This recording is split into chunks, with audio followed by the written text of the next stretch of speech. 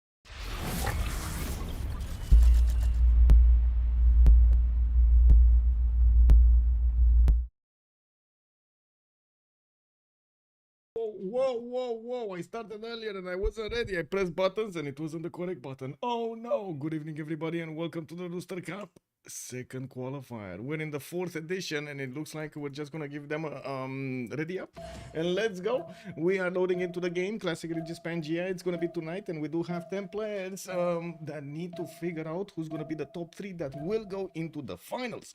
We are gonna need to see the map. We are gonna need to see the response. We do know their civilizations and they're gonna appear on the screen in just a few seconds here. I do want to actually turn off over here the countdown timer because it's kind of unnecessary right now.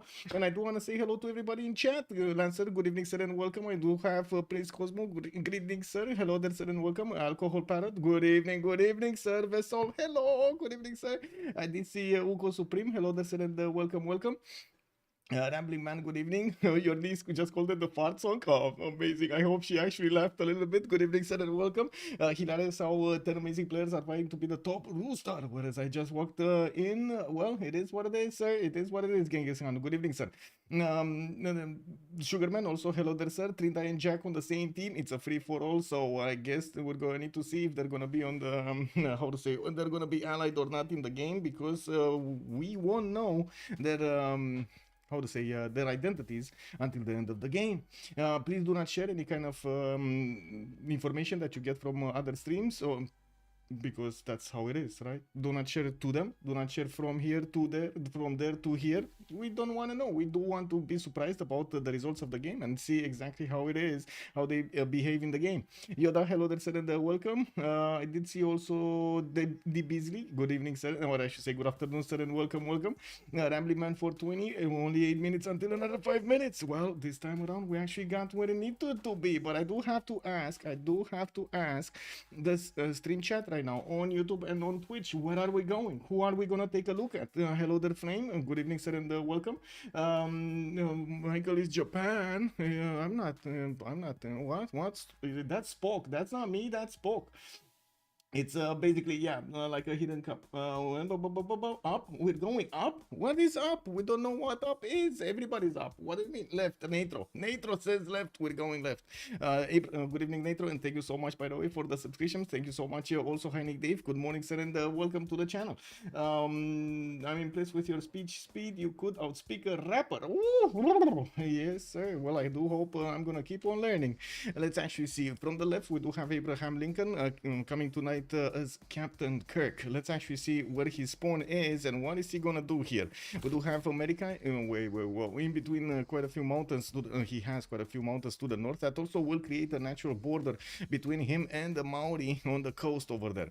I do also notice Captain Kirk is gonna have a decent amount of stone tiles and also some quarries on his continent and around his cities. That's actually like a lot of stones. Oh my god, 2, 4, 6, 8, 9, 10, 11, 12, 13.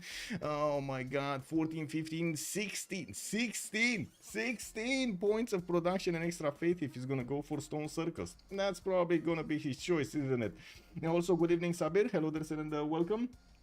Machine Gun Michael. It is what it is. Lincoln, it is 23 times. Let's see it. Also, Guargura. Good evening, sir, and welcome. I do see also America will benefit from an iron tile right next to his capital. That's going to be one ring away. We do have him with a possible deer tile that maybe can turn into a Temple of Artemis, although I don't see him benefiting that much from the bonuses he has around.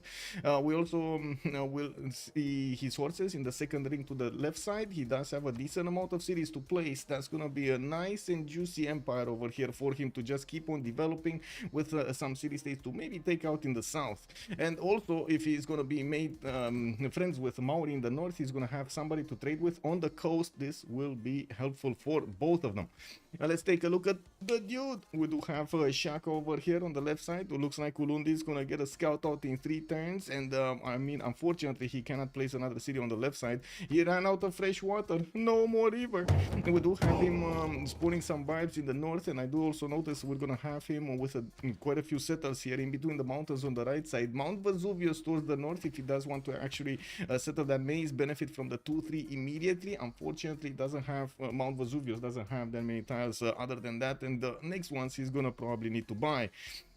I'm pretty sure we're gonna need to see who's he gonna make an ally with. He does have 3 opponents next to him: Brazil in the north, with Japan on the western coast, and also Cree on the right side. You can imagine this is gonna be quite stressful for Zulu. Or wait a second, are they in the room with Zulu?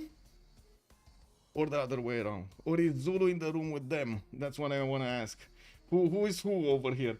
MS Doll, hello there, sir, and welcome. Maori top 3, I call it now. A lot of room, no enemies nearby. Sugarman makes a big prediction over here. Let's see who's gonna be right at the end of the day.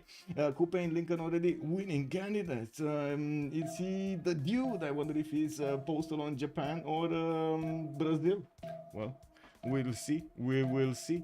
Ulundi does have his horses right in the capital. His Arental is going to be second ring towards the northeast. I'm certain he's going to start off with Ikandas here, going for mining at the beginning of the game. Let's take a look at Coupe and see what he's up to on the coast here to the northeast of the map. We do have the Grinch showing up over here, ready to steal the Christmas. We do have him with 2 horse tiles to the southeast that he's going to need to bring into his capital, second ring and third ring. Multiple coastal resources that he's going to get to upgrade. I do see he's going to have at least 4 fishes with 1 reef fish that he's gonna have over here with one of those reef fish. We will see also him benefit quite nicely from the extra production he's gonna get on these forest and rainforest a little bit later, and I'm pretty sure he's gonna be happy with the coast he has. That's a lot of cities that he can go towards the northwest. He has a city state to take out. Nazca is gonna be a relatively easy city state to take out. It has 3 vectors of attack into the city center, and the galleys will probably make quick work of it. I'm pretty sure Maori is gonna be incentivized to get a few galleys over there to take care of Nazca next to him.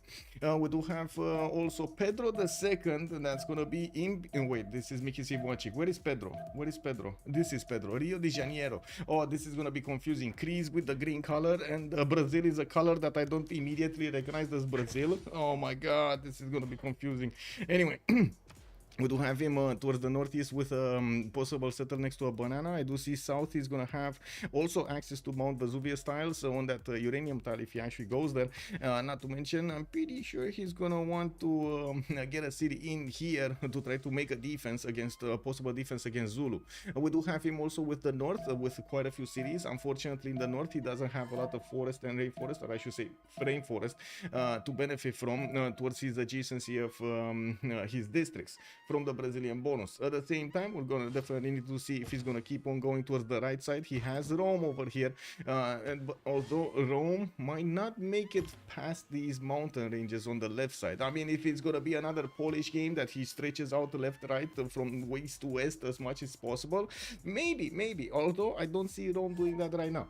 Let's see also Rio de Janeiro gonna get an iron tile in the capital city in the first ring. He has sources second ring out to the southeast, and by the looks of it, we're gonna have him with that decent fresh water going forward. Moving to Rome here, we do need to see what he's up to. He's getting his settler out in 3. Already has 3 scouts moving around, and of course his warrior is right next to a barbarian camp to the southwest. It looks like Jon Snow tonight is gonna need to show us how he's gonna take care of this lobby. And we do have him already benefiting from 131 ivory tile that unfortunately will need to actually be coupled together with the bananas for the extra food. He has a 3-2 base, which is amazing, by the way. That's amazing. I gotta say, that is amazing. We do have him to the northeast also with a possible stone tile to settle on. Another 141 ivory tile over there. Unfortunately, third ring out. And I do see he's gonna have a decent amount of fresh water west, east, on the northeast, east side. I don't think he's actually gonna go that further in, not only because of the lack of fresh water, but also he's gonna creep very close to Hannibal Lecter, which I'm pretty sure Hannibal Lecter is just not gonna like. He's not gonna entertain that idea.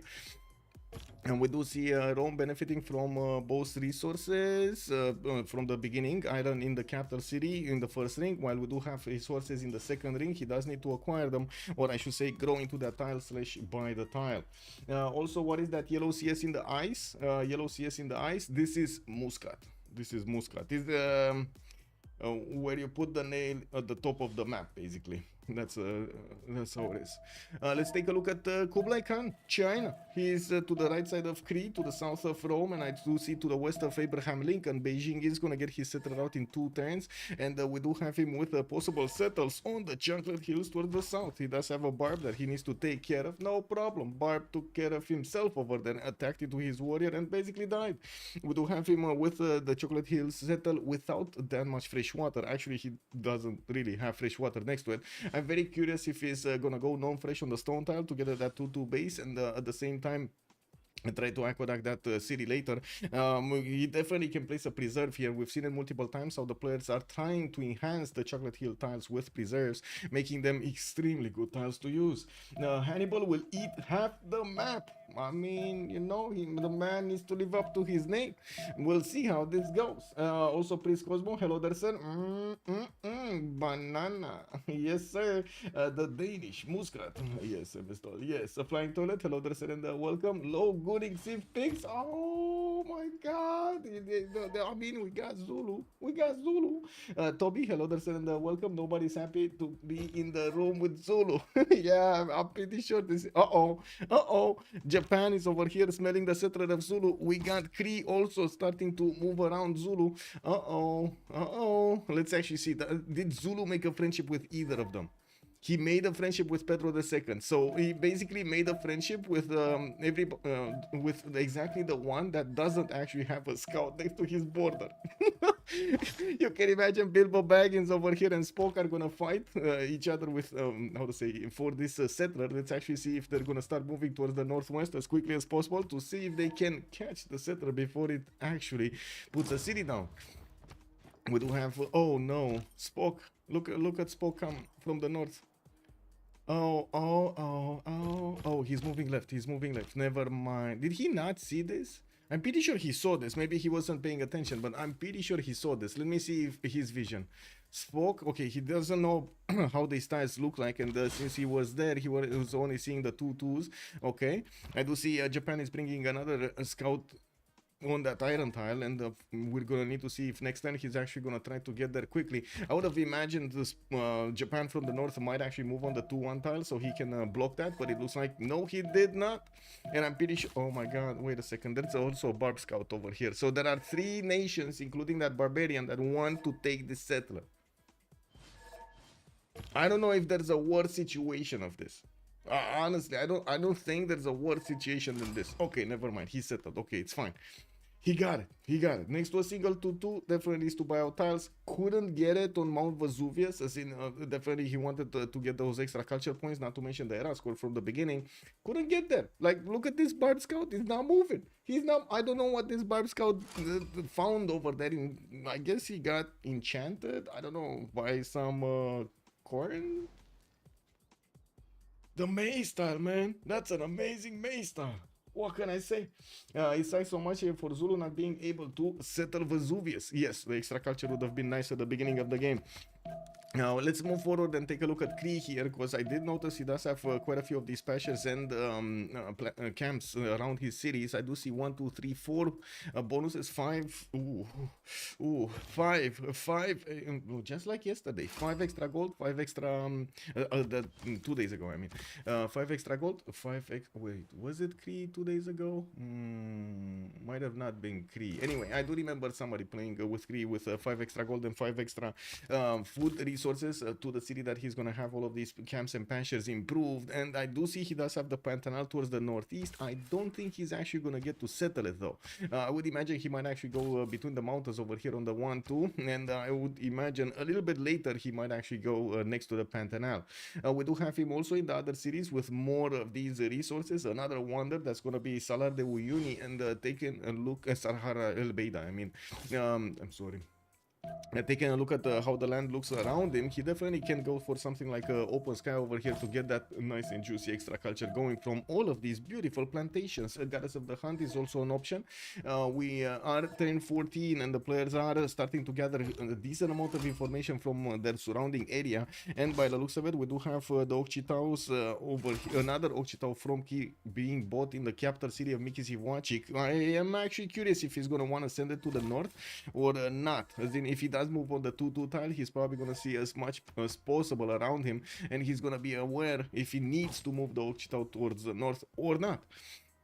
He does have a friendship already with Rome. Rome would be, wait a second, Rome would be to the north. Okay, Rome would be to the north. So they might actually just get some trade outs in between these mountains. I do notice Kree is going for that 1-2 tile to settle a 2-2 base so he can get those sheep working. And of course, he does have some campuses over there with some commercials that he can put down.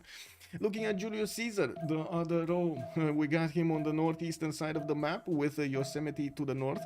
And I do notice he's gonna also have a hut over there that's gonna give him some gifts.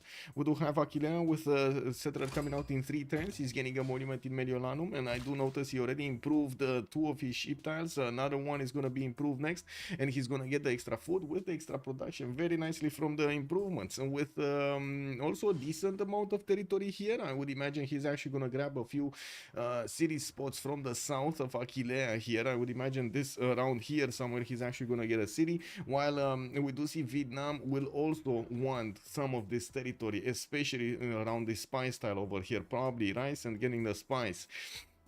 Aquilea does have an iron tile in the second ring towards the east side. His horse tile is going to be quite far away. Third ring, that's expensive. That's not ideal. Not ideal at all. It definitely can, he can do it, as in he can buy it or settle a city closer. We're going to need to see which one of these two options he's going to go for. Looking at Japan, western coast next to Zulu. Could not manage to take Zulu settler, although I'm not sure if he wanted to actually, like, you know, start the war from the beginning of the game. He might not like the idea of opening up with encampments, since we do see some holy sites being placed down from Kyoto and Sendai. God of the Sea is going to be his pantheon of the day, and he's going to get all of these improved amber tiles with some fish tiles with the extra production on them, and I'm pretty sure he's going to be happy having this whale city over here. These are 3 whales in just one city center if he settles the iron tile. Sendai is also going to have close proximity to Samarkand, which can be a city-state that he can take out entirely, take it out with the boats he has. Remember Japan, Hojo, he does have an extra +3 on the coastal tiles. His galleys are going to be a bit stronger than everybody else in the game, especially city-states, right? Especially city-states. Spock does have a horse tile in the second ring. He does also have iron tile in the second ring towards the south. We do have him starting to scout around his territory here. And by the looks of it, there is a barb camp that keeps on spawning barbs here towards Armak, towards the south, and we're going to need to see if they're going to manage to deal with it. I do notice Zulu already did deployed one of his warriors towards it. We're going to need to see if this warrior actually gets there in time. It does have the cardon. Let me double check this. Yes, it does have the cardon, the +10 advantage versus barbarians. And also the dude's third city is going to the east side over here in between the mountains. We definitely will need to see how things are going to evolve, since the players slowly will not only get their diplomatic deals in order, but will also figure out who they should focus on, right? Defending and or attacking. Looking at also Batriu. Did we check out strategics? Yes, we did. Okay. Batriu, where is Batriu? Here, the yellow cities. Vietnam going towards the north with his third city. I would imagine he's going to want to put it here somewhere and put the towns in between for the triple triangle boom over here. We do have him getting a monument out in 4 from his second city. Thang Long gonna get a builder, and I do see he does have multiple spice styles that he would probably really want to improve. He does have a horse style in the second ring towards the north. He's going also for writing, so I'm not that sure if he did manage to get his irrigation done or not. Of course, he did open up with bronze working here. That's how he got the thuns going. And I do have to mention the thuns do not give him by default an extra point of great generals from the beginning. He does either need to get projects, or he does need to build a barracks / stable, and or put the card, anything else than these. He did manage to improve his iron tile here in the first ring of Thang Long, and I did mention his horses are going to be second ring. Wait, we got a war. We got a war. Fred Flintstone is under attack. Fred Flintstone, what happened? Oh my god, this is expensive, man. Fred Flintstone with who did it? Who did it? Captain Kirk. Captain Kirk, that's America. That's his neighbor to the right side. He declared war on 3 cities China here. I'm gonna open up the chat a little bit bigger. I'm gonna make it a bit bigger. Let me actually double check here how things are looking. It should be fine, should be fine. Oh, we're right at the limit, right at the limit. Okay. And I think I need to do this also. If I remember correctly, there was an extra line over there that I did not want to see. Oh. There we go. There we go. There we go. Yeah. Fine lines. Okay, there we go. There we go. It should be good. Project Cisco, hello there, sir, and welcome. Also, probably to get to know more city states, if he actually has more city states, because right now we're so early in the game, I find it quite unlikely that somebody does have a city state known. There we go. Captain Kirk did declare war on the first enemy, basically. Let's actually see if Fred Flintstone is gonna have visibility on others. He does know where Vietnam is towards the north. He doesn't know yet about Crete towards the west side, but he is gonna need to scout towards that. And he did manage to, from the city of Chengdu, to buy two of the chocolate ring tiles towards the southwest, the chocolate hill tiles towards the southwest, which do give him extra science points, and not to mention the food and the production. Trindar lost us. Wow. White rabbit. No spoilers, man. Oh my god. Bro. Come on. You know I need to time you out now. Come on, man. No, I'm so sorry. I'm so sorry. Oh god. Bro. We do not know. You can say settler stolen, but you cannot say the name who had his settler stolen. You know what I mean? We're just gonna ignore the information. We're gonna move forward and see what's up in other parts of the map here. We do have religious settlements being picked up by Maori. I do notice you need to know that KXW, Boreal, hello there, sir, and welcome. Yeah, well, the settlers coming up in Tehonianga no Yakupe, two builders from Opangwe and Nkaruaga. I do notice Maori is starting to move boats towards Nazca here, and we do have a granary that's being built there for him. It's especially for him. It's a gift from the great Nazca people towards the people of Maori here. They will give him the granary. Well, yeah, not the best gift in the world, but hey, it's a gift, right? You gotta take it and smile. We do have Nazca actually even giving him a builder. What is going on with Nazca, man? Nazca, hello? Nazca got declared war. You see it under siege immediately. Maori does have a scout on the seas on the coast over there, and boom, it's half HP. These boats are gonna make Swiss cheese out of it. FIFA General, hello there, sir. It's not against me. Some people don't want to know. Yes, please do not share the information. No spoilers. I did say it. I'm gonna say it again. I'm gonna put it over here in the check it out. I'm gonna put it 3 times. You know that rule with speak stuff 3 times. I'm actually gonna put a hashtag no spoilers 3 times in a row over here in my title. There we go. No spoilers, no spoilers, no spoilers, no spoilers, no spoilers. I'm forced to actually time you out, man. There is a difference between guessing and looking. Yes, Temu DJ, good evening, sir, and welcome. Okay, so what do we have here? Mediolandum do recordurum. We do have Rome also, I would say, not going for his 4th and 5th settler right now. We do have, by the looks of it, the Barbs actually managing to get towards Namadol with a settler. By the looks of it, we also have Rome, Jon Snow with his sources already improved. We do have him with also the camp improved. And this would be actually quite a nice Artemis if he does manage to get one over here towards the north. Beautiful. Jon Snow is gonna go for currency in 6, state workforce in 2 turns. By the looks of it, on the left side, Brazil did get his moksha to establish in the city of Rio de Janeiro. He didn't choose to actually go towards the south and get this terrain over here. He managed to put a city center to defend himself, to prepare his defense. Has some campuses coming around, not very big ones, +3s over here, and I do notice he's furiously getting his settlers out. Painter retained his knighthood for 15 months. Looks like only one CS has its own isle. Hello, Painter QN, good evening, sir. Thank you so much for the tier 1, much appreciated, sir. And also, stop saying, stop, man.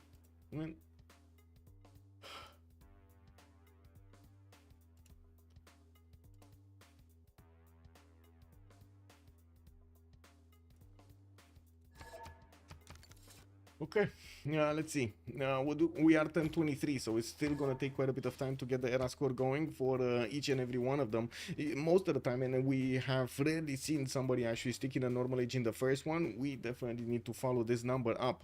By the looks of it, we do have Maori here that still needs quite a few points, but he got his 4th city out. 5th one is coming out from his capital, and I do see Moksha establishing that in the capital city. We do have Rome with also Julius Caesar with the God of Open Sky here, and he's starting to get that extra culture going. I do notice he's on 8 science with 9 culture, while the other Rome, Trajan Persona, is going to be 6 science with 10 culture on his side. We do have also America that barely is getting his 3rd city out. Not sure what happened here, but it looks like this is the problem.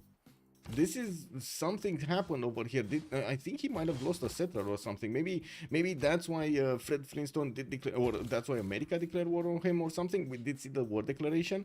Maybe he actually lost a settler. But I would have imagined that he's gonna bring it back though. So I find it hard to believe. I'm not sure what happened here.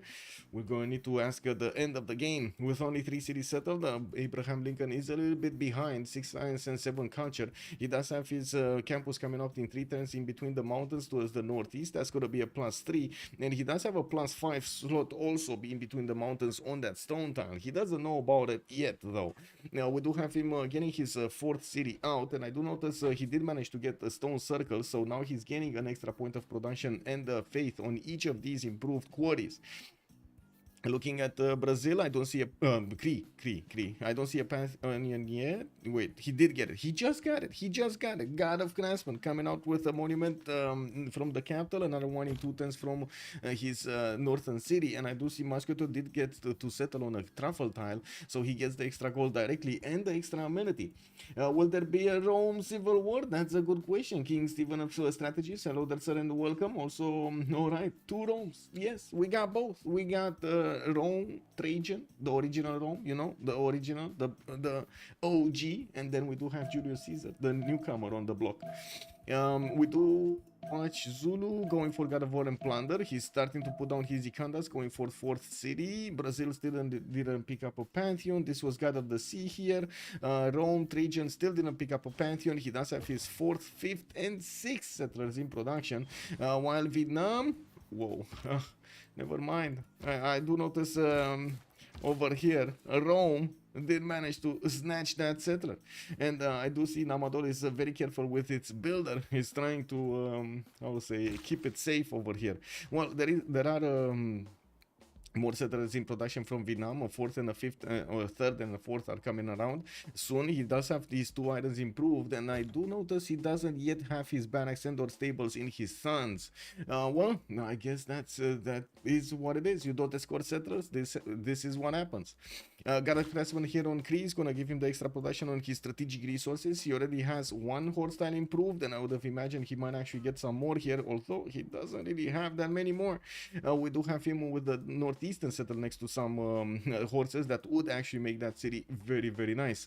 Now I do see he started improving a lot of his pastures. A bit unfortunate that he couldn't get actually God of Open Sky. That would have been amazing on him. Let me see, it was picked up here. That's why he's not getting it. What was the second option? I think the Goddess of the Hunt here, although I by the looks of it, he does consider God of Craftsman, the extra production and the faith is going to be better than the extra gold you'd get from those camps. Looking at the city-states, we do have Kumasi with Namadol and Ayutthaya for the cultured city-states of the game. I do notice Armagh and Kandy are going to be the one for religious bonuses. Mogadishu, Bandar Brunei, Samarkand, Cahokia, and Muscat are showing up with gold bonuses. And I do notice Kabul over here is going to be the military option. We do have also Auckland, Johannesburg, and Mexico City for that extra nice and juicy production. I'm pretty sure Lincoln is going to be very happy to have as many of these as possible. And I do want to see what's going on here. Oh, yeah, just Nazca. Okay, more cities. No, not more cities. He's getting his harbors. Right now, we're starting to take down the turns until we're going to have the new era started, and you do see the extra production already showing up on Maori's cities, especially on these forest and rainforest tiles. While he does need the points, he's right now on 13 out of 19 points. We do have him with only a +3 harbor that's getting built here in his capital city. He already made a boat, he already took our city with it, and by the looks of it, he's gonna have his 5th city coming out soon. I do notice America is letting him be, and I'm curious, did they make a friendship?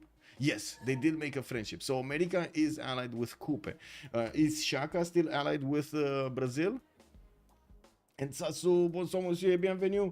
Also, Monkey Wasaru, hello there, sir, and welcome, welcome. The Gree looks to have a great start.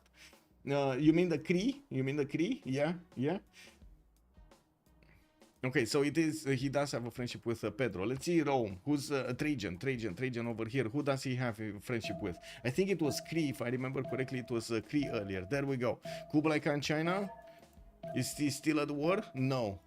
Yes, he is still at war with Abraham Lincoln. Doesn't have a friendship yet. He's getting his commercials out, and I do notice Government Plaza in 2 turns here from Beijing. We do have Magnus establishing 3 turns in that capital city. Beijing did choose to go for fertility rights. He's getting an extra point of food on all of these resources: the rice tiles, the wheat tiles, the maize tiles, and well, yeah. Let's see how things are going to develop here. Okay, so he doesn't have a friendship. We saw Julius Caesar. We didn't see Julius Caesar. Actually, this is a bit surprising because Julius Caesar should have made a friendship with Vietnam. Yes, he does have a friendship with Vietnam. Okay, and I do notice Vietnam actually got his settler back, but he needed to declare war on Rome for it. Uh-oh. Yeah, I mean, this is how the cookie crumbles. This is how the cookie crumbles. We got a war declaration being sent between Rome, that's Trajan persona, and Hannibal Lecter over here. It looks like Jon Snow will fight Hannibal Lecter in the ring tonight. We do have Vietnam also needing to move that settler somewhere else because he doesn't have a possibility to settle it in place. He does need to at least move south 2 tiles so he can get that one. I will also see Crater Lake is going to be available for him to settle, and I would imagine he is going to try to do that. So we do have also Fred Flintstone making a peace over here with America again. Well, I do see we got the first commercial starting to show up here from America's territory. We do need to double check this. So already America did manage to get his golden age. We do have the dude managing to get his golden age on Zulu. Coupe still 14 out of 19. Very far away from getting a golden age. Very far away. We do have Petro 1919. I do want to check over here. It's 14 culture. When does he get it? Can he get 2 times political philosophy? The Grinch, can he get it? Can he get it? Because otherwise this is gonna be normal age Coupe. Not ideal. Now, Pedro II did manage to get his golden, Trajan got his golden, Kublai got his golden, Kree got his golden, we got Julius getting his golden, Hojo not getting his golden. Although I don't think he got his religion yet, he did manage to build 2 holy sites with a 3rd one, 3 holy sites, and getting his shrines going up. He's getting his holy site prayer projects in 2 turns, and by the looks of it, he is actually gonna get anyway. If he does get it or not, that project, he should get the Great Prophet in 2 turns. So right now I'm not sure exactly why he's getting the Holy Side Prayer project. Maybe it's just me.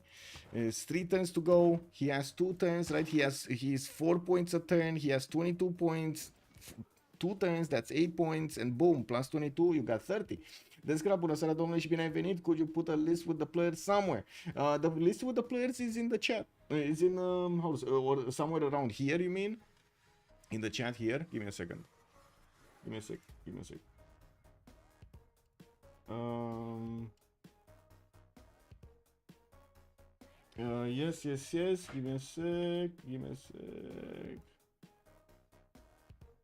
This. I can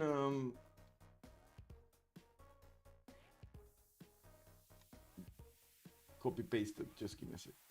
I'm gonna put it here in chat. Yeah, in chat. Okay, there we go. Yeah, there we go. That's the list. It should have been Malm instead of Bruiser, but Malm did have like a 2 versus 2 that he needed to finish first, so that's why he couldn't make it. They were like, yeah, I think he might actually still be playing it or something. It was quite a long game. Uh, yeah, it's quite a game. It's quite a game. I gotta say, this is starting to get on fire. Woo! We got the Holy Separate project finishing up next turn from Spark, and by the looks of it, his God of the Sea already started giving him those nice and juicy production points. In the production screen, actually, the biggest one is Coupe with 52 points of production on the right side, and still has a big problem getting his golden age here. 14 out of 19, not cool, man. This is a +3 harbor. Also doesn't actually have any harbor in Opango right now. He just placed it down, and the one in Nazca is still a +3. It's still a +3. No +4, no splendid. Gonna get his lighthouses going, and yeah, maybe he could have tried to Susa city state or something like Mogadishu in the south, but already America was on that, and I do see Maori just discovered it with a galley, so yeah, that wouldn't have worked anyway. Not enough time, right? It takes time for a money to actually get plugged in.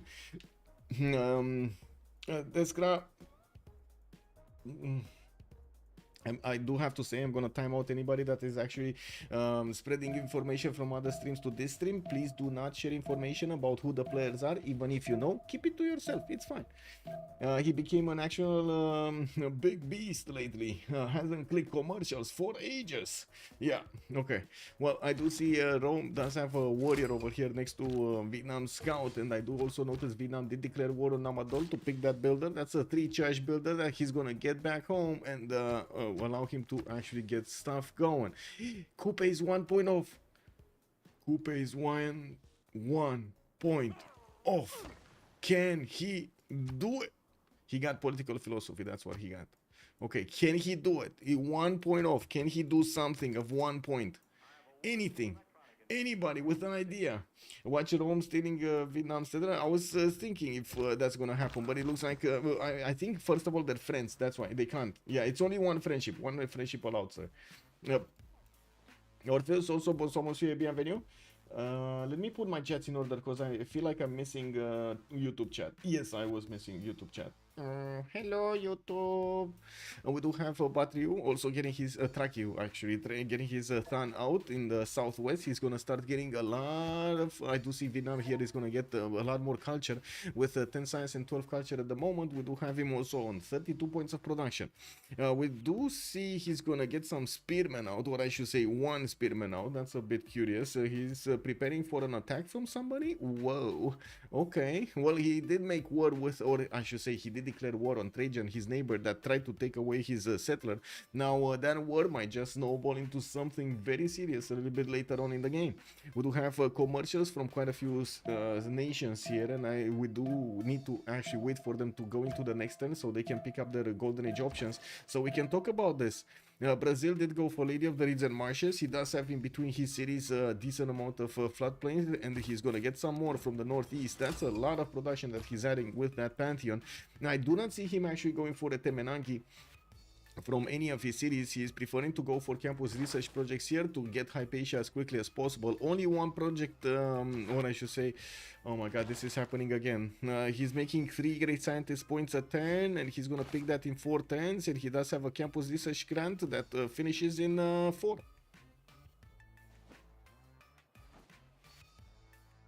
Yes. Did that dude chop forest from the spices? Wait, who chopped forest? No, I hope not. Wait a second, I remember those nice and juicy spice tiles. My god, he did. He actually did. He did. We got spices over here being chopped. I'm pretty sure it was a 3-1-1. I remember. Yeah. Oh well, now let's take a look at Abraham Lincoln here. 3 cities strong, 4th city coming out from Cincinnati, 5th one going on the coast to start trading with Maori as soon as he wants to. We do have libraries and the markets coming up in his commercials, and I do notice he is at the moment with only 2 districts built. Now the 3rd one is coming out from New York, and of course he does manage to get a lot of production from his improved stone tiles. We do have him right now on 36 points of production, 10 science and 13 culture. I do see the dude with Shaka, 4 cities, getting his Bannex going. That also means he started rolling into the general points. He's on 6 regional points a turn, and I do see he's gonna be only on 34 production with a 5th settler coming out from Endo de la Kusuka in 6 turns. By the looks of it, we do have him already with both of his strategic resources improved, his sword tile over here and his iron tile, while his internal trade routes are gonna be with moksha bonuses. There's a barbarian that just keeps throwing rocks at the Incanda's, not even walls. He's throwing rocks at the buildings. Can you imagine having this next to you? They're not going into, right? They cannot go into because they're basically archer based, they're range based. They're just throwing rocks. What is this? Well, he has to supercharge his game after the settlers, probably. Yes, Saps, bună seara domnule și bine ai venit. Also, is he making a library in Cincinnati? What is going on? What is going on? Yeah, man, you know, it is what it is. I think there is a new player in don't recognize the skip the Honda spaceship. Hello there, sir. Yes, there is so it looks like there is quite a bit of an evolution in the Rooster Cup in the previous months. We did start off with only 2 qualifier games, and then we went into 3, and we did start to see more and more players starting to show interest. Now there are a lot of names that are quite recognizable that we do know from the community for a long time, but it is also important to let the new players in to actually have a taste of what's going on here and create themselves a benchmark that would be much closer to reality than their games that they are playing in a novice tournament. That being said, since we did see quite a bit of interest in the registration phase, we had right now around like 56 registered or something like this. It's good to have extra names if anything happens to one of the players during the qualifiers and he cannot actually join. So we can go down the list and add whoever is missing or whoever is willing to actually play.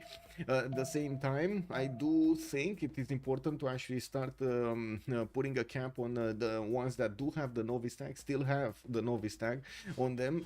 So we get the ones that have novice tags to play in the novice tournament. After they play novice tournament, they will be graduating anyway, basically, and they can actually go into the big games, into the normal FFAs. They should actually go into the normal FFAs and start having access to also the Rooster Cup or other tournaments like this. Also, I have no problem with a new player, and I think it's one of the games gets stale. Yeah, exactly. I mean, everybody needs to learn, including all the players will learn from newer players. Now we do have Hannibal Barca already recruited here by Zulu, and I do notice we do have also a religion from Japan, although we're gonna come back a little bit later on it, because right now we do need to take a look at Coupe. Coupe did go normal age Coupe. It is what it is, guys. Going for that 410 hanging gardens from the capital.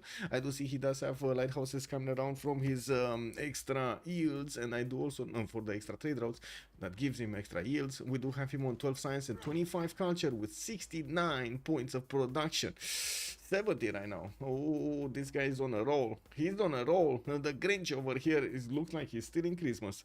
We do have Popeye on the left side, trying to find Penelope. I do have him with 24 science and 32 culture, trying desperately to go through all of these governors here, getting that moksha in the city of Rio de Janeiro and also Pingala in Brasilia.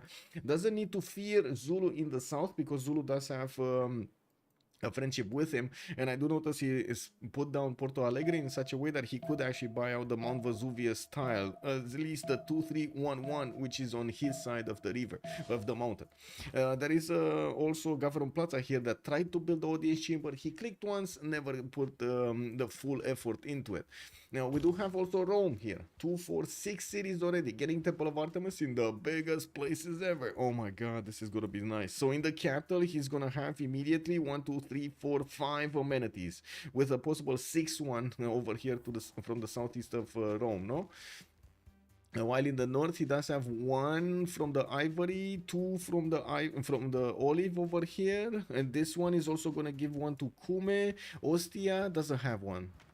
Ostia won't have 1. Now I guess he can give away 1 of these sheep tiles, and he does have a deer tile over there in the north, so still pretty good. That's a lot of amenities from a single wonder. And 1 on the deer. Yes, 1 on the deer and 1 on the deer. Looking at also his stats, we got 13 science and 44 culture already, 64 points of production, with Bengal establishing in Antium and his capital city benefiting from Governor Moksha bonuses. The amount, because he does have 3 of these governors, I don't think he has already his Governor Moksha with the extra culture on his internal trade routes. It's gonna take a while to get there. Only one single trader, he would, even though we do have a few commercials already finished, he didn't build the markets yet in them, so it's going to take a while to get those, and of course be able to connect the cities to his capital. I do notice also Kublai China, he's going to be on 19 science and 25 culture. We got him on 3 cities, getting to 2 turn a campus from Chengdu, going for an entertainment complex from the city of Beijing, with a 4th and a 5th settler coming around here. Fred Flintstone is getting his rock car going, and we're going to need to see when is he going to stop. I hope his feet are going to be strong enough to stop that ship there. We do have China getting his traders to go internally, and I do see Magnus is established in the city of Xi'an. That's going to be his second one, second city, actually third city over here, because second was Chengdu. Has Johannesburg in the south, and already we do have money established in there. Thinking of this, he's going external to Johannesburg. Money external to Johannesburg. Excuse me. You do see his city count does suffer a little bit, because he did choose to go for his markets before he actually went for new settlers, or he went for something else, and that slowed him down a little bit on one side in the city count. We do have also Poundmaker, 11 science and 22 culture, with a pen brush and voice golden age, 60 points of production on 5 cities, getting campuses to 1 turn in the city of Pictohana, Piwi in, and I do notice he's getting his markets in his other cities, getting his government plaza to 1 turn in between his commercials, creating himself some very good adjacency commercials for his free inquiry golden age in the next era. He's planning into the future. He did manage to also get the iron underneath that government plaza. Whenever he's gonna discover his bronze working, he's gonna get that extra resource directly. He's not gonna get to receive the bonus though, unless he has another iron tile somewhere to improve. He's not gonna get the iron bonus, the iron iron working bonus. Well, Julius Caesar, pen brush and voice golden age, 5 cities strong, getting 6th one soon, 7th, and an audience chamber from Aquilea. Did manage to settle Yosemite and pop that hut there. We do see him with some 4-2-1-1 tiles here next to the record room, and he's busy building his commercial. We do have him also with quite a bit of extra culture coming out from his improved pastures. His you can see his sheep tiles, for example, do have those extra points there. There is a Cree Okchitao that might make the funny over here and take over his settler. We do have also an American warrior that is sniffing around this, and I don't think America is friendly actually with Shrek here. So again, he might actually do the funny. We do have also quite close by Maori on the right side of Rome, and he does have a warrior there, and he sees what's going on. The Grinch might have some plans for that settler as well. There are 4 units around the Roman settler, but that also has a warrior next to it, so yeah, not gonna be easy to take that one down. I do notice the Grinch is actually gonna keep on moving, or he says he wants to keep on moving towards the northwest side here. Let's actually see if that's gonna be the way. Maori is normal age. Yeah, Maori is normal age, Honda. Monumentality, normal age. Yeah, 14 science, 36 culture. Monumentality, normal age.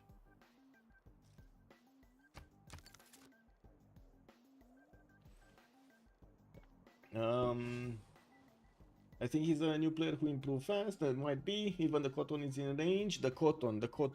You're talking about this? Oh.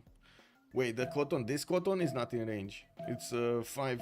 1, 2, 3, 4, 5. It's 5. It's not in range. If you're talking about the Temple of Artemis that we were looking earlier. 85 points of production, Maori. Yeah, just keeps on going on normal age. Imagine if he was a golden age. Now it would have been like 50 plus production, 50 plus culture immediately, not to mention more gold. We did see him finish his hanging gardens, and he's getting extra growth in each of his cities. Started acquiring the admirals here, and to be honest, I think I smell a little bit of danger. We got Zulu already with great generals. We got some horses being popped, and I do do also notice he's gonna get his extra settlers going. On the left side of him, Japan, 9 science and 21 culture. Does seem he has a slow beginning, right? He's getting his 32 faith per turn, and I do see also his 52 production. Wow. And Abraham Lincoln just deceased out of nowhere. Okay. It was too good to be true. Let me close the screen over here if I have any messages. And also let me double check something. I was just about to say that no problems, no problems. And this happens.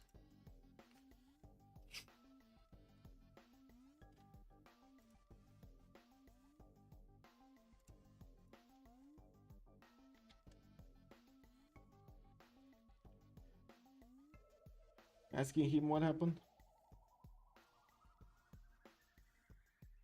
Is that the Rome Shrek horseback next to the mountain?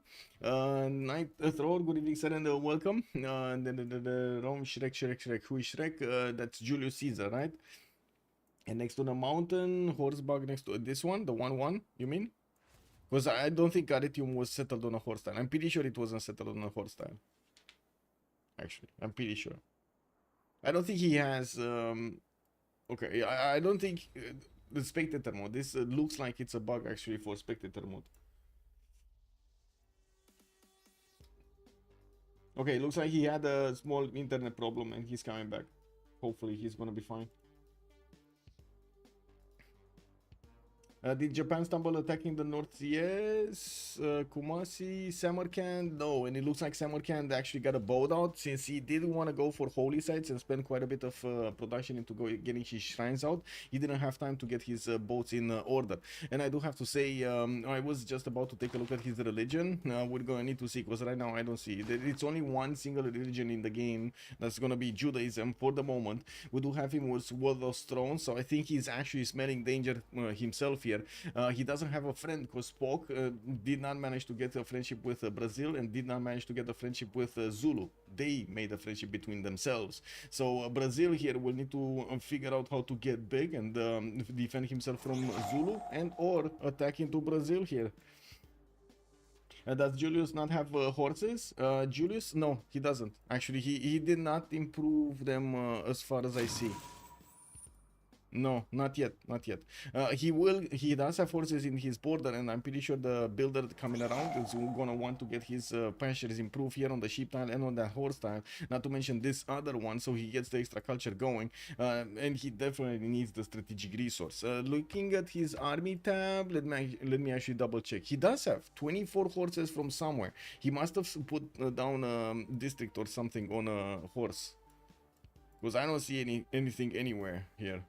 I don't see a horse improved. It must be somewhere underneath one of his districts or something. Maybe one underneath his commercials. Anyway.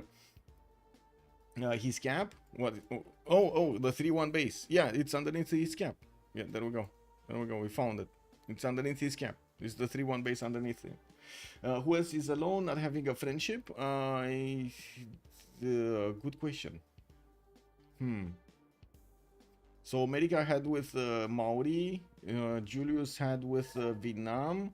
Let's see, Captain Kirk is back. He's probably gonna desync and we're gonna need to relobby. If these things, we relobby, clean turn.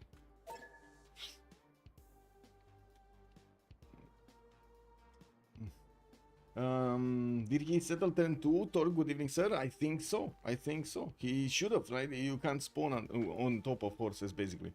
Anyway, we got more tons here coming around from Vietnam. Let's come back to our chickens and take a look at Japan. We were talking about his religion. He did go for work ethic to get extra production from the bonuses of his shrines and temples. And not to mention pilgrimage is going to give him more faith per turn. He's probably not going to see a religion here next to him in Zulu and or Brazil. Even though Brazil sometimes does want to go religion, I don't see him preferring that this time around. We do have also Spock needing to improve some more of his plantations for the extra amenities, and I do see he's gonna have some truffles over there to get going. He did get his horses, and we will need to see how quickly he can get his also classical unit out. We do have Spoke here going for writing, Theology coming out in 2 turns for his temples, and going for some greeneries here in the cities that he just built holy sites and could not manage to get his harbors down, so he doesn't have access to lighthouses, doesn't have access to his extra housing basically. Also, it looks like if Mom was here, he tends to always take Judaism, but he's not, sir, he's not.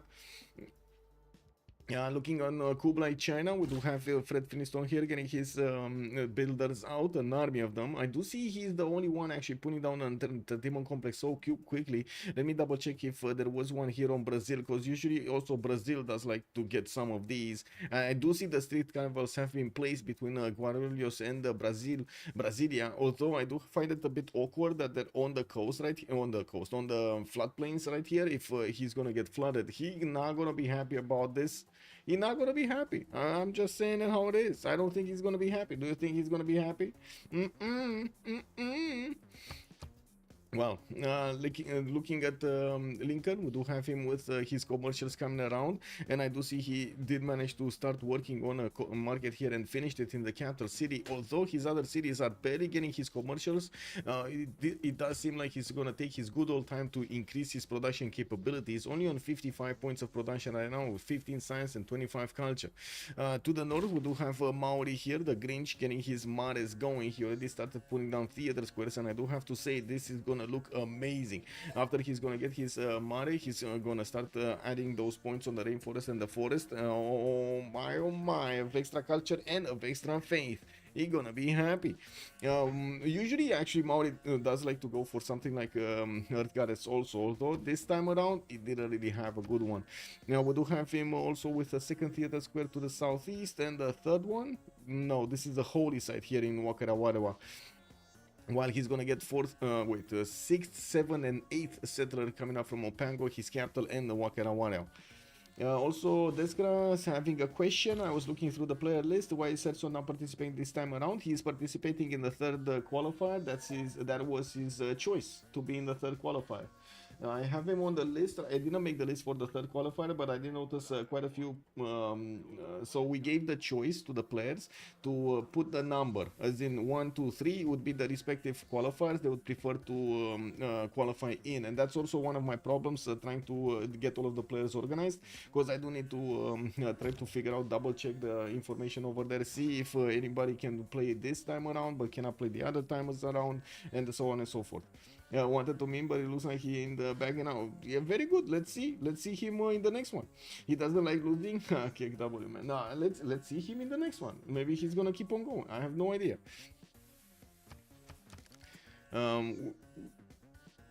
Still no words here, and I do notice Rome did manage to get that city towards the north of Arretium. That's gonna be Julius Caesar Rome. Audience Chamber finishing next turn. He does have another city moving somewhere towards the north of Namadol here. These are all the only city spots that he could actually grab right now with fresh water. In the south, he's gonna need to put maybe a non-freshwater city here to aqueduct later. And we do have also Vietnam with quite a few Roman warriors around his city centers, getting his markets up and getting his commercials up. Hannibal Lecter is on Penbrush and Voice with 19 science and 50 culture, 53 gold a turn, and 69 points of production. Even if he did lose for a few moments over there his settler, he did get it back and did manage to settle the city of Hue with it. We do have Magnus establishing there, Moksha there, no Pingala yet, no Liang yet. Now, I do see Rome's Temple of Artemis has finished, and we do have the happiness level jumping up to +3 in multiple cities. While I do see he has a +6 in the city of Velitre. We do have him getting also a campus from Rome. That's going to be a +3 in between the rainforest tiles. And whoa, beautiful. We don't have actually these things. Did we actually have? We didn't have these things, right? Players decided on the date of the game 2 or not? No, I set the dates from the beginning, so I did make an announcement. Give me a second. This is what I usually do, and this has been going on for quite a few months over here. Let me do a full disclosure to see what's going on. So I do have 2 channels basically that I take a look at mostly. Rooster Cap Info, which always sets the conditions of the game for that particular month. So we started off with July, we went into August, we started changing a few rules, maybe took a look at the prize pool. Soligent, by the way, was kind enough to increase the prize pool, so we kept on going with this. We did have also switching from 2 qualifiers to 3 qualifiers, and always we did announce them well beforehand, like 3 weeks beforehand. They knew exactly when the games will be at what hour, and when will the final game be and at what hour. So every time the beginning of the month, usually in the first week of the month, we do, or immediately in the second week, like Monday second week, we do make an announcement with the start of the registration. We give the players between 10 days and 14 days to think if they want to participate into the tournament, and then we do have them Xing up with their respective choices for which qualifier they do want to participate in. After the lists are made and we start to go through the list, me and Sorigent are looking through the list. He also has access to the Google Sheet that I'm using, so he sees every one of the changes, and he also is informed about every one of the steps that we're taking. We make the list and we propose to the players. We see if the players do have or don't have time, if they can make it, if not, if there is any kind of emergency, stuff like that. So we try to adapt as much as we can to get the games going as we could. Right now, for example, we did have a case of a substitute, as in, like I said, Mal couldn't play, so we did find very how to say, somebody willing to play, which was amazing. Like last minute, unbelievable. Okay. Let's see. Now we do have Rome here, markets. I do see Brazil is gonna start getting his horses out from Brasilia. Okay, that's his first horse. Actually, I don't see him having a classical defense here on his cities. While I do also note that Zulu is gonna move a horse with a general and a settler towards Japan. Now this is a bit dangerous because this is about to be the time when Japan is very close to getting his samurai. So if Zulu is gonna want to go into samurais, he's definitely gonna need first a lot more units, a second a lot more strength. Now this is not gonna be easy. And one good thing, and I do have to say the dude here might be lucky about, Japan at the moment is still trying to go the holy side way, so he doesn't have a classical unit out, and he doesn't really have, I think, the technology. He's barely getting archery, and I would imagine he doesn't have bronze working, so I would imagine he doesn't have iron for those samurais. Also Japan Coral, he went for work ethic, sir, and he does have right now 59 points of production, while Zulu is on 57, so they're comparable in the production. But I do see the 20 science and 41 culture here for Shaka. We do have Warlord's Throne being built in the Ulundi. We did see Warlord's Throne being built here in Kyoto also, in the no, Sendai here, he built it here in Sendai, and I'm actually quite curious if he's gonna go internals or externals. I do see he only has a single trader, no, 2 traders right now that are going internal with Moksha bonuses in the capital. Now this is quite surprising to me that he chose to build his government plaza in a city that he doesn't have his trade routes going to, because it shaves off 1 point of production and 1 point of food from each of those trade routes. That ends up to be a lot of food in the production at the end of the game. We're talking about hundreds of points of food and production at the end of the game. Oh, we do have this in here, unfortunately. Okay, we will be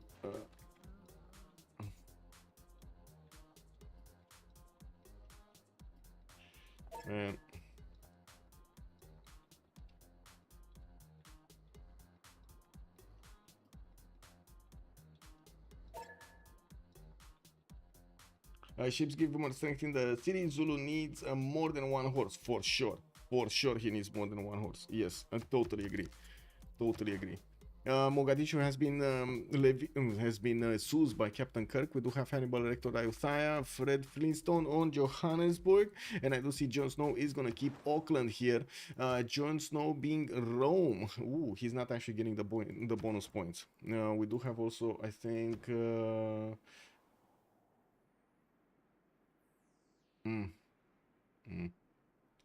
Somebody's well, I guess the player that disconnected, Captain Kirk. Okay, relobby. Let's see it. Let's rip the band-aid. Did we look? Yes, we looked at the CS. Yes.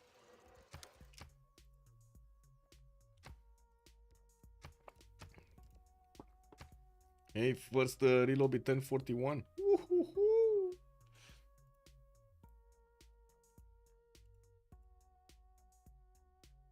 I see more of Julius Caesar in this tournament. Was he upgraded? No, not really. Actually, just players. We've seen it in the 4v4 scene also, Sabir.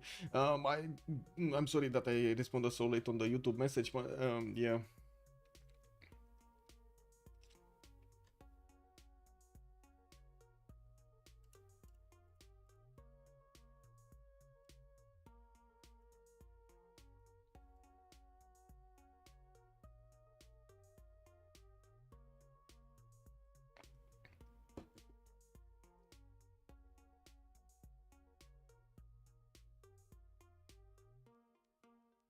Okay, well, that was fast.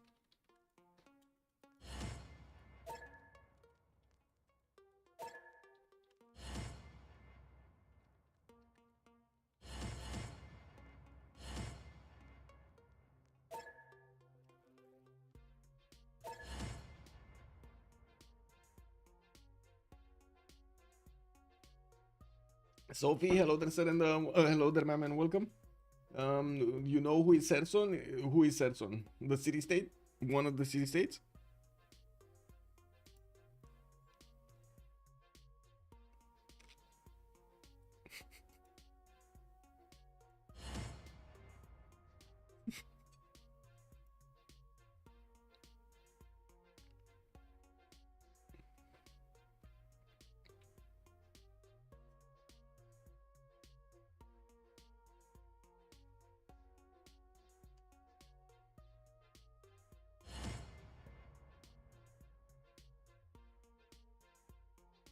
Well, I hope everybody fixes 0ms.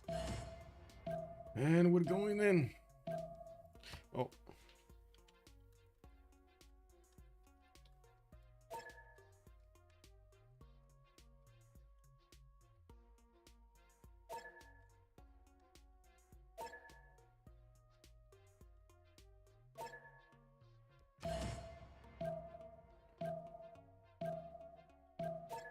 Okay, there we go. Hoping we're actually not gonna have issues.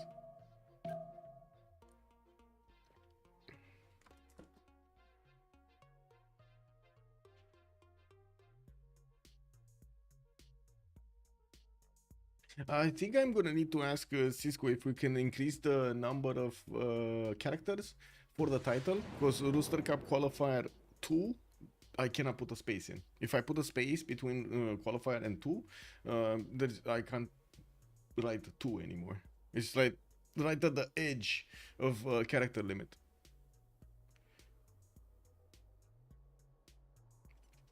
Mm.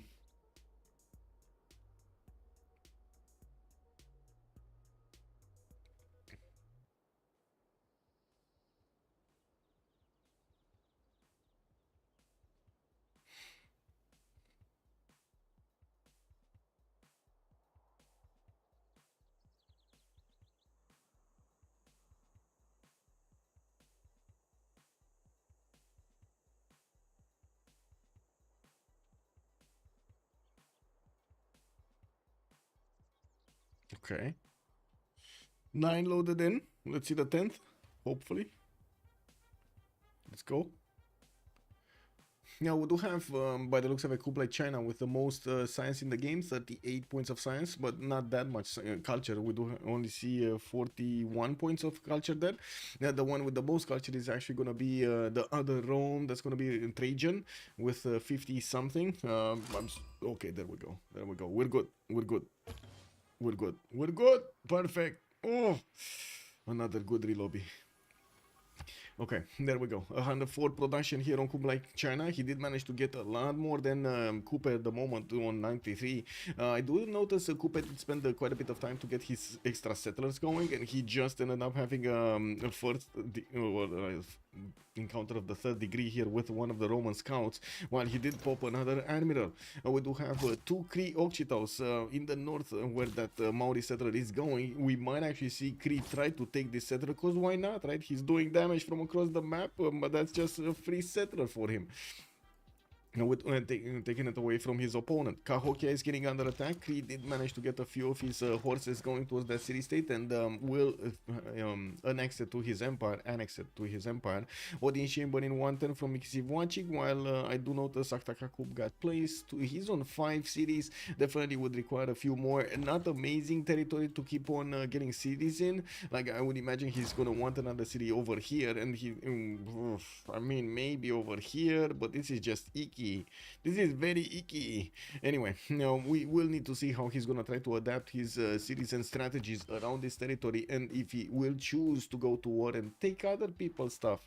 We do have Goddess of Festivals available for Trajan. I do notice he is starting to get his extra culture from multiple plantations that he improved on these bananas, and of course we do have the wine tiles also in the city of Kume with some extra incense tiles there.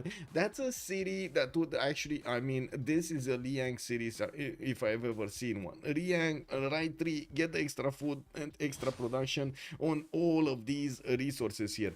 Now, how many does he have? 1, 2, 3, 4, 5, 6, 7, 8, 9 resources.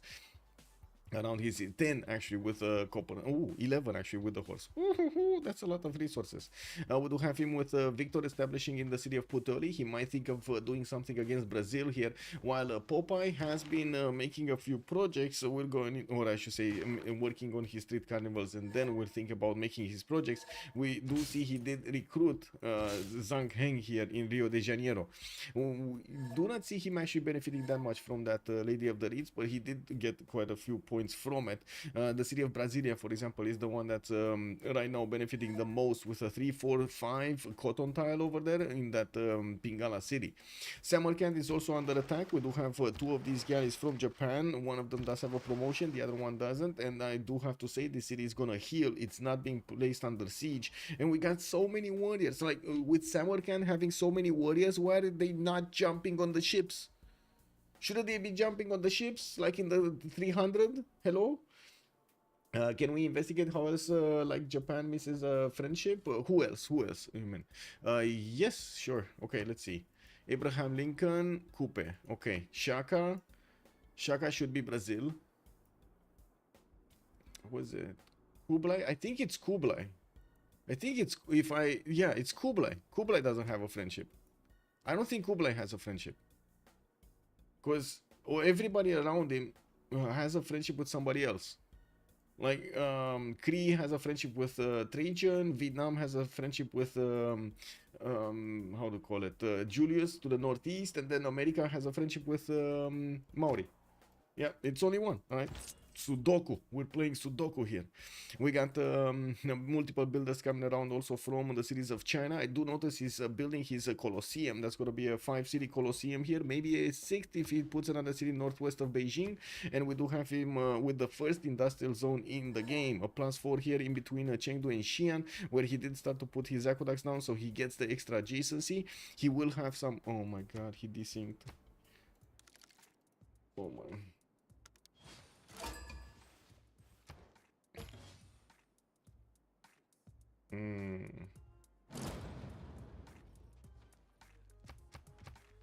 Well. Oh well.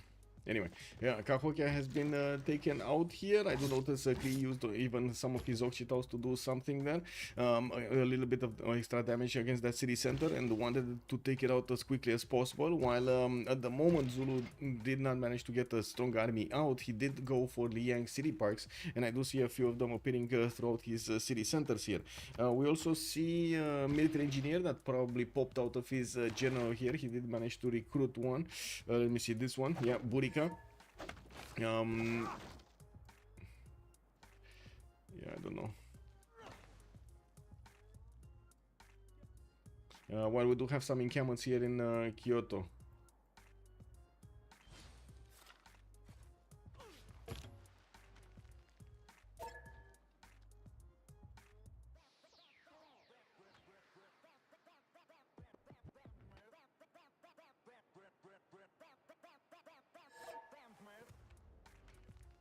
Okay, one CNC stake kill for each player, yes.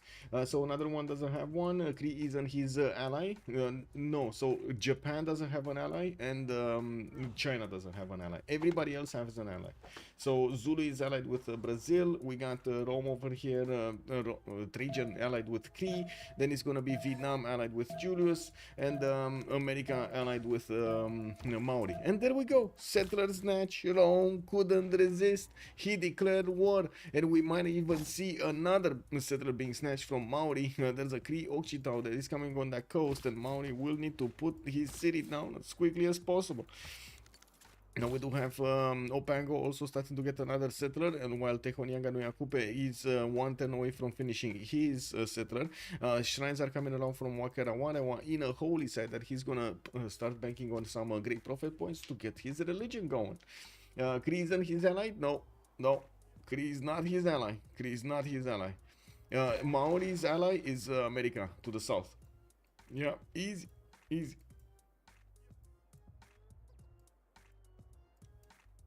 Oh, beautiful culture and faith coming around from these tiles with the Mare bonus.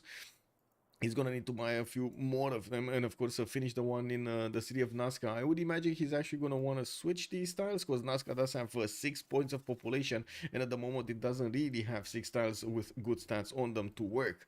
Now we did have 2 quarries there, unfortunately, and yeah, there we go. We got another desync. It's probably gonna keep on desyncing, unfortunately.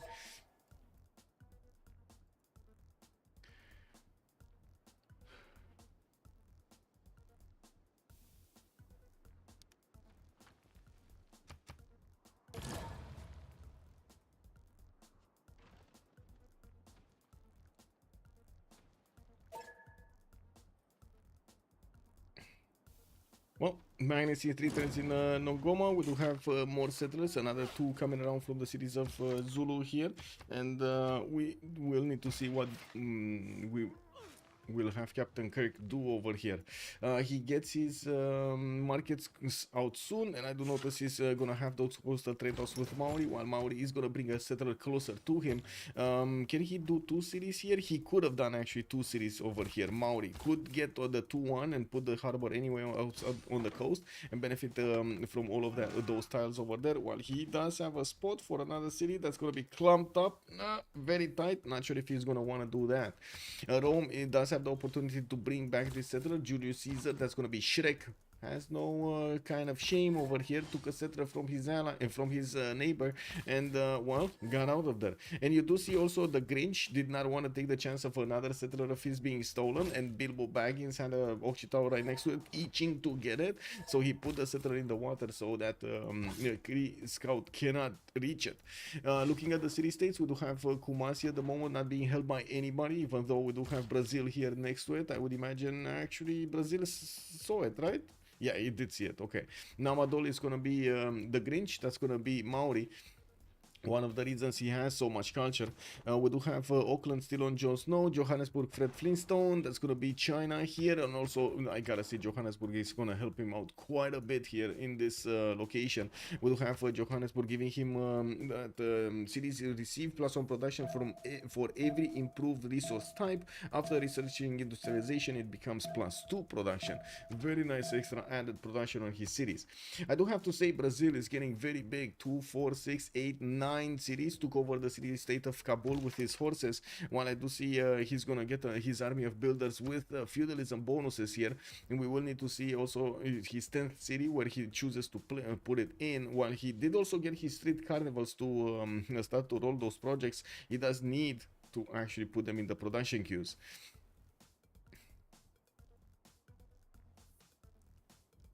Chicken Itza Wonder on Maori would be nice, yes.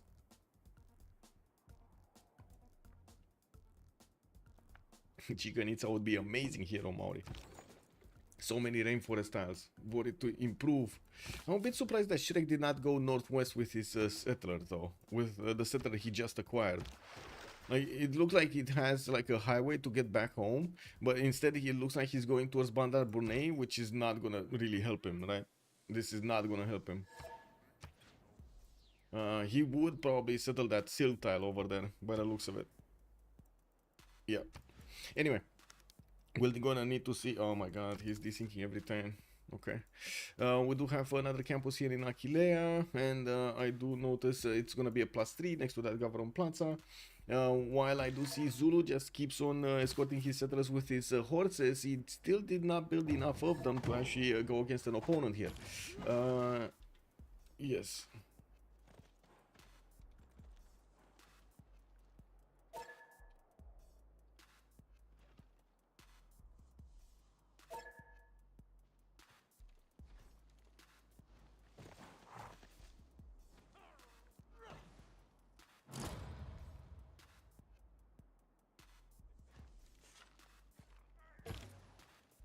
Yeah. Okay. Japan did manage to take over finally the city of Samarkand. Now, wow. Okay. So that was, my God, man.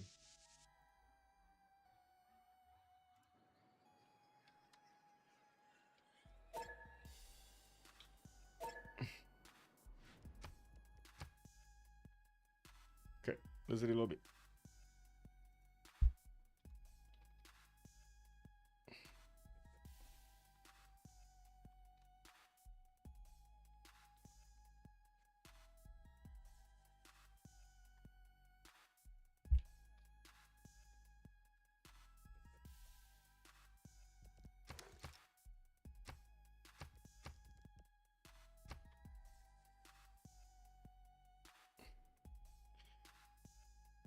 Yeah.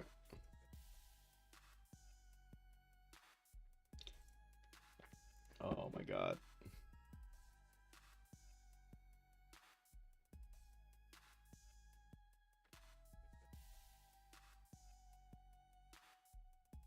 I saw. Too late though. Mm.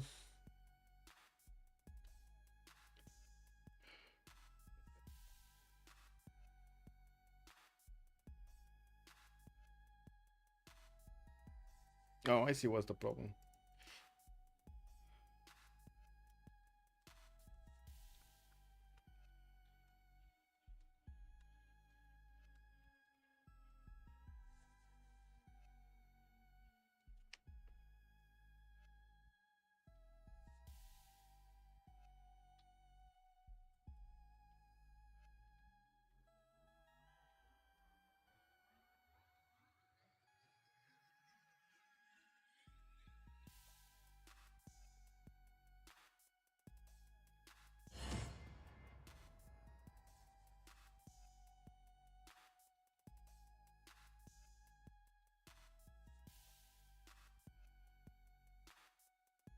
Okay, he's doing it.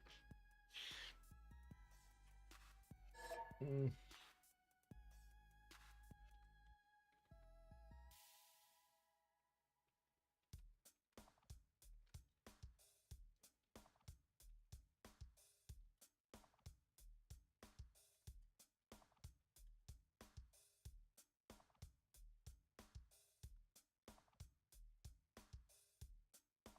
Let's put our living stereo stylus in this groove.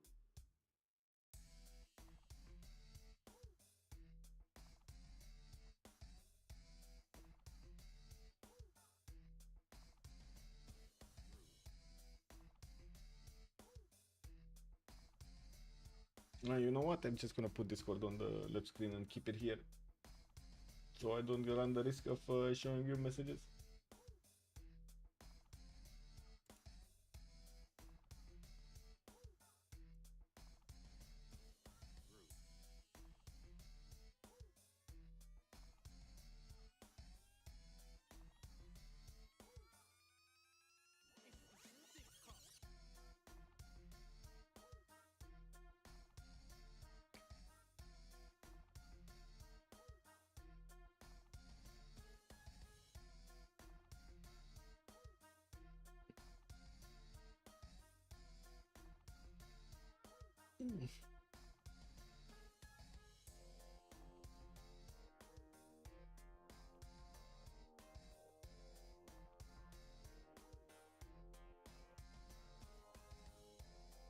Well. Hopefully, he's gonna fix his mod. There was a mod that he was missing, a very critical mod that he was actually missing, and hopefully he actually did subscribe to it now. Let me see.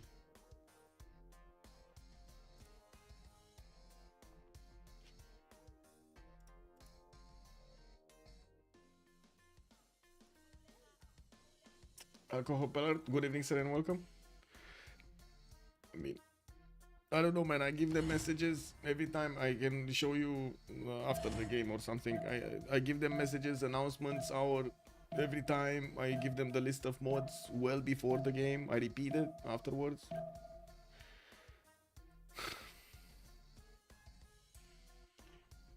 Yeah. Hopefully it's fixable. Hopefully. I'm not touching buttons. Not touching buttons.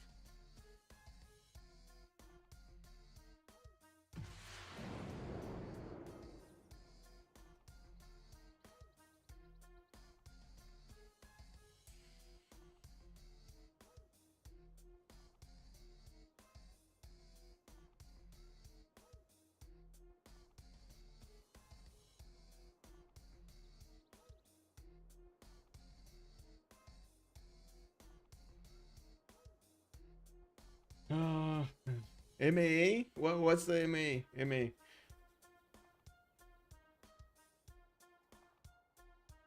What's that? That's a competition? That's like a boxing competition or something? Oh, ask me anything, Mike. Yeah, ask me anything. Time with Michael.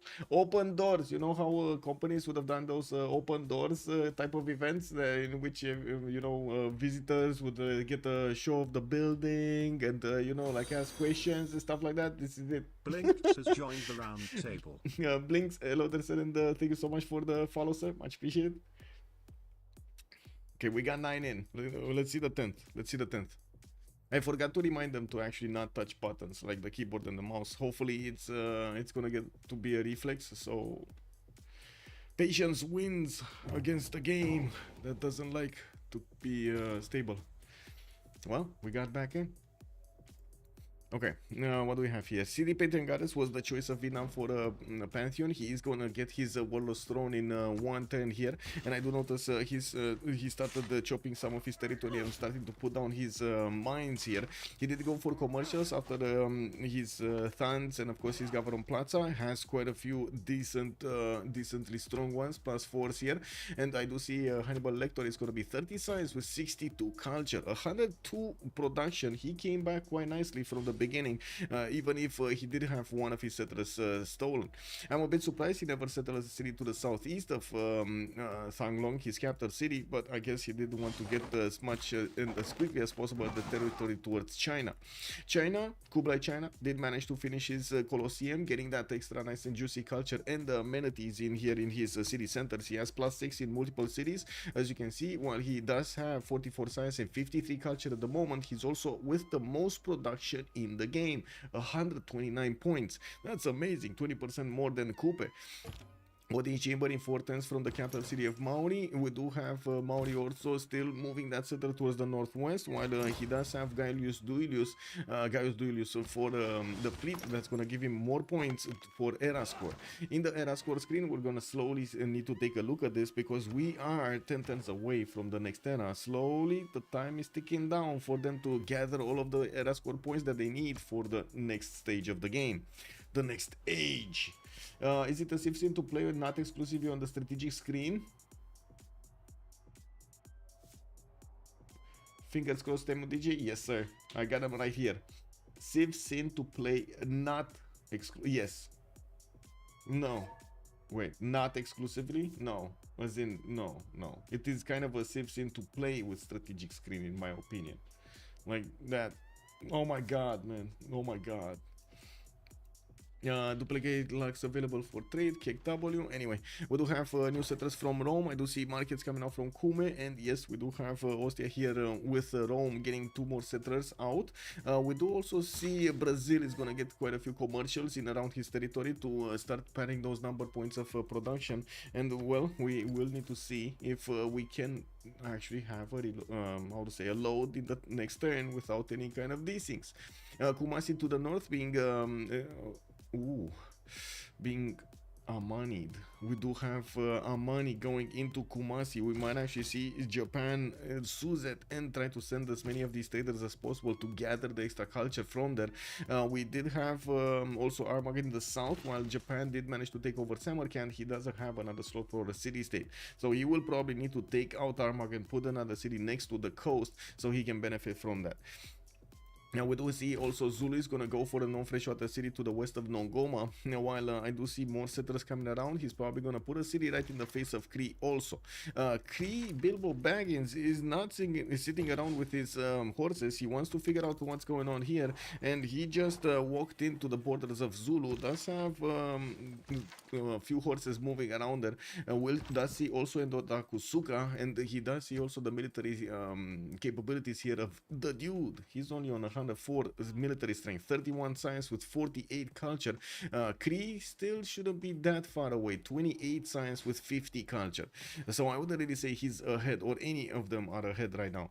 And we do have builders that are starting to chop his tiles and improve them. He did finish his audience chamber and going for another wave of settlers. Another two are coming around from Picto, Kahana, Piwin, and Musketu, while he does have from the capital already a settler moving towards the east, that is towards China. We might see him needing to put a non-freshwater settle here, probably next to the mountain towards the southeast of that settler's location, so he doesn't actually antagonize China next to him, right? We got Fred Flintstone here getting his settler to the north of Taiwan. We do have also multiple builders starting to get out. That great library is finishing in Chengdu in 3 turns, while he did settle another city, Longxi, next to Chocolate Hills. He did not choose to go for preserve, or at least not yet. We do have China starting to get a few farms going around his on the flat tiles, and I do notice we do have pyramids being placed down from Handan. That will give him an extra builder, and I'm pretty sure he's going to be happy getting the extra charge on all of his builders from then on. Now the question is, can he actually build it? Can he finish the pyramids before anybody else finishes it? We do need to see also Vietnam starting to get higher in points here with 31 science and 69 culture. He does have 56 gold of production with only 104 production, 56 points of gold with only 104 production. Now while his builders are coming around with feudalism bonuses, he is getting his civil service next turn. They are not allowed to make a military alliance. Reminder, no military alliance. Okay, there we go. They're not allowed to make a military alliance. If anybody is new to the format, they should actually know. Wow, no more. Look at that. No these things this time. Okay.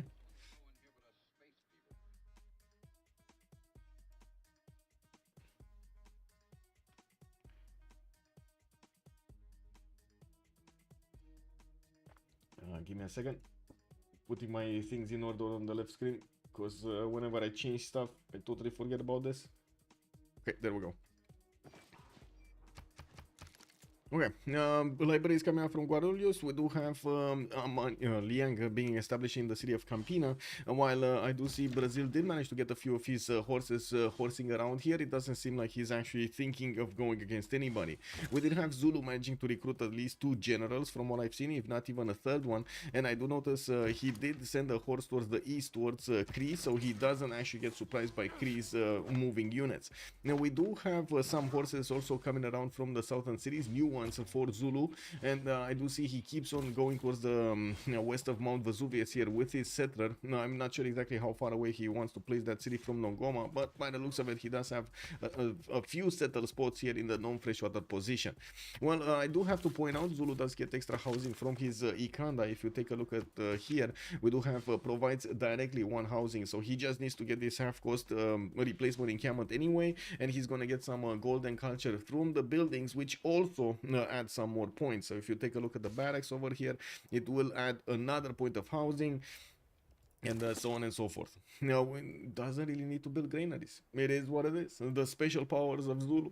Rome, and Julius is going to go for his baths, and I do see him getting quite a few of them around his cities, starting to place down also industrial zones in between those when he's going to forget to finish them. And we do have him with a few horses that are moving towards the city of Arpino. He does have a friendship with Vietnam, and he does also have a settler that is trying to get back, and he's not getting back. Shrek here did declared war earlier on the Grinch. The Grinch found a way back into the game, and he sent his horse, his most trusted, loyal horseman, to take care, bring back the settler home.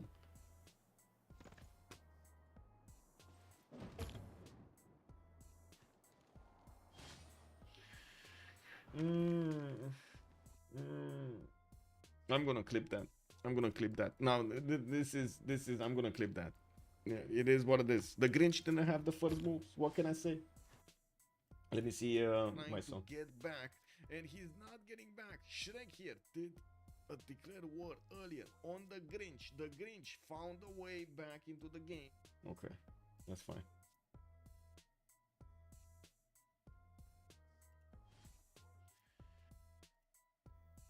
Okay.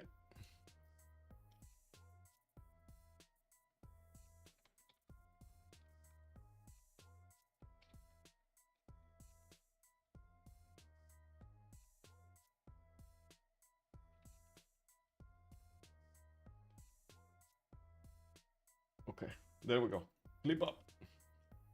Clever, road, instant build, exactly. But that's also clever for Maori, right? Road, instant build, so Maori can get units there as well.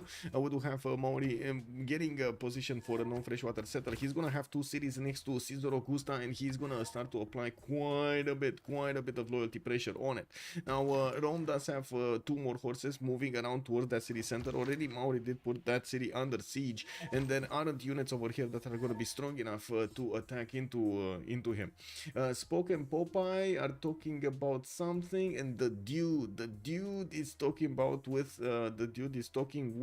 Japan, probably, right? Spoke, yeah. Spock really doesn't like his land over here. Although I do have to say he has 2 more cities to place in the north and could take out Armag in the south. It's just a matter of time until he's gonna be forced to do it. And now in Gumdundulovu did get placed in a non-freshwater position, and I guess that's why he's not that happy. Also, the dude is telling Brazil, please settle on my general. What? On my general? On my general. Where is his general, and why does he want to settle on the general? That's wait. The dude is Shaka. Where is his general? Oh, here. Okay, here. He wants to settle, as in he wants Brazil to put a city there in the north. Okay.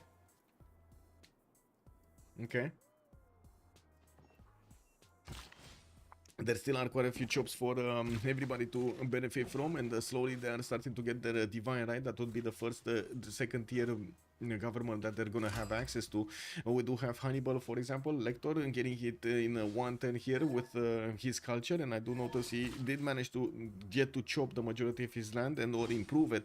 While we do have Coco City here in the city of Don Hoi, I do also notice he's going for encampment training projects, and looks like he is craving for one of these generals. He did manage to get one, that would be Timur, and I do see he is gonna get another encampment training project for the next one. While Pingala is establishing in 110 in the city of Guangzhou, he is gonna manage to get some extra science from that population. Now Madol has also been defeated. That's a lot less culture available for Coupe to use, and you do see him dropping down to 47.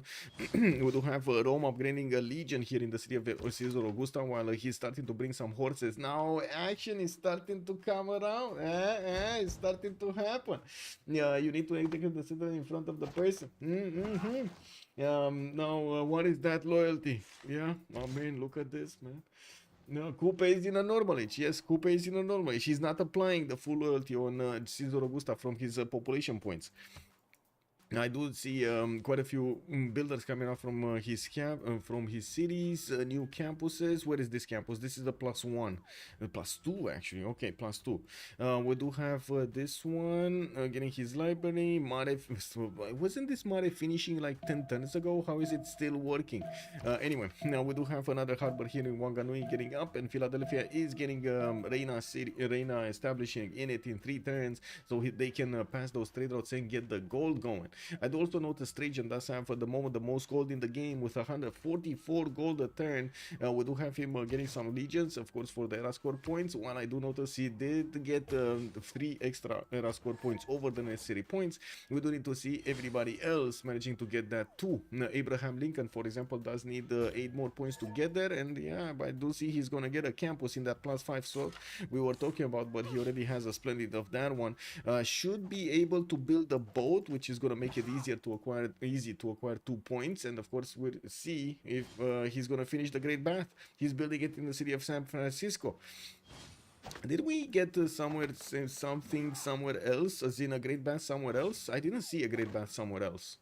Who was it here, right? We might actually see it on Brazil. Yeah, he's, oh my god, he's actually two turning it in the city of Brasilia, but I don't think that's gonna be enough, right? It was one turn. Yeah, it was one turn. So this one is not gonna finish. Maybe if he would have chopped it, maybe if he would have been on the same turn, sure, he would have had the chance because of the same turn bonuses. Commercial hub, or I should say the priority in the beginning in the lobby list.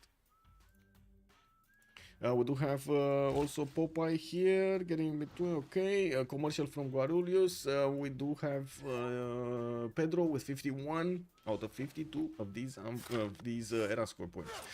Coupe is gonna have 58 out of 44. He definitely will have a golden age next. We got Shaka here missing 4 points. He shouldn't be far away from getting his, if he didn't get it already, actually, his impies. We do see some horsemen, some more horsemen getting trained, and I do see he's getting camel training project from Endo Takusuka. Keeps on building up his city park count, so he gets that extra amenity throughout his cities over here. Tries to keep his citizens at least at the content level. You do see some cities do have +3, some cities are on 0, not really padding those number points of production and food there, and of course the other stats. Trajan is 59-56, Kublai 65-59, Poundmaker 6 points out from getting his golden age. I did not see Mickey Wops, but I'm pretty sure he's aware that he can place a Mickey Wop somewhere. Oh, I do see Mickey Wops here in the south of Takakup. You do see 2 of them being placed, so that's the +4 he got from there. New markets coming around, and I do see also campus from Cahokia. What did happen? Man, bonsoir monsieur, bienvenue. GG, well played on the game. What did you do? What did you do? I hope you won over there, and I'm so sorry you couldn't make it to this session of the qualifiers. You do have a slot for the third one on Friday 1800 GMT, just making sure you know. Sugarman also was saying, show China, it looks like he's having a very good game. Yes, he is. Did you see that Colosseum getting out? Yeah, he's gonna be happy. I do also want to say, bonsoir monsieur, et bienvenue sur my stream. We are taking a look at the Rooster Cup. This is one of the 3 qualifying games, the second qualifier game from for the finals of the Rooster Cup of this month's session. We do have 3 players, the top 3 players that will manage to get the top 3 scores here and getting CC2 getting into the finals. Already we have Kyber waiting in the background on the throne from the last month. We're going to need to see who's going to dethrone him, and we definitely will need to get some pictures ready over there for that moment. I do see Pyramids has also finished in the city of Handan, China. Wait. Did America did finish a great bath here in San Francisco, panning his number of points, but still on 48 out of 53. Still needs to get a boat though. I don't see a boat. Still needs a boat, and he would need a sailing also for that boat, I'm pretty sure. Anyway, I don't actually know. He does have sailing because he did improve one of his amber tiles. So there we go. We know. There's a war declaration. Bilbo Baggins has declared war on Popeye. What? On Brazil? On Brazil? Go ally, Trajan ally. Bilbo Baggins is asking about... wow, look at these boys. Oh my god. So Kree's gonna put it on the mace style, I would imagine, and the Rome is gonna put it here on the dice style, because I don't think there's any other way of well, I guess you could just place it in play, put it in place. I don't think Kree wants to do it, so do you see me grouping to slam into you? Shrek, what is, who's Shrek? That's Julius Caesar.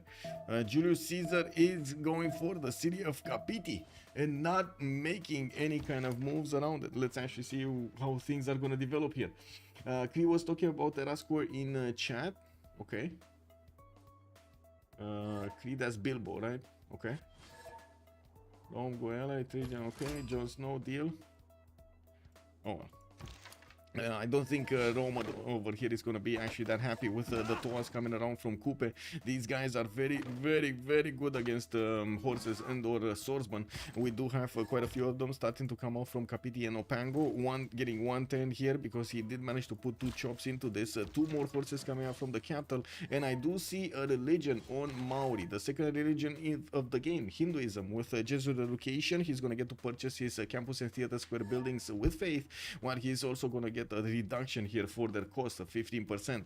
Defender of the Faith will also get him an extra +3, and I do notice the Grinch has made peace with Shrek. The Grinch would be Coupe and Shrek would be Julius. Wait, they actually made...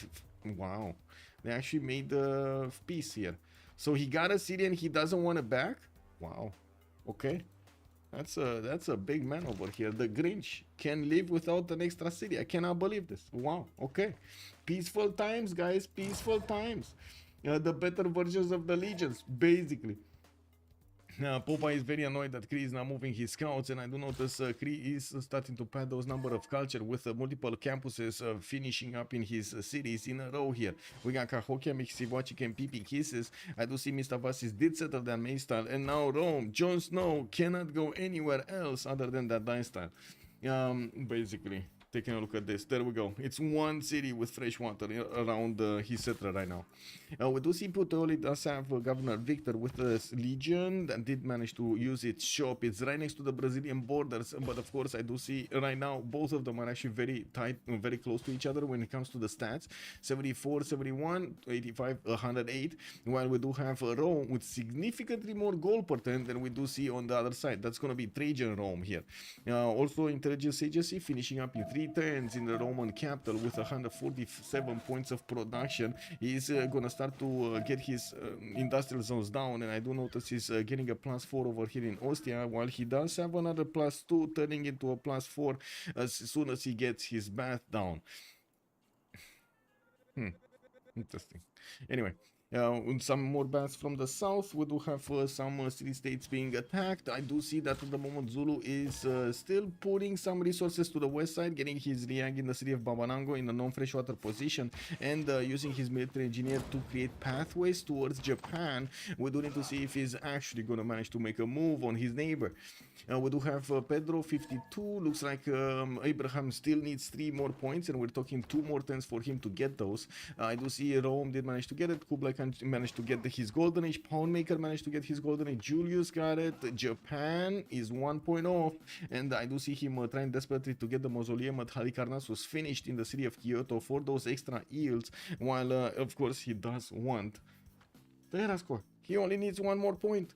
I'm pretty sure... Oh, Mexico City died. I'm pretty sure he was using Kumasi. Maybe he can levy this. This is only 150 gold. Maybe he does have 150 gold. Let's see. Does he? Yes, he actually has exactly 151 gold points. I do have him getting ironworking, civil service in 2, trying to get some amphitheaters going, and of course we're going in to see if he will manage to make a defense against Zulu, if Zulu is going to want to move. We do also have Vietnam managing to get his era score. He's 61 points out of 60, and I do want to double check here on Zulu. He's 1 point off. 1 point off. That's it. 1 point off. Can he get a general or something? Yes, he will get a general. He's going to get the point. It's done. In the scientist screen, we did have Hypatia being picked up earlier by Brazil for the free library and the extra +1 science on each of those libraries. I do see we do have Maori here also managing to get quite a few of these admirals, while Kublai China did pick up Zhangyan. That's one of the extra traders, while I do also notice Ifadlan is on Kree and Marco Polo on Kree. So Kree did manage to get 2 out of the 3 early ones. Industrial zones coming around from multiple nations. I do have to say China here is going to have a lot of food coming out from his farms. He did build triangles in quite a few cities. Has another one, another fund needed to be placed here, and I'm pretty sure he's using watermills to increase the production of these farms, which actually turns out to be a very good bonus. Getting the extra food alongside with quite a bit of production is going to help out your cities not only grow much taller, but also get to use more tiles, which in turn also allows you to get more specialists into your districts. For example, using the specialists for your campuses. When they do have libraries and universities, you can add more points whenever you're going to put a specialist in. Brazil has a massive empire. Yes, I agree. He does have a massive empire. We do have also Coupe with 2, 4, 6, 8, 9 cities. Lincoln here stopped settling. I'm not sure why. He could have had another at least 2 or if not even 3 cities here into the south. And I do notice China is getting a bit restless with units from America being on his border. China, Fred Flintstone is preparing a few heavy chariots in Handan for a possible night attack against his opponent. Getting castles in 4 turns. He does have his his production capabilities getting finished here. He's on 236 points of production. That is double the number of production capabilities of Abraham Lincoln right next to him. I do have to say here, I do see more settlers coming out from New York, and now that we do see some industrial zones finished, some swordsmen are starting to pop out from the cities of America here. We got also Trajan getting the first knights of the game. He's gonna put quite a few of them towards the east side, so he defends against a possible attack from Vietnam. Getting his intelligence agency to finish in one turn in Rome. That's gonna pop him an extra spy, and he's gonna get that ability to send it to his opponent's cities to get some extra diplomatic visibility from them. I do see everybody did manage to get the golden age. I think, yeah, everybody did manage to get the golden age. I don't think anybody missed it this time around. Okay, it's fine, it's fine. We got this, we got this. Reina establishing Veritre. Not really convinced that's the best spot that he could put it in, but you know, it is what it is. We didn't see Cree ever actually settling the city next to Pantanal, even though he does have another freshwater city here to the northeast of Pipikises.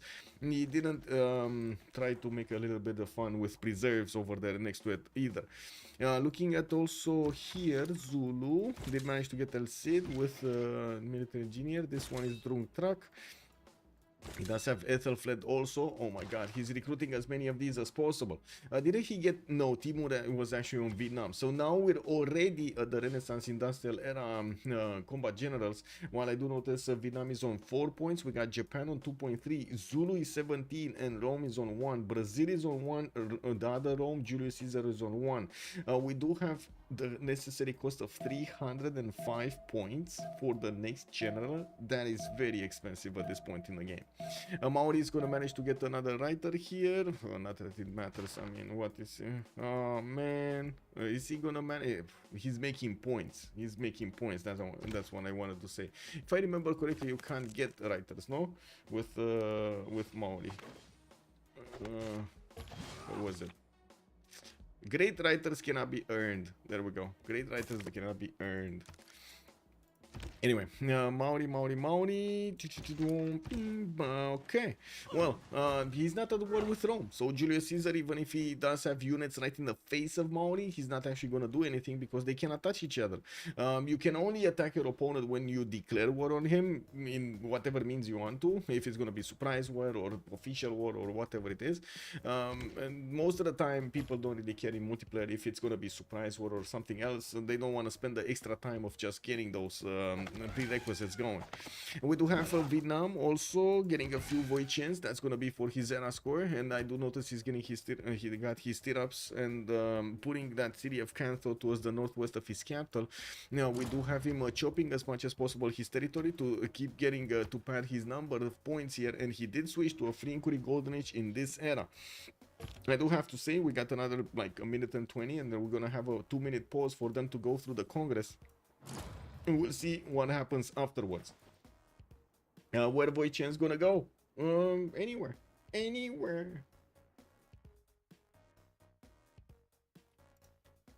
Oh, right, I didn't share this. Check W. I didn't share this. Let me share it on YouTube as well. There we go. How's everybody doing on YouTube, by the way? Everything good over there? Very nice, very nice. But I still need to actually add some more of those emotes there on YouTube.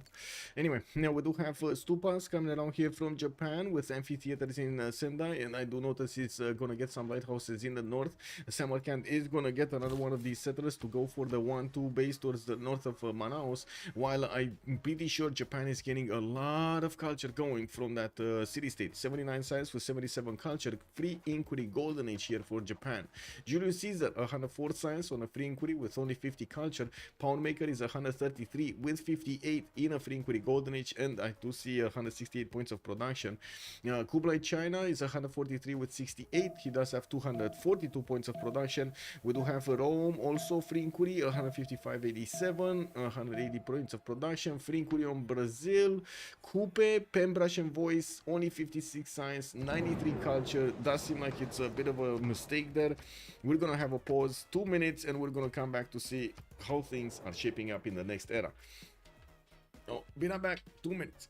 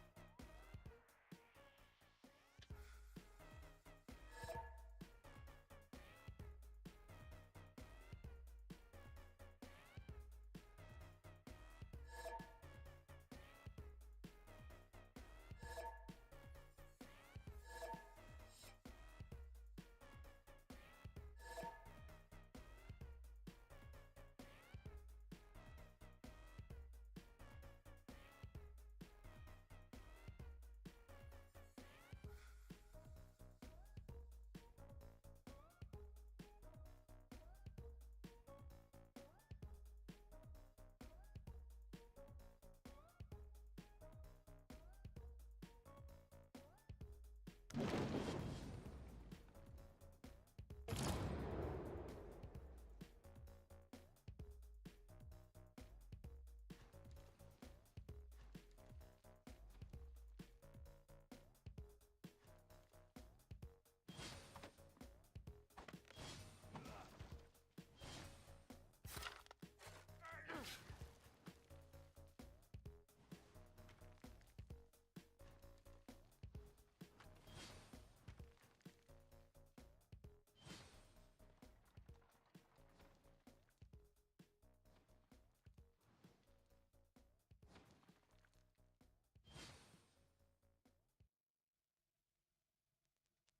have a wonderful electronic invention I want you to see.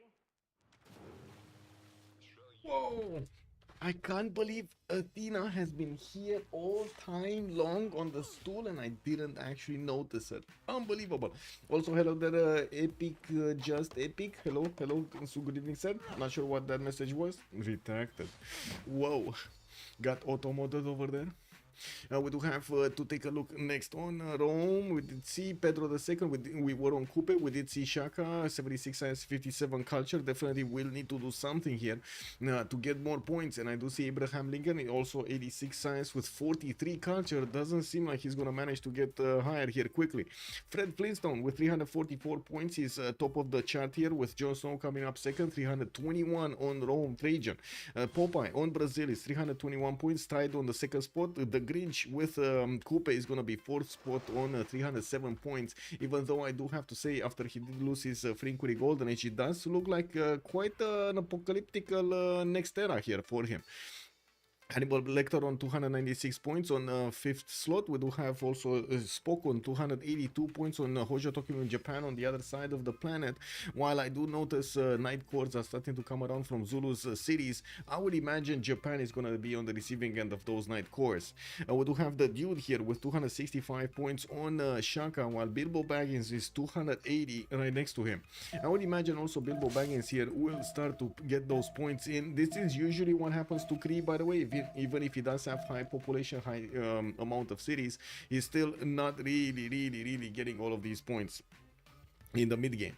In late game, totally different. We do also have Shrek with Julius Caesar on 259 points. We do also see Captain Kirk 248. We got some theater squares coming out, very good ones. I do see Mediolando is going to get a theater square here in the south, while he did manage to make it a +3. He's going to get the splendid bonus from it for the ERA score. I do also notice Rome is starting to put more cities towards the east side, towards Maori, trying to grab more territory from him, while the Grinch is also trying to do the same thing. We're going to need to see who's actually going to get that city in between. I'm pretty sure Rome could just settle in place there, but that would allow Shrek here to get the rice settle anyway. We do have an encampment from Opango. I do see libraries coming around. Definitely Coupe is going to need to start building up his science making. He only had theater squares built, not that many campuses, and he doesn't have something like Hypatia to help him, or Newton to help him. We do have Rome also, Trajan managing to get spy in Vietnam's borders. I don't think he actually needs to worry about Brazil on the west side. Brazil is trying to get Chichen Itza, he's trying to get his universities up. It looks like he's snowballing into the next part of the game very nicely here. In the World Congress, we do have campuses with 100% production towards them, so you can imagine that is the reason why universities are so quick to build here in Brazil. That will actually accelerate the game quite a bit in the next part, and I'm pretty sure, as you can see, we do have some top 4 actually. We got top 4 science makers here. It's gonna be Trajan first with 185 points. We do have next up on the Pound Maker and Popeye with both of them with 176 points of science, and then coming up on the third slot, Kublai Khan China with 149. Why do you have the lowest points in the lobby? Great question, King Stephen of Strategies. We need to figure that out together. We do have some markets coming out from Belém, and I do notice Brazil is starting to make some of his water mills to add more points of production to those farms. While he didn't make any kind of defense here, I would imagine at some point when this river is going to get flooded, all of his districts are going to be We do need to see also how quickly Zulu is gonna manage to make his units to go and attack Japan here. I do have to say, if Japan is not gonna be ready with multiple pre-builds, he is gonna have his cities taken away from him.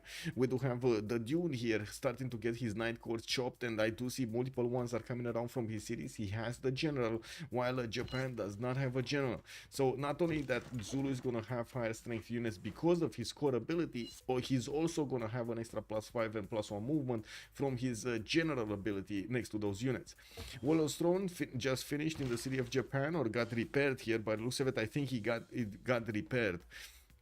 We also do see Japan does have vision over the Zulu cities that are starting to get night cores. This is a bit unsettling, especially as you are Japan and you see this army coming towards you. You do notice the night cores, for example, are way stronger than the samurai. 65 strength against the samurai of 50. That is not gonna be easy for Japan to handle, especially if he doesn't have the pre-builds. That's the problem, if he doesn't have the pre-builds.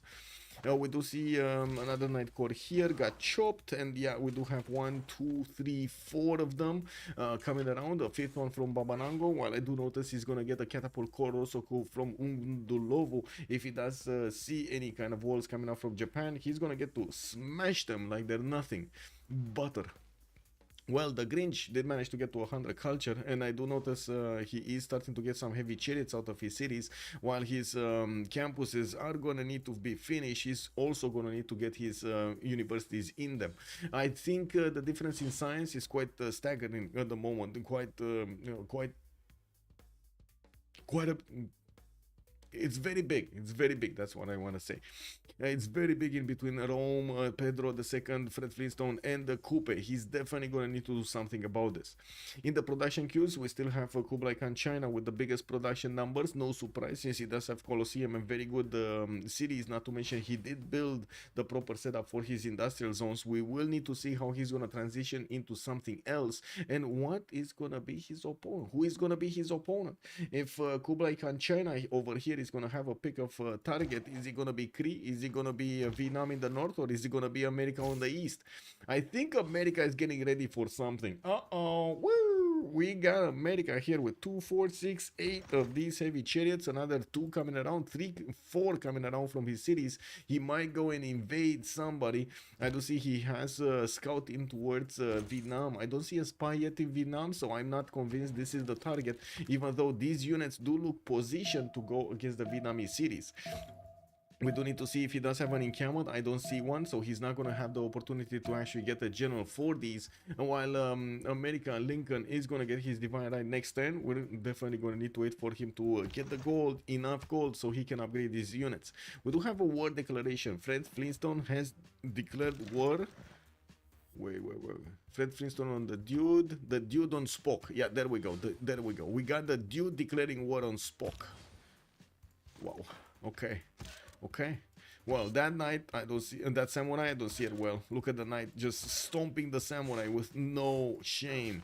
We do have a builder here with another charge that could be taken by one of Zulu's horseman corps, and I do see new samurais are getting off from Nagoya.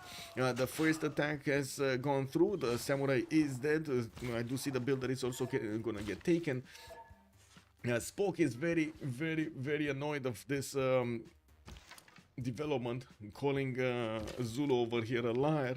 He sent him so many gifts and he didn't do anything about it. Well, we do have a crossbow core also coming around here to get that ranged attack going. I would imagine he's going to be happy using multiple generals in the city of Undulovu and Babanango to go against multiple cities of Japan, if he does manage to get his units out quickly enough. With an intelligence agency in 3 turns finishing in the city of Ulundi, he's going to get that spy in and get the extra diplomatic visibility. Merca! The Beasley, yes sir.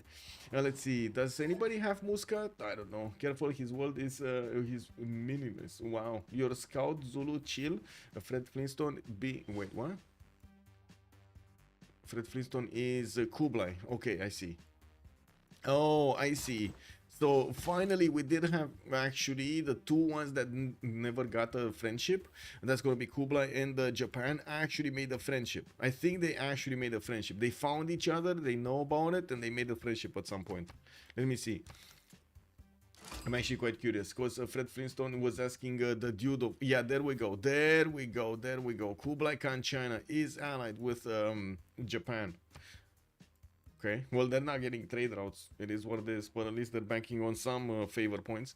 Intelligence agency finishing up next turn for China. We do still have America needing to get the goal points. I do notice at the moment he does have 364 points in the bank, and he is getting the top 3 technologies going, buttress and military tactics.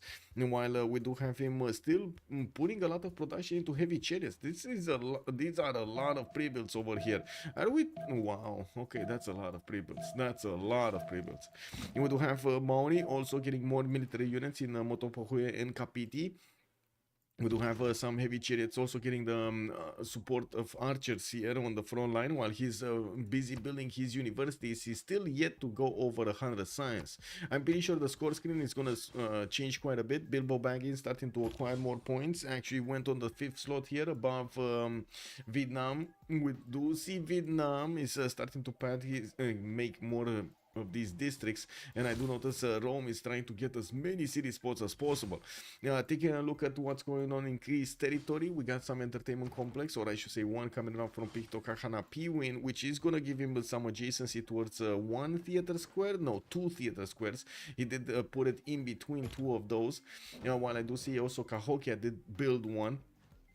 He's getting his campus research projects. I do notice, and we will see actually quite a few of them starting to get the research projects, so they can make more points for the scientists, so they can actually be competitive when Newton comes out and when also Ibn Khaldun comes out. That's going to be a very important one for China. I would imagine he's going to need to prepare himself with a few projects if he really wants it. We do need to see also the catapults starting to make their way towards the cities of Japan. We do see the knights are starting to wrap around those cities and will get pillages off. I would imagine this is going to be extremely problematic for these samurais to deal with them, especially since they are so low strength at the moment and they don't have a general with them. The walls though are going to help him withstand a bit more damage, and you do see these knight corps can actually chip away the walls so they can get through to the meat. And we do have the crossbow corps also starting to move towards location that they could start shooting, and I'm pretty sure we're gonna see them start shooting next time. They will manage to help out significantly, attacking into Shizuoka and taking it down there. With 2 catapult cores on the way, I do see intelligence agency finishing up in 2 turns from Ulundi, and I do also notice this is about the number of cities that he wanted to get. Could maybe place one in the south of Babanango, probably not ideal with the tiles around them. We do have Japan also managing to get his 3rd belief, that would be, and 4th belief. He actually finished his religion. Stupa and Holy Order was his choice. He's getting the amenities from his holy sites there, from the 3rd specializing building, and missionaries are going to be cheaper to build / produce. You can't really produce missionaries, but anyway. Is China going for anybody? I didn't see. No, I don't see it. Actually, interestingly enough, Captain Kirk has units in Los Angeles and San Francisco, and getting another wave of them. We do have a campus in Philadelphia by the looks of it, and I do see Maori is only gonna have a boat in there. He's not worried at all about America. They're trading, they're making their gold, they're making their fortunes here. Not a problem. While I do notice Shrek is trying to get that population higher in his cities. He's finally getting some more campuses down. He's on 145 science with 62 culture, and it will take him a bit of time to get to the same level as the others. Like Rome, for example, on Trajan, he's 260 science and 109 culture. We do have Cree over 219 and 72 points of culture, while Pedro II is 233 points and 88 culture points. I do have to say also Zulu will manage to acquire a lot of gold points from pillaging his opponent tiles. We do have him starting to eat at the units of Japan here, slowly dealing the damage against these samurais and not allowing them to get enough or be enough to control these tiles around the city center. I do see Grandmaster Chapel also coming around from Japan in 5. That's a long time, but he does have 136 points of faith that he could use to buy more units, and I'm pretty sure that's exactly why he's trying to get it. Good enough production in Osaka to 1 turn samurais. we will need to see how Zulu is gonna finish the job here. I do think Zulu is in a prime position to actually do the necessary damage against Japan and take over multiple cities. I guess the question is, will this turn into a stalemate at some point, or will Zulu keep on punching down his opponent until he breaks him? It's Zulu. I don't want to sound like a dingus, but Japan had to see this coming. I know. I was saying the same. I'm thinking the same. Oh my God, Prince Cosmo, you're reading my mind. Bellafront also, hello there, sir.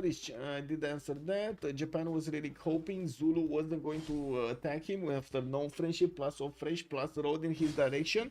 Yes, and not one single city non-fresh. He put 2 cities and was getting the road. I don't know.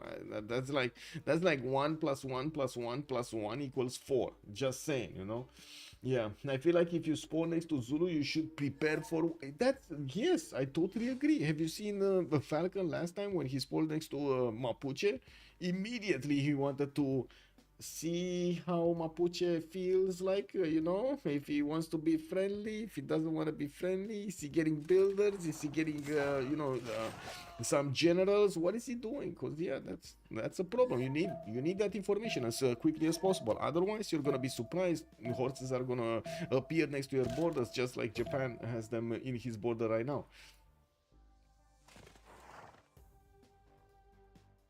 Okay, we got Forbidden City in 8 turns coming out from Beijing. That's gonna give him an extra wildcard policies here to use. That's gonna be China benefiting from it. With more campuses and universities from his cities, he's gonna be happy benefiting from these. Fred Flintstone declared war on Captain Kirk. Fred Flintstone being Kublai Khan China on Captain Kirk. That would be America on the right side. That's very surprising. What did happen here? Captain Kirk declared war on Spock. So Captain Kirk from the right side of the planet declared war on Spock, which is on the left side of the planet, has a scout there, might actually get to pillage, and the scout is next to some commercials and mines, does have also a one church builder that he might want to take out. I don't think he actually cares about that builder, but anyway, the gold, man, the gold is going to be more important here. Shizuoka's walls are almost down. We do have the crossbows dealing the final damage, and I do see the Knight Corps with the Husband Corps will manage to get that city away from Japan. The first one to go down. New Catapult Corps is moving towards Osaka to bring down the defenses of that city center, while I'm pretty sure Zulu will need to deploy another unit towards it. I do see he has a chop ready to go in Babanango for another Knight Corps that could go directly to Osaka. He has another one on the way from Ulundi, so those would be 2 Knight Corps going towards Osaka here to finish the job. We do need to see if there's also going to be any kind of movement between between America and China, since the war has been declared in between them by their allies, by their respective allies. We do need to see if America is actually going to flex any muscle here. I do think he will, because he does have trebuchets coming around from his city centers. And let's be honest, let's be real about this. I do not think you build trebuchets or siege units to defend yourself. You know what I mean? I don't think you build this to defend yourself. You don't pick Zulu for a culture victory. Oh my God, I do know somebody, that would actually pick Zulu for a culture victory. He won't be shy of getting a culture victory with Zulu. It's incredible. Middle student, you gotta know the name, man. Can you tell player list without revealing? Yes, I can tell the player list. I'm so sorry, I revealed it earlier. Hopefully not many people saw. Kick. Oh my God. There we go. This is the player list.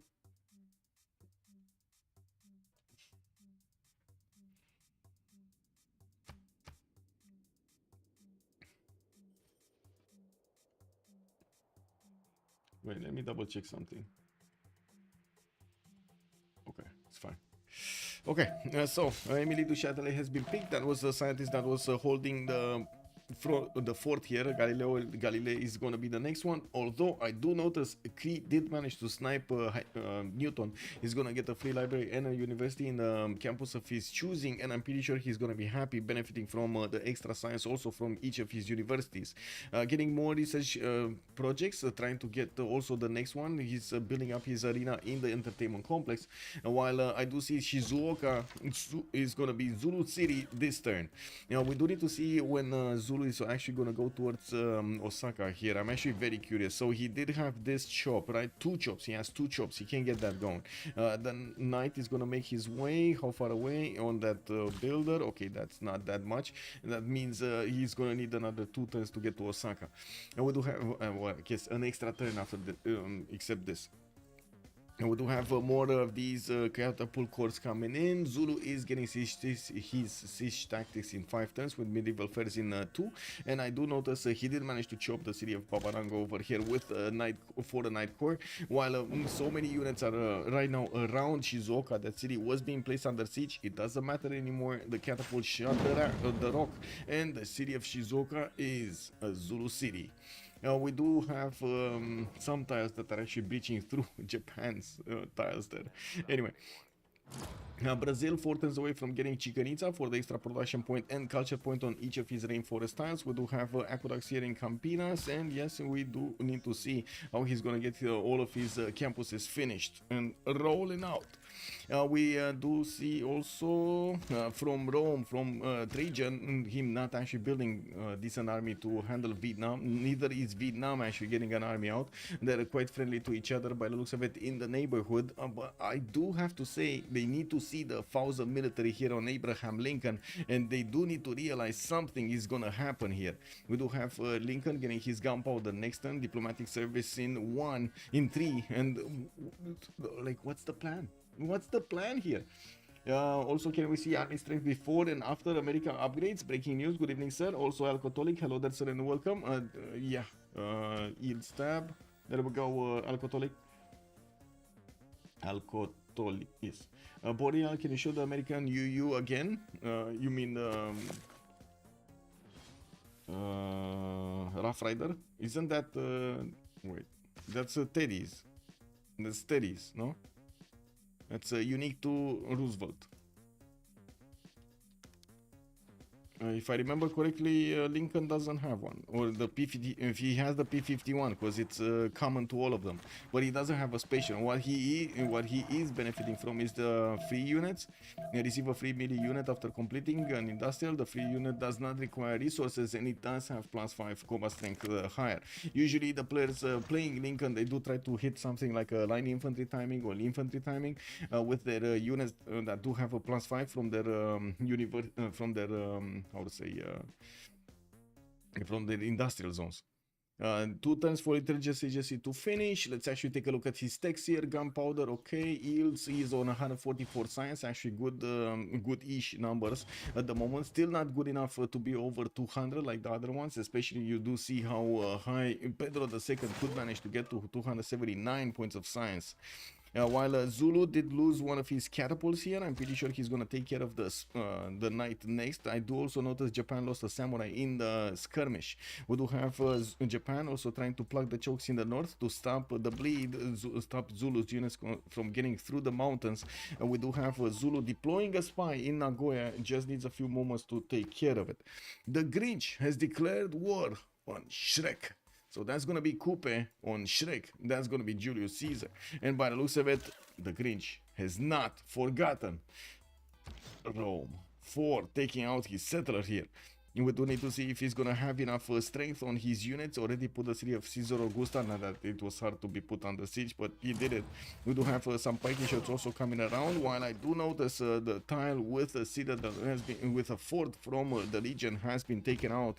We do see the Toas are stronger than the Legions with 40 over 35 strength of the Legion there. I would imagine Maori will have enough strength to go through the defenses of his opponent for a little while, because we do have Viking shots coming around from Shrek. He just needs to hard build them, and this is one of the problems he has. He doesn't have units on the front line that could be upgraded easily, even though he's getting ballistics in 4 turns. We'll need those 4 turns for the crossbow to get into a field cannon. He's on 172 science, and I do see him moving away towards sailing here. Now, looking at the score tab, he's on 73 gold in the bank. That's not enough to actually get an upgrade going, although he is on 128 gold a turn, so he will also benefit from some upgrades from his GPD. We do have him also on 300 points of production, which is amazing at this point in time. It's 100 more production than Coupe, for example, on the coast, which has spent quite a bit of production on his units rather than trying to get his shipyards out. We do have also some workshops going into his industrial zones. Maori is gonna try to get intelligence agency importance from his capital. While he did manage to spread his religion in a few cities, still needs to wait for it to spread to the other ones. We do have the upgrades starting to come around. Upgrades are towards China. China might be in trouble. We got 1, 2, 3, 4 knights, 5 knights upgraded, 2 trebuchets already ready. Ooh, 6 knights actually got upgraded. Not all of them in Mexico City though. I was expecting him to upgrade here. What happened to Noe Relwar? Uh-oh. I mean, he needs cities. What can I say? The Grinch needs cities. You know what? The Grinch needs cities. This was a bit unbelievable. Yeah, unbelievable. Yeah, exactly. I love a medieval war myself. Let's actually see what's going on here. With another one of those crossbows being taken out, Osaka is starting to lose his fortification health, and I do see Zulu is preparing to start attacking into the capital city of Japan, into the city of Kyoto. I think the biggest question is, what will America use his military against? Because he does have muskelmen, he does have knights, he will get his cuirassiers. It's just a matter of time. The question is when, how, and against whom. We do have a few more of these workshops starting to give his free units over there. We do have also Vietnam starting to finish his finishing his entertainment complex in the capital city for those extra amenities, and I do see multiple universities starting to come out to give him the science. Now Vietnam is on a less than 200 science at the moment, and I do see him still trying to get the points going. And we do have Hannibal Lecter here on the 6th slot, while Bilbo Baggins did manage to get a few more points. They were tied. Now Bilbo does have 2 more points over Vietnam. Encampments, multiple encampments coming around from Kree. It looks like he's gonna start preparing for war, getting his economy up as banks are starting to show up in his commercials. I'm a bit surprised about Misanabi not being placed next to the river there, although it is what it is. His Mickey Mouse are giving him that extra housing anyway. Should be fine.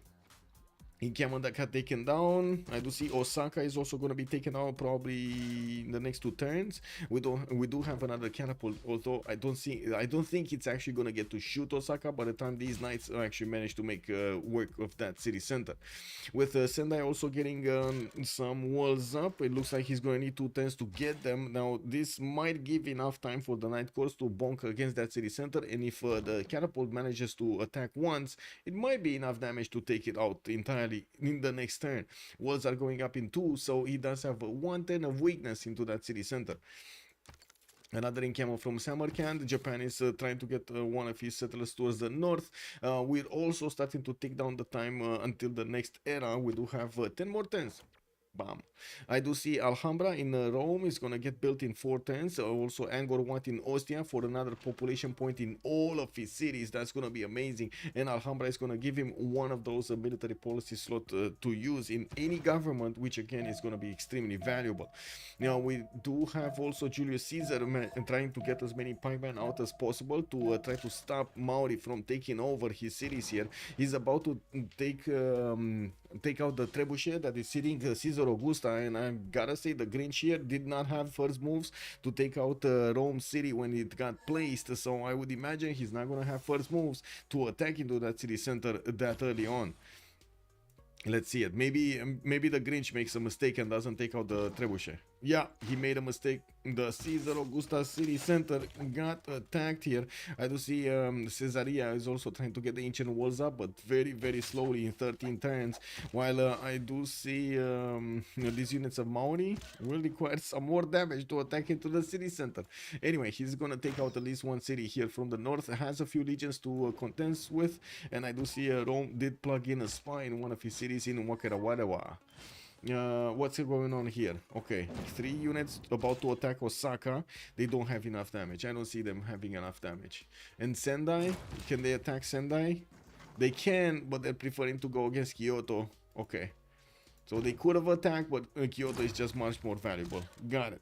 The dude does have a few night cores that will require a bit of off time here. I do notice this one doesn't have enough experience points to get his next promotion, and that slows him down from actually healing it himself.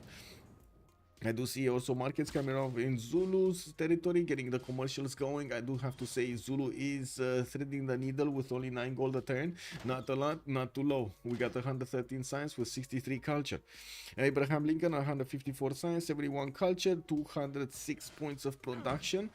Coupe 219 points of production, 150, 153. I gotta say Coupe did manage to climb back up quite nicely, even though he's still fourth. We do need to see if he's gonna manage to keep going into the next era also. With new cities acquired from Julius, he might actually get those extra points of score.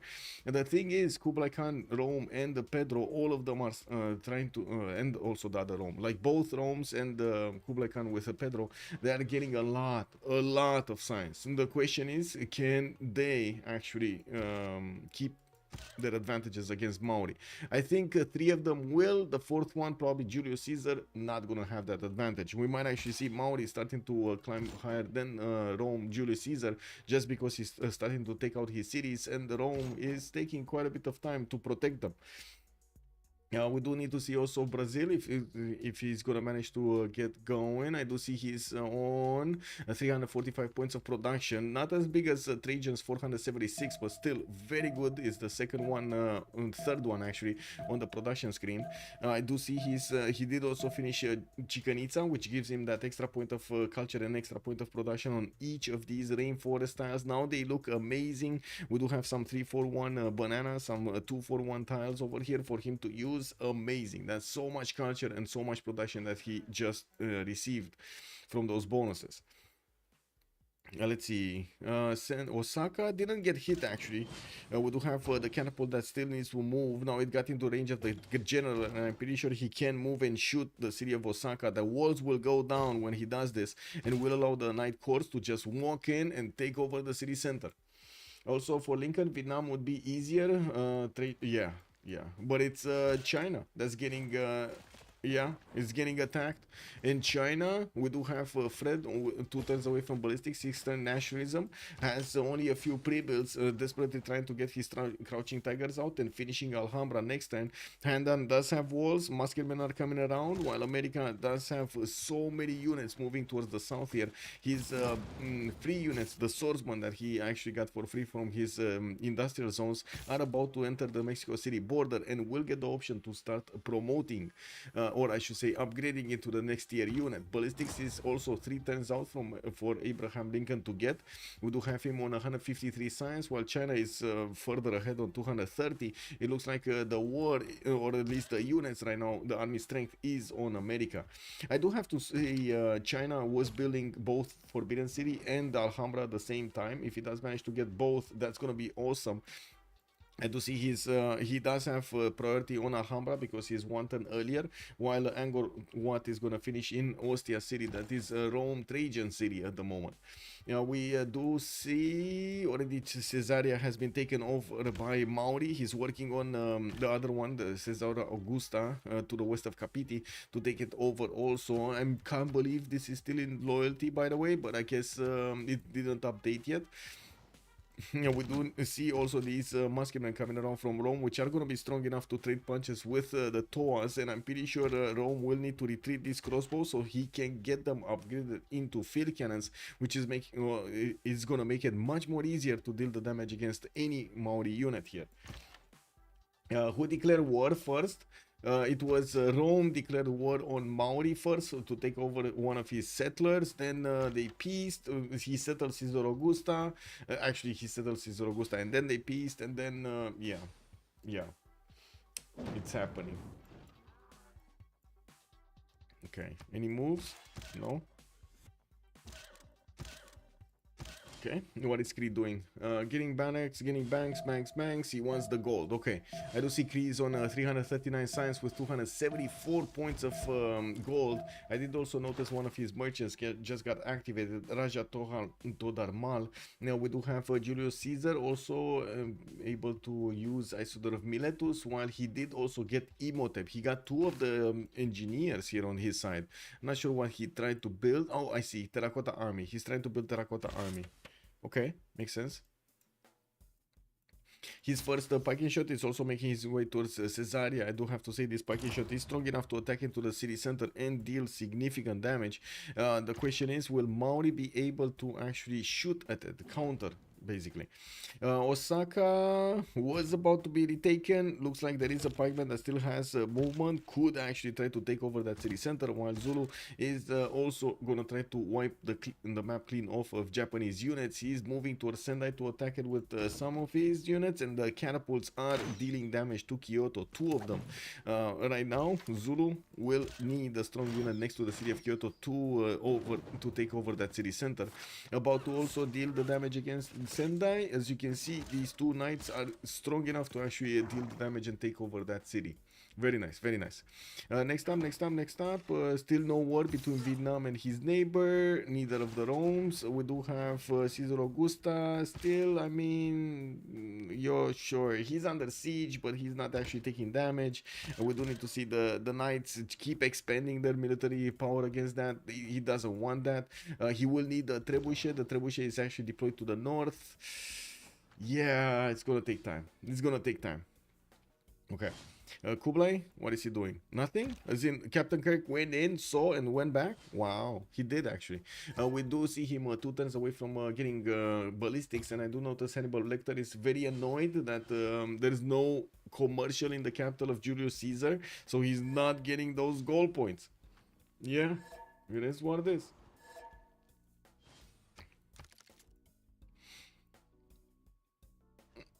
China versus Lincoln declared first. He was the one declaring last turn.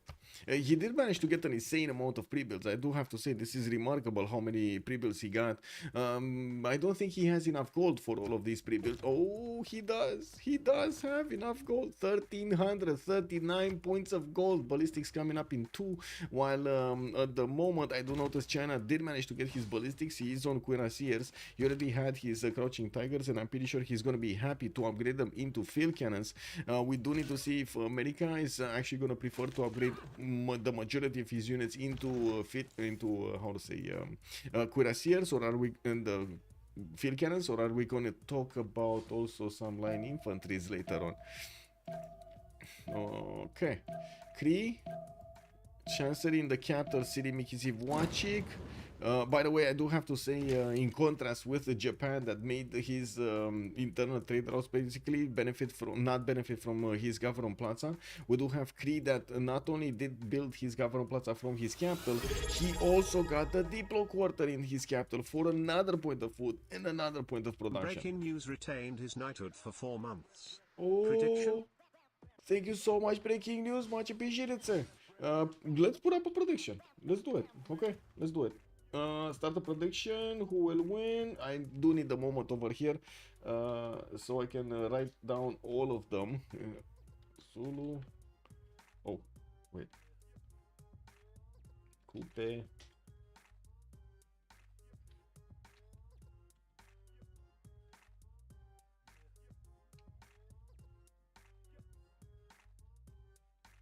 I'm writing as fast as I can, by the way.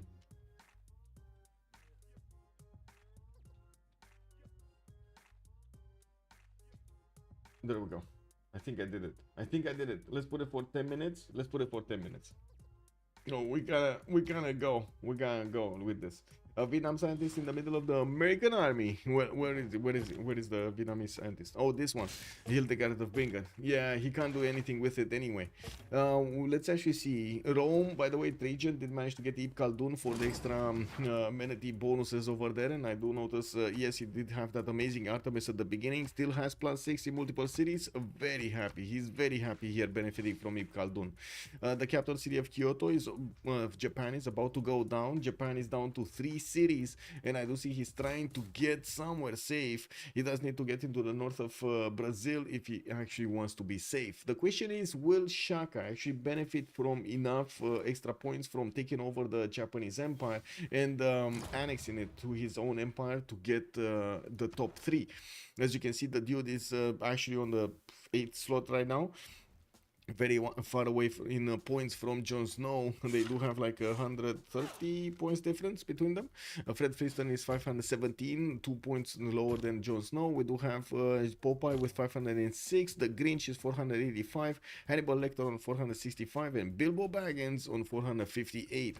Now I'm pretty sure we're gonna see Mauri keep on trading punches with Rome next to him. You do see with Rome's piking shots showing up on the front line. Now it's almost impossible for Mauri to push him through that unit. He still will get to the city of Caesar Augusta. Kree Zulu is a free kill now. Wow. I see. Japan over there just you know how to say, hitting the bars. Wow. Okay. Well, I wouldn't really say Kree would have a free city in Zulu's territory here, because I'm pretty sure Zulu can get new units quickly, but I do have to say his science doesn't look that good. He did go for Dams of War, doesn't have his free inquiry, doesn't have Pen Russian voice. He does have 200 points of production though, and of course new cities that he's acquiring from his neighbor here, from Hojo Tokimun. That's still gonna be very valuable.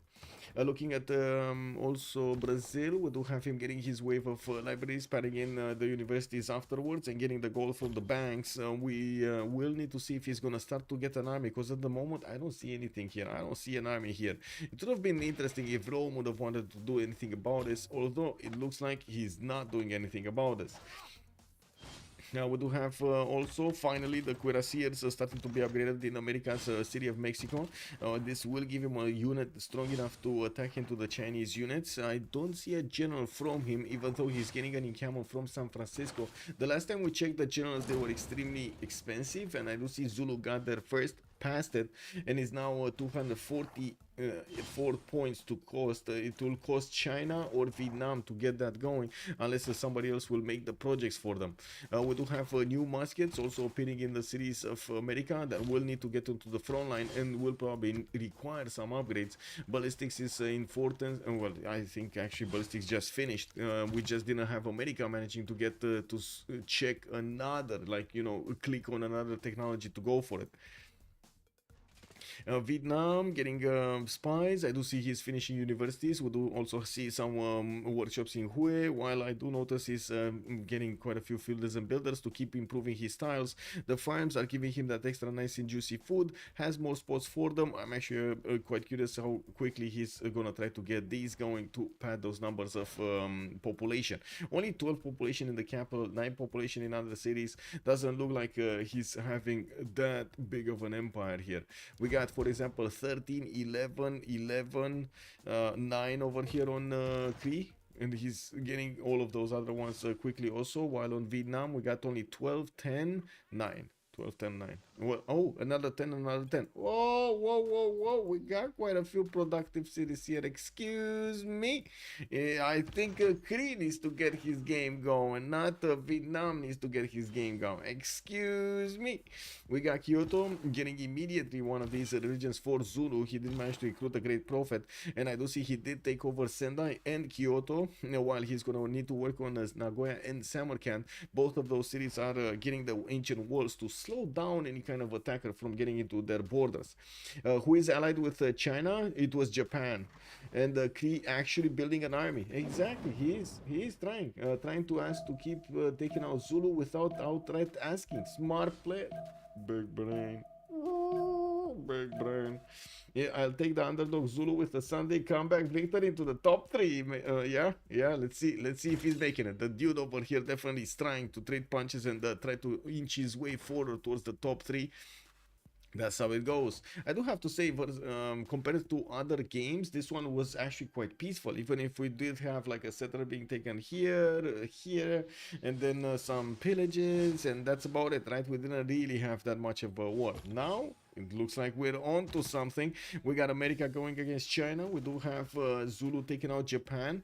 We will need to see if Vietnam and Kupe over here is gonna manage to push back Rome, or he's gonna get pushed. By the looks of it, he's getting pushed by Rome, and we do see him starting to get about the same science level as Shrek. No, not really. At least he did manage to get Caesar Augusta, and will have the freedom of these units to move forward. Good thing is his crossbows will turn into into field cannon soon. I do see him getting it in 410s here, getting ballistics in 410s, which will allow him to actually handle the piking shots. With taking the 2 cities away from Julius, he is actually connecting his empire behind these mountains, giving him some one-time chokes to defend behind, but also exposing him to the war, because next to Qualifier and to the northwest of Pontopohue, that's an open territory that will allow Rome to try to get his army through. We do have also Zulu taking over Armagh for another city center. He just took over 5 cities. He's going to have a 6th and a 7th here, especially including his other cities. The dude jumped up to the 5th slot here with Zulu on 494 points. Only 50 something points away from the first one, from Joe Snow. And I gotta say, Kublai China getting attacked might actually suffer quite a bit. We don't have America with that many field cannons though. He does have a few crossbows that will require upgrades. I do have to say these cuirassiers are not really that easy to go against other cuirassiers if they are on the same level. So the differentiator would need to be some ranged units that would attack first. Yes, bombards could help, although these are not really the preferred units that you want to have to attack into frontline units. You want to use them attacking into city centers where they are the most effective. The crossbows though do deal enough damage. And wait a second, he does have field cannons. What am I talking about? He has cuirassiers, he has field cannons. It's just a matter of upgrading them. Come on, upgrade them, Captain Kirk. There we go. There we go. Now that's a unit that could deal damage against cuirassiers. He just needs enough of them, like at least 3 or 4 that could keep on shooting. The G is silent. Where? Alcohol pallet. Well, where? Whoa. What G? From where? From where? Japan is trying to incite a backstab. Yeah. You definitely is. Yeah, we only have a few more turns until the next era, or the next age. Let's actually take a look here in the age score. We do have Fred Flintstone, 98 of 107. Looks like he's gonna need 9 more points if he wants to get the golden age. And while everybody else couldn't even manage to get the points for a normal age, let alone a golden age. Okay, new units coming in. 1 unit being taken out from China. Looks like China is not gonna want to take out that cuirassier quickly, even though he does have the opportunity. There is a crouching tiger that could couple its strength with the wall and deal the damage necessary. Yeah, we do have some units coming in onto the front line to pad those defenses, that defensive ring around the city center, with 1 crossbow, another crossbow coming in. Well, I still find it a bit dangerous that he doesn't have enough of these field cannons, but oh well, we'll see how China is gonna defend himself. Remember, he did finish 2 buildings, 2 wonders that would give him the extra cards, and his empire does look amazing here. This is monarchy, and he has 3 slots for military policies. He has 3 slots for wildcard policies. Very nice, very nice. Getting those amenities, 2 amenities from these wildcard slots there. Okay, Zulu, did he take Sendai? Yes, he did. Nagoya, sorry, Nagoya. Now he's gonna need to work to Samarkand. And I do notice that Japan is about to actually get that city into the northeast and settle it. There are 2 settlers here, one going from Kumasi to the northeast of Kumasi, one trying to get onto the safe 7 seas on the Patalastic Ocean to maybe grab a city from the other side. Although I gotta say, this is not gonna work out. Like on the other side, he's definitely not gonna work it out. Now, do we have any islands here? Yeah, we do. We do actually have some islands in the south. Are there any islands in the north? No, he doesn't have islands in the north. That's a bit of a... It is what it is. Okay, Casa de Constatación coming up on Cree. He does have a triple continent split and will benefit from amenities from more. No.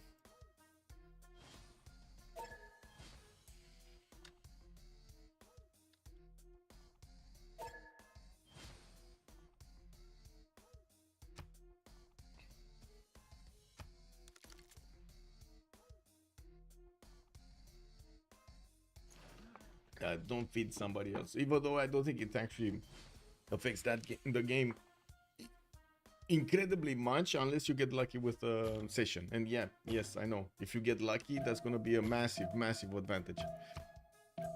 Kublai China, 6 points out, 101 out of 107.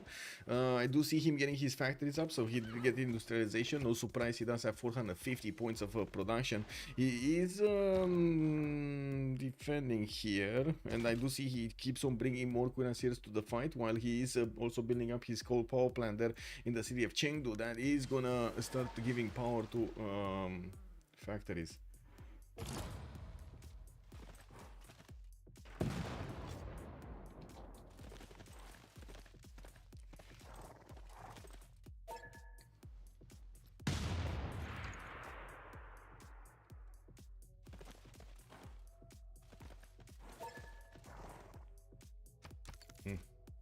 Can we check Kree? I wonder if he's still building an army. No, he's not. He actually slowed down quite a bit. He got a few units, moved them to the east side here with heavy chariots. Didn't actually turn them into knights or cuirassiers. He's getting factories. He got his industrialization. He's getting ballistics, nationalism in 2 turns. 400 science with 150 culture, 355 points of gold. And I do see him on 329 points of production. Now, we will need to see him also getting his factories going, right? In all of his cities. He didn't build industrial zones everywhere. He only has this one in Cahokia, and I do see he's preparing one in Moscow too, but he needs 5 turns to actually grow the population in there, and that's it. He doesn't have another one. Yeah, I don't see another one. He definitely will need to put more aqueducts, but you've seen it multiple times how the players are making you even with only a few industrial zones. Do have another war?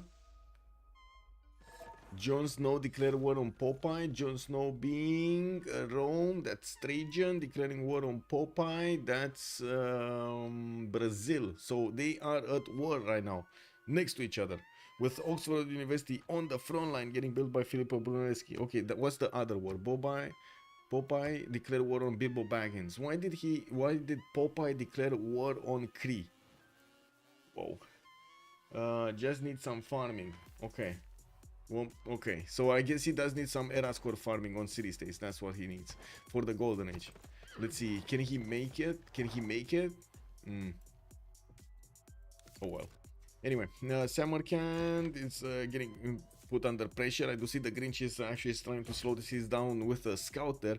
We will see the Japanese also encampment. I was thinking if this is gonna fall next turn or not. Probably not, because he doesn't have a unit that could attack into it directly, and only 3 of these trebuchet cores out of those 3, only 2 can attack. I don't think this one can attack across the hill against across the river over there on the other side. Anyway, still no religion here from Zulu, and I do have to say we are just 2 turns away from switching the era and seeing what the players are gonna get into the next one. Now we do have more pressure from America on Fred Flintstone, and I do notice he's gonna finally get to use those field cannons, put them to work against opponent's units. He did manage to do damage to that crouching tiger, put him back into the city center. Musketman in the south got taken down, and by the looks of it, I think Captain Kirk is gonna be successfully taking over the surrounding area of Handan this turn, since he did upgrade a few more units, and he does have I guess quite a few units from China in low HP range. Yeah, there we go. He's actually managing to do this. He's getting next to the city of Handan.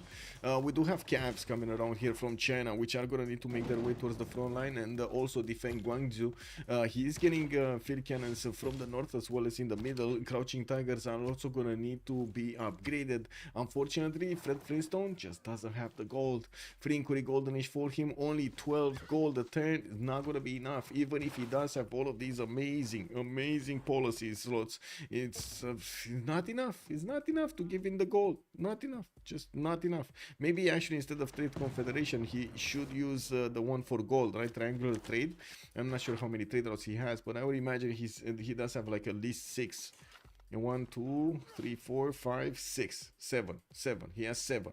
And then wait a second, they're all internal or they're external? Oh, wait a second, he's on Johannesburg. Okay, never mind. He's actually getting the Johannesburg bonuses, but still. That's like 7 culture and 7 science that he could use in gold. Oh.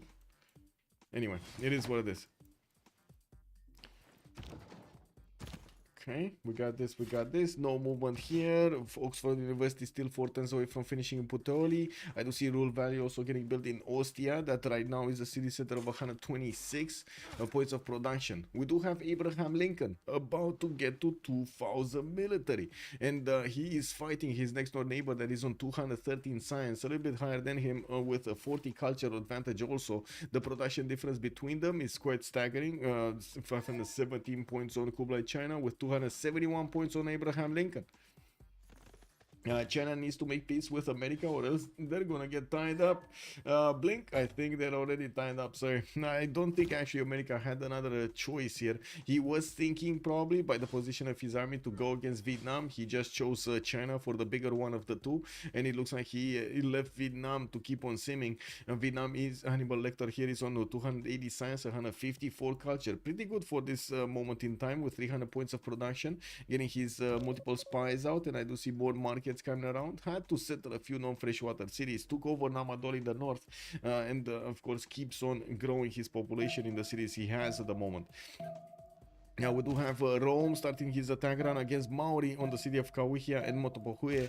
The Grinch looks like is gonna have an advantage with gold, 131 gold versus Shrek's 84 gold. These are gold points per turn, and he definitely has the culture advantage, which is gonna turn into strength advantage also when he's gonna manage to get his core ability, the nationalism first, and also mobilization, not to mention access to fascism later on. He's gonna get there much faster than we're gonna see Julius Caesar get there, and all of those points of that extra damage will matter quite a bit when he's gonna be trading punches with Rome about on the same technology level. Right now Rome did manage to upgrade a few more units than him, but it doesn't look like he has that much more damage. And I say that, and then boom, one of his cuirassiers just dies to the piking shots. Let's see, the Grinch. The field cannon in Caesarea did manage to slow down the attack to a crawl here, even if, oh my god, why is that cuirassier actually there? Why is he here? Wow, he didn't even manage to get enough promotion points like experience points so he can upgrade. That's unfortunate.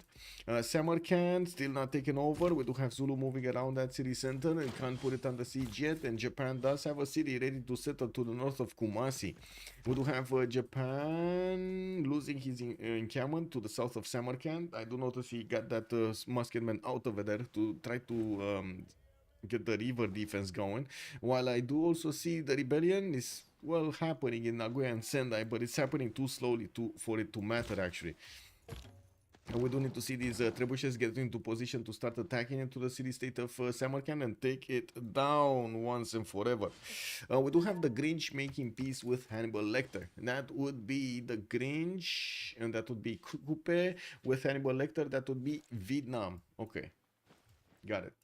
Brazil can railroad between us, talking about Zulu with okay, Zulu is talking with Popeye. Popeye is his ally here now, and of course we're going to need to see what Jon Snow is also going to do with Kree. They already have their trade routes linking to each other, and I do notice Kree at the moment is one of the top science makers, 350 science, 166 science culture.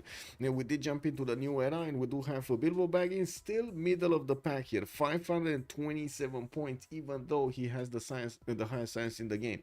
Rome is first with 601. We got Popeye 599. The Dude is 579. Fred Flintstone 577, and the Grinch 566 points.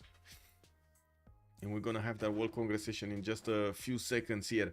We do have also Pedro managing to get 550 points of production, while Kublai is on 519, quite close to him. Trajan is 600. Creed did not manage to get all of his industrial zones down. That's why he's missing quite a few points of production. Shouldn't be a problem. He's going to get them soon.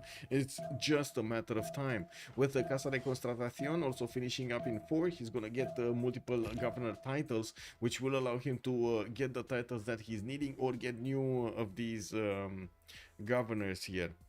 Okay.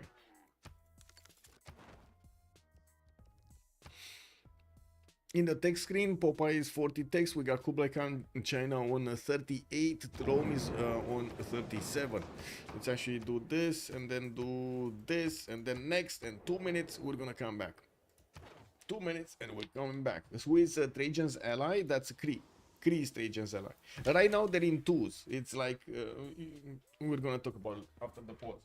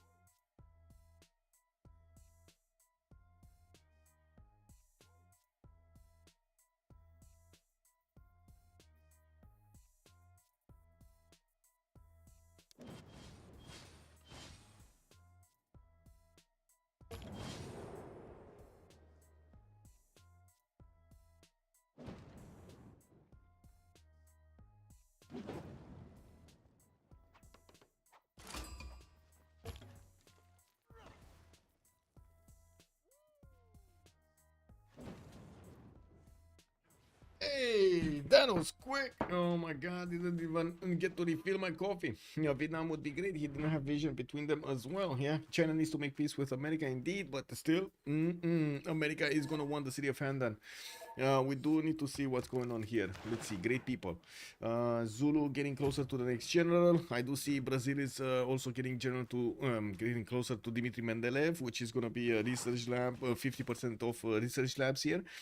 Brazil very close to getting James Watt also for the extra production on his factories. While I do see Adam Smith is gonna be the next merchant. I can't really say any one of these except Dmitry Mendeleev is gonna be that important. Now that we did get to the industrial modern generals, these are gonna be important. Jose de San Martin gonna be one of them, and I'm pretty sure the ones that are gonna try to go for tanks, they are gonna go for these. America, Captain Kirk, beat me up, Scotty. We do have him getting all of his calves upgraded. He did manage to pillage the mines of his opponent and will get a massive army going against his opponent, China. Even if China does have a lot of production, it looks like he's having a very hard time to match the amount of units that America has coming against him. Now we do see also these line infantries are significantly stronger than the cuirassiers of China, not even with the general bonuses next to them. We do see America is gonna get his pillage party to go towards Handan soon, and we're going to need to see if he's also gonna attack Johannesburg in the south. With the medieval walls getting up in that city center, I don't think it's gonna be that big of an issue. We do have the city of Otsu being built here by Japan. Wait a second, wasn't this... Isn't this a game? Isn't Otsu a game? I'm pretty sure it's a game, right? Otsu? Come on. We got some Otsu lovers here. The game.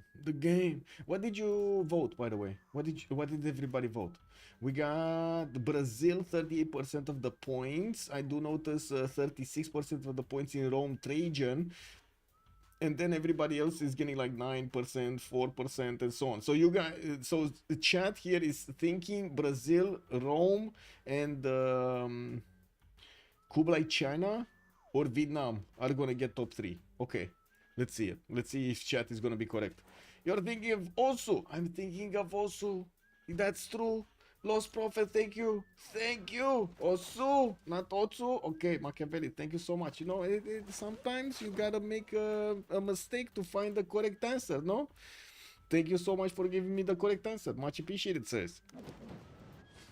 Let's see how America is going to manage to deal the damage here against China with the multiple units of line infantry is about to show up on the border. We're going to need to see China have a great challenge in front of him. The field cannons of America are quite strong to keep on pummeling down the units of China and the cities. We do have also China needing to be careful how he's repositioning his units as they are getting attacked and they are lowering their health there. They have lower health.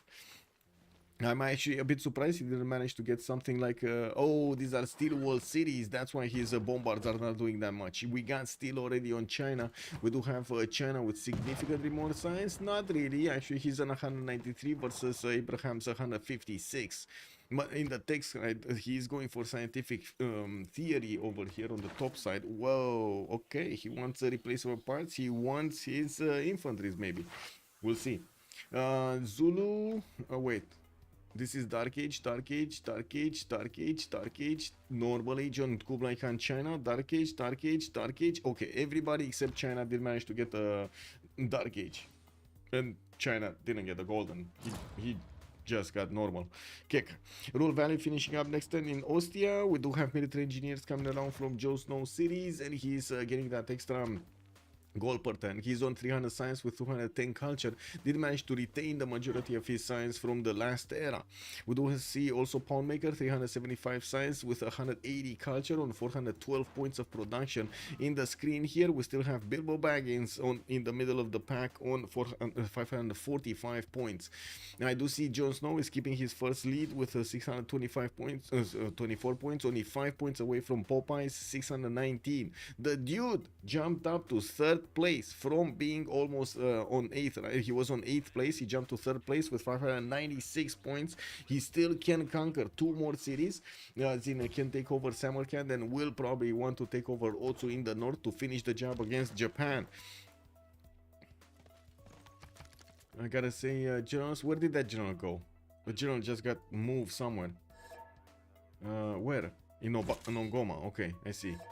Nobamba also is starting to get a few military units to protect himself from Kree, and Shrek is asking, can you move Roscoe? Is really in the way? Okay, okay, it is what it is. Nothing really happening over there, just some requests to move units here and there.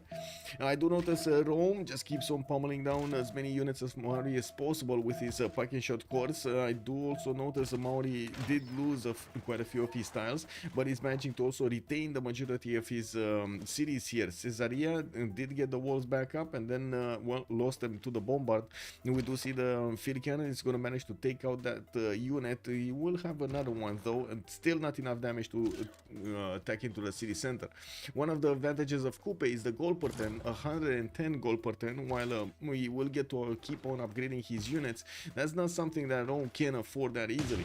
He only has 21 gold a turn, and I'm pretty sure his Rome is banking more on his hard production than anything here.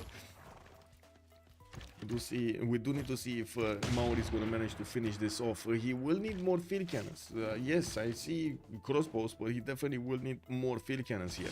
And of course, cuirassiers and so on. Cuirassiers gonna be happy. The packing shots are gonna be sad. Okay, Samarkand is starting to get attacked. The 2 trebuchet corps did manage to make their way on the correct tiles to attack into the city center, and will shave off the walls next turn entirely. While we do need to see what Kree is gonna be up to. We do see more encampments coming around, and the encampments are getting the military academies in them, starting to switch to oil power plants. He probably is starting to run out of coal, and he does want to keep on having energy everywhere. We also need to see here with America managing to get his second wave of units going against China after he, well, attacked a little bit, poked in, got a few pillages, got back his units, upgraded them into next year, moved them back into hand, and now he's starting to do the damage against that city center with his bombards and field cannons. Still, there are quite a few units from China that are trying to defend as hard as they can the border to the east. This is gonna slow down both of them, and of course we're gonna need to see if at any point we're gonna have Vietnam walking in and trying to do something, Rome or something, someone else. We do have line infantry from Ostia. Rule Valley got finished in that city center, and the city center is on 140 points of production. Would require probably a water mill there also for the 2 farms he has in the north. Field cannons coming in. His Palace Granary, not much. Okay, Machu Picchu also getting built in Cree City. Not that it will give him that much points, but still he's gonna get some meta score. Very nice placement, by the way, of these campuses in between the mountains and the geothermal to get the more adjacency. We do have a Casa de Constatación finishing up next turn, and he's gonna get those extra governor titles. The dude Shaka did jump up to 231 science, and we're going to see if he's actually going to establish a religion. I'm actually quite surprised we don't see him getting a religion. Maori did manage to also get the third belief. That's going to be stewardship for his extra science on the campuses and extra gold on the commercials. Top 3 Zulu. Yes, breaking news. He's getting there, slowly inching forward, one city at a time. I think Nagoya is actually gonna flip. Oh no, it's not. Actually, it still has 3 turns. Unbelievable. Okay. And Sendai is gonna get another population point, might actually slow down Nagoya also. Right now it's a minus 11.2. Let's see next turn with Sendai and the Shizuoka and Kyoto actually getting bigger. Dudulovo is gonna take a while.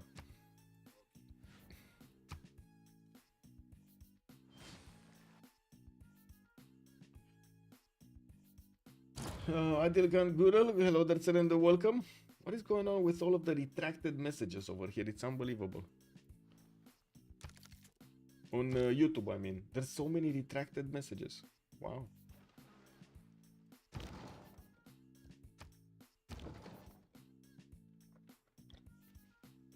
Okay.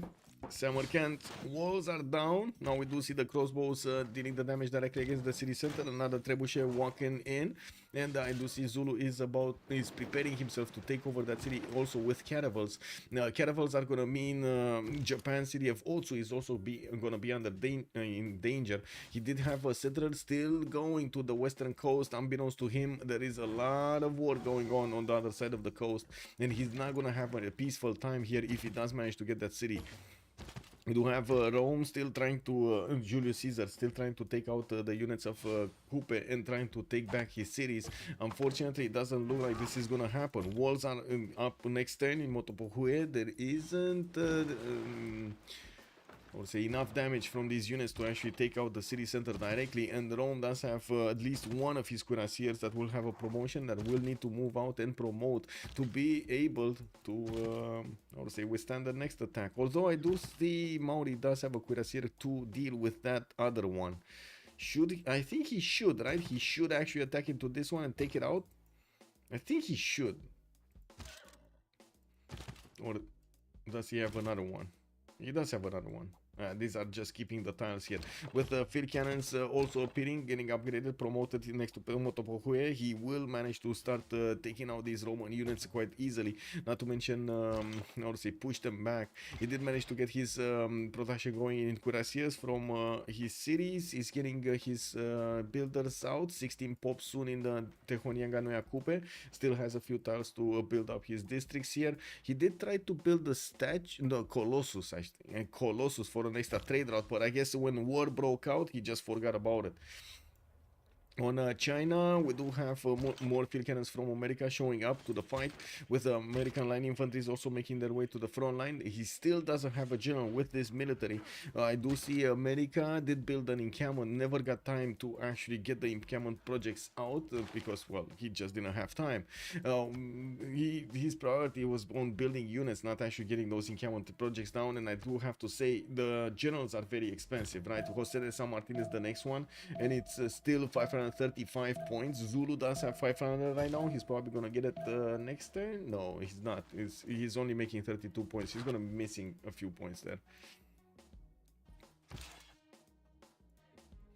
Brazil also industrializing in majority of his cities, getting statue of Zeus in the city of Campinas, and multiple sewers coming around. Street carnivals from Sao Paulo and sewers are also getting built. Very nice. We do see him finishing more industrial zones in the south, trying to get as many points of adjacency as possible from these aqueducts. We do have some pretty good industrial zones here, I must say. Since he did manage to get earlier that Chichen Itza, you can see how many points of production and culture he's getting. He's very happy right now. 358 science with 170 culture, and does have 1300 points of gold in the bank. We will need to see if he's actually keeping that goal for one of these. So for example, Mary Catherine Goddard would be quite valuable. I'm not surprised that Cree is trying to get these commercial hub investments as quickly as possible. Has 2 more to come around next turn, and as you can see, he just managed to acquire 250 points in just a single turn from all of those projects. It really wants the extra diplomatic visibility merchant. This will give him extra damage against his opponent, and will be valuable in the next part of the game. Usually in the late part of the game, we still see some wars starting to break out from the players going against other players. We're going to need to see if we're going to have Cree or Trajan or Julius or Vietnam or Brazil over here starting to get their armies out. Of course, I'm even thinking about some GDR, jet bombers, just walking around the cities here and trying to poke their opponents. I do notice China did manage to push back America, and this might be the time he's actually switching the tempo against his opponent instead of just defending. We do have Handan chipped away, but not that much, and since the steel walls have been discovered quite early, Handan is still alive. We do have America over here losing quite a few of his line infantries, but also I do have to say these line infantries will take out cuirassiers quite easily. It's just a matter of getting them next to them, and that's the problem. They're so slow. That's the problem. That is a problem. They're very slow. Anyway, now military academy is coming in from China for more coal per turn, well, oil per turn I mean, and the ability to hard build his corps and or armies later on. Popeye is getting nationalism on Brazil. We do have nationalism importance from Abraham Lincoln, while Fred on China is getting combustion in 3. That will be much faster than America can actually get the combustion. You see, America doesn't even have steel walls, let alone going for combustion. Samarkand has been taken down. Zulu's caravels are going towards the city of Otsu. We do have a few crossbows also going into the water. You know, it's just for fun. They're just trying to yacht their way towards their opponent's cities over there.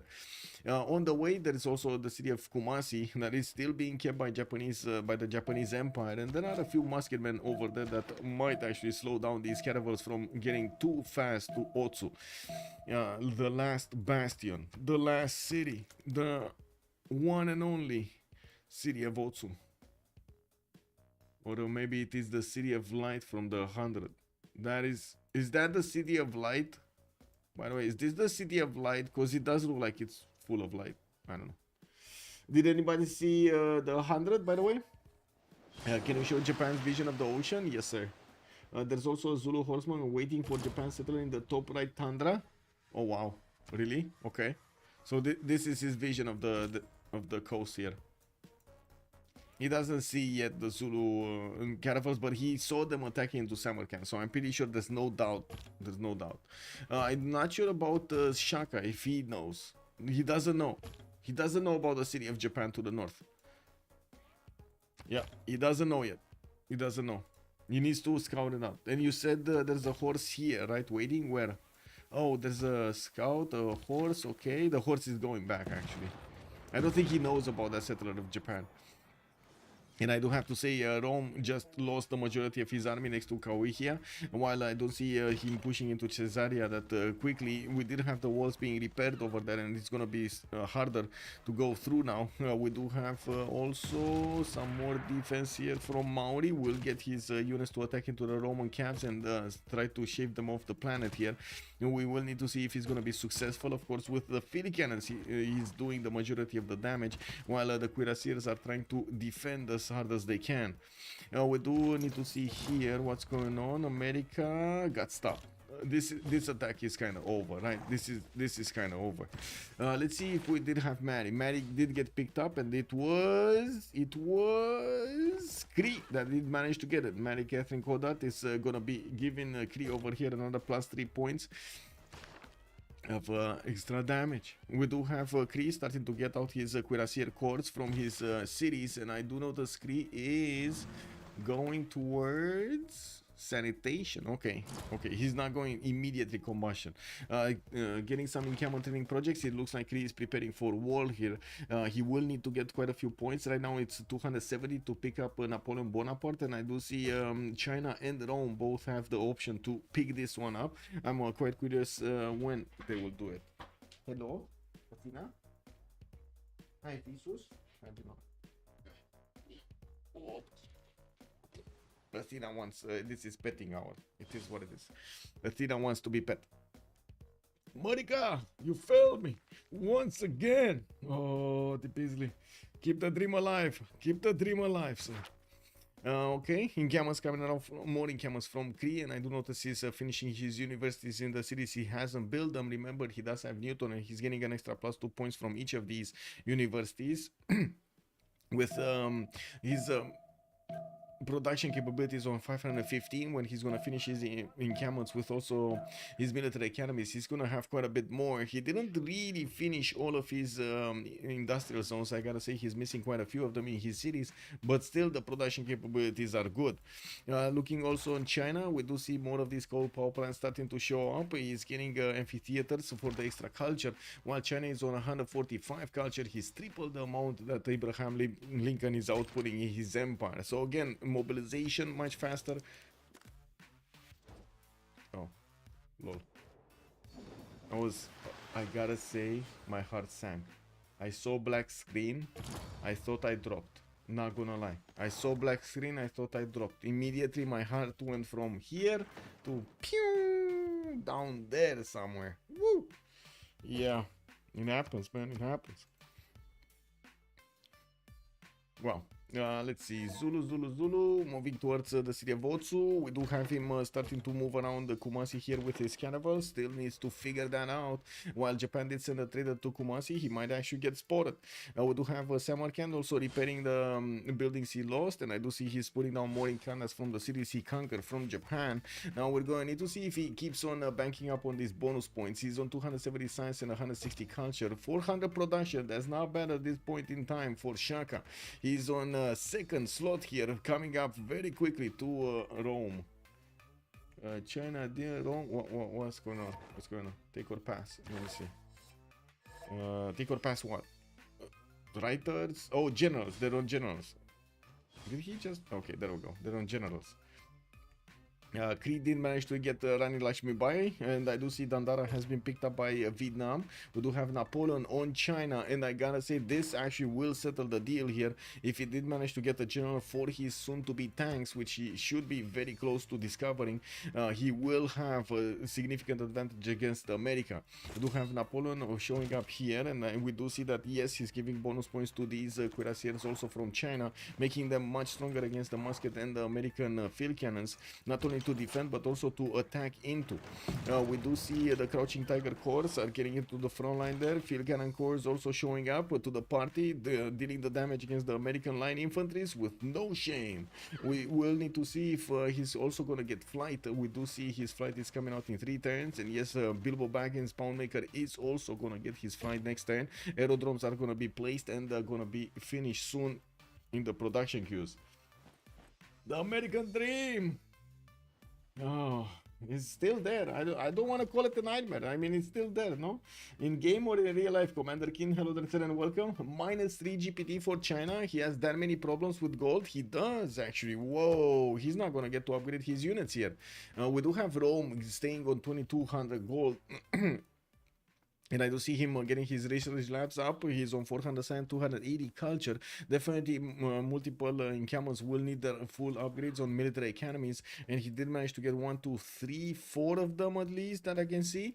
He will get his Kilva also from the city of Kume. This sounds like a very late Kilva but oh well, what can you do? It doesn't seem like the players are prioritizing this wonder that much, that early, as we are used to it.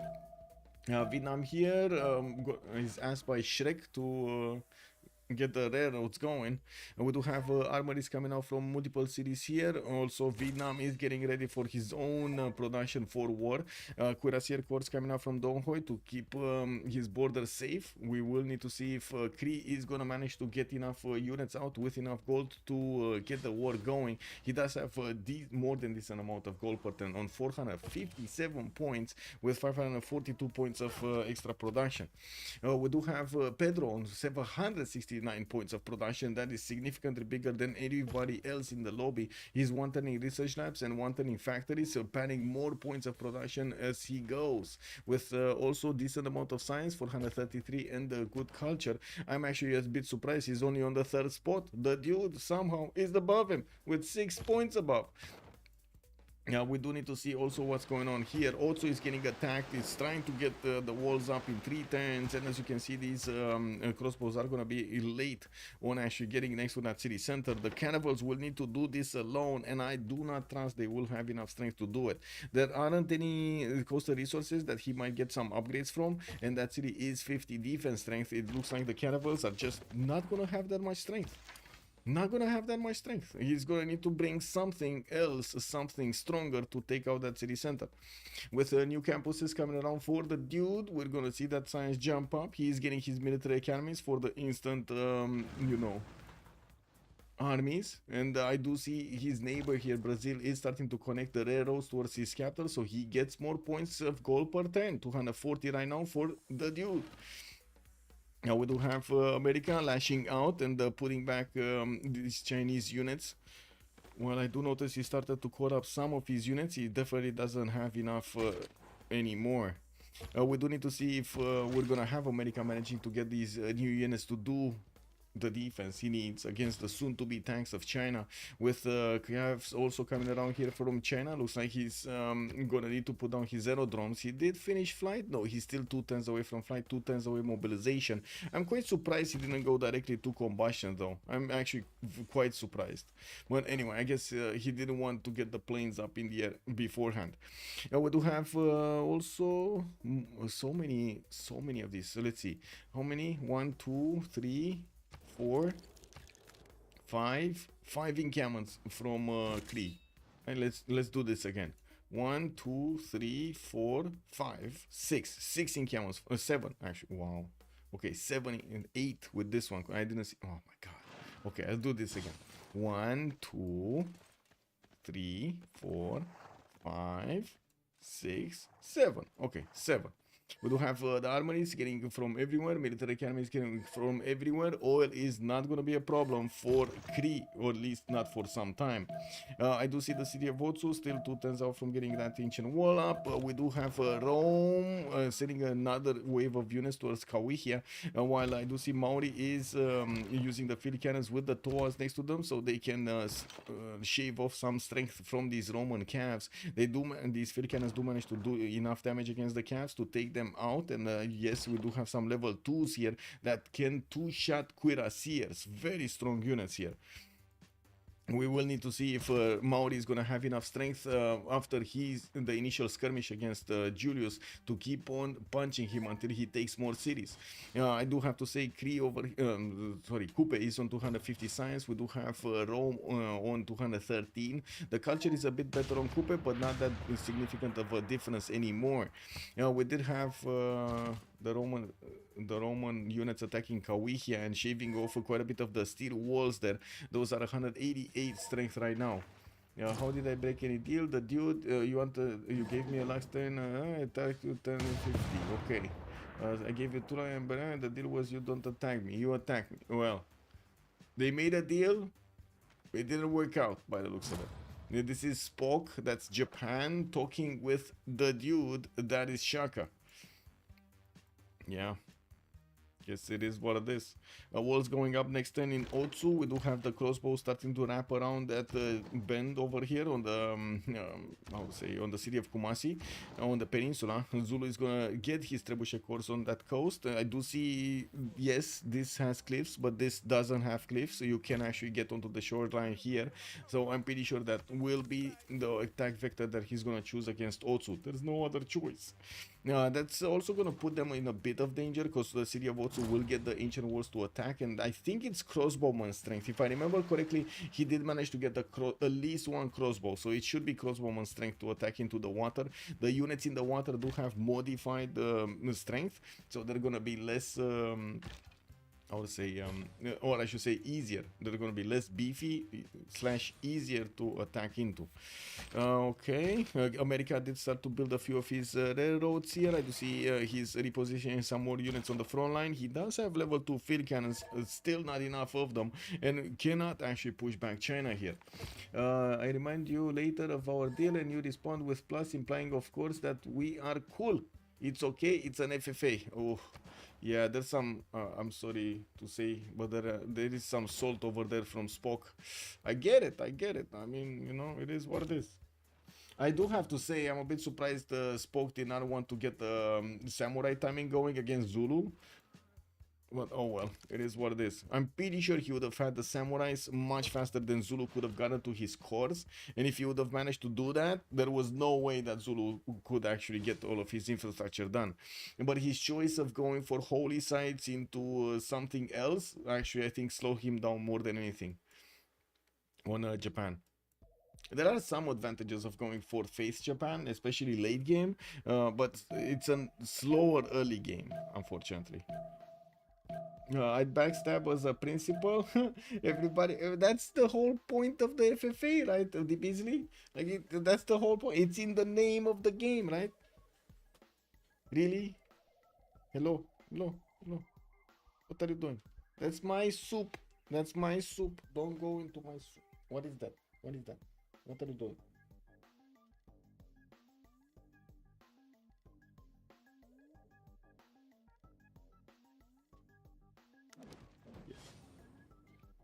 Paws in the air, basically. Oh my god, this cat.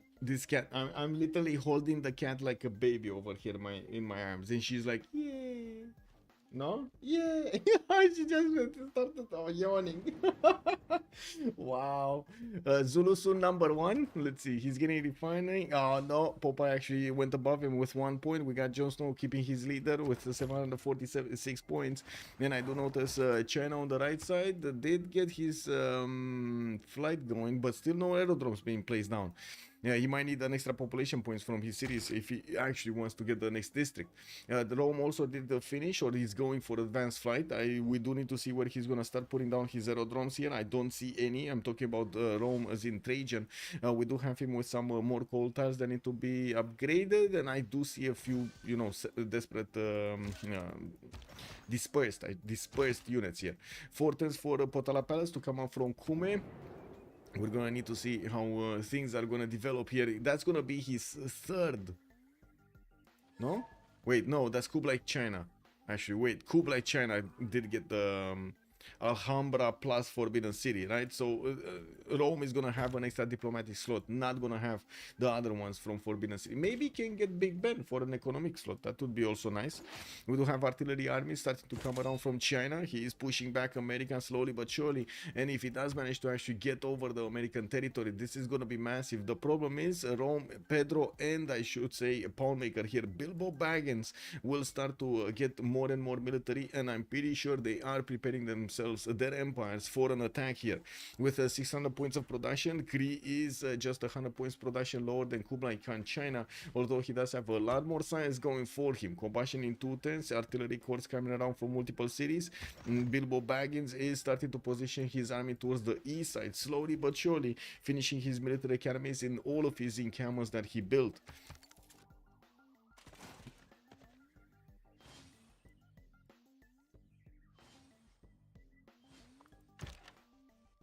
Yeah, city of Fotsu did get walls up. Now these caravels cannot actually do enough damage against the city center. It's not happening anymore. We do have Captain Kirk keeping Candy. Spock is still keeping Kumasi. Also, I do notice the Grinch is on Auckland. We got Captain Kirk on Mogadishu. Wait a second, the Grinch is Cooper, right? So Cooper did manage to get Auckland. That means he actually managed to get more production on all of these improved tiles. Still has a fish to be improved here, some crab tiles to be improved. Very nice. I do also notice Rome is starting to lose strength over here in his army to go against Kawihia. Yes, okay. 10-minute break. Next turn.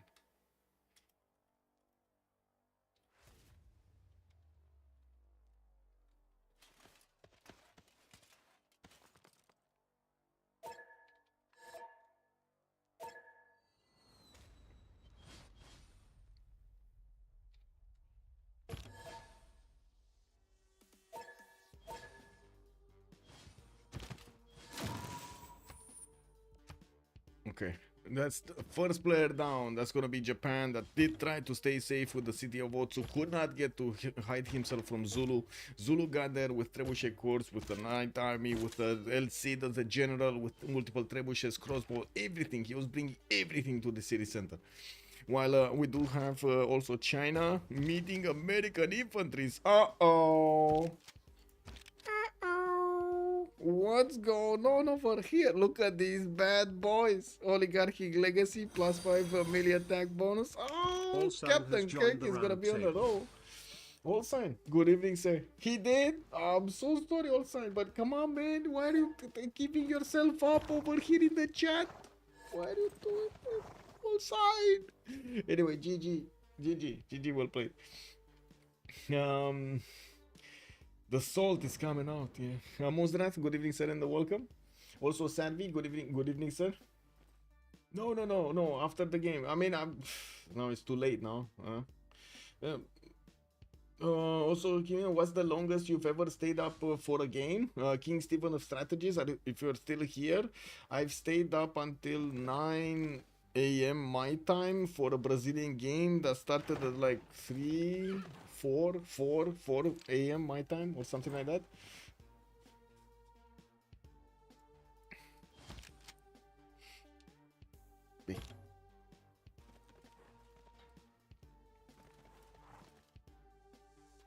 Ed, you're going to lose. You might as well be the first person out. Yeah, it is what it is. Anyway, we do have some units from America that are moving towards the northwest. Maybe they are gonna look to enter the Vietnamese borders and try to take out some of those tiles that get to pillage.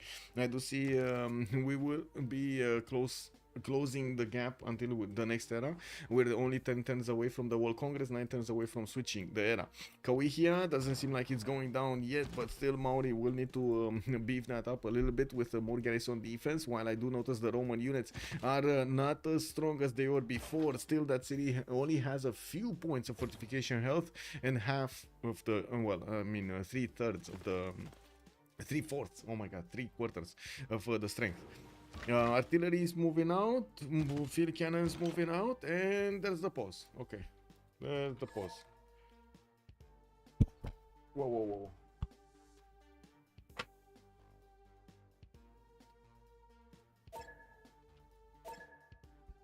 He's 40. Okay, 10 minutes is the pause. Wait.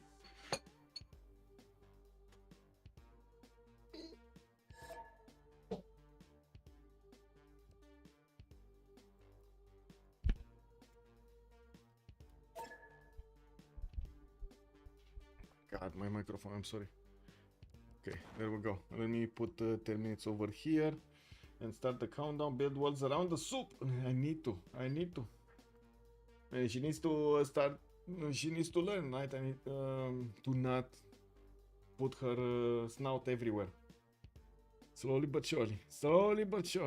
Yeah, she's getting there. It's a work in progress, I will have to say. Okay, so 10 minutes and we're coming back.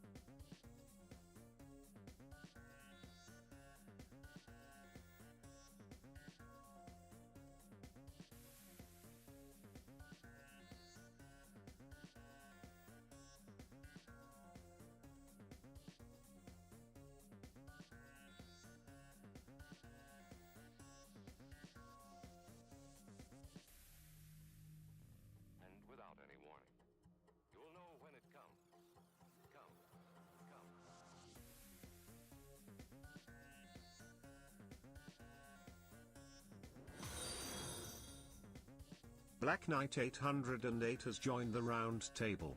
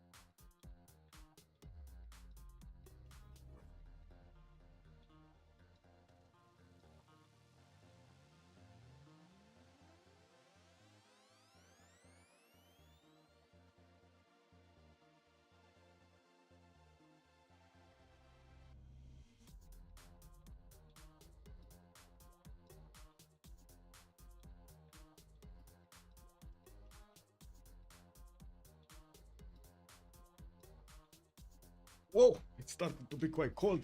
Black Knight, thank you so much for the follow, sir, and welcome. Also, nothing wrong with losing this FFA. Wow, calling it a novice. What?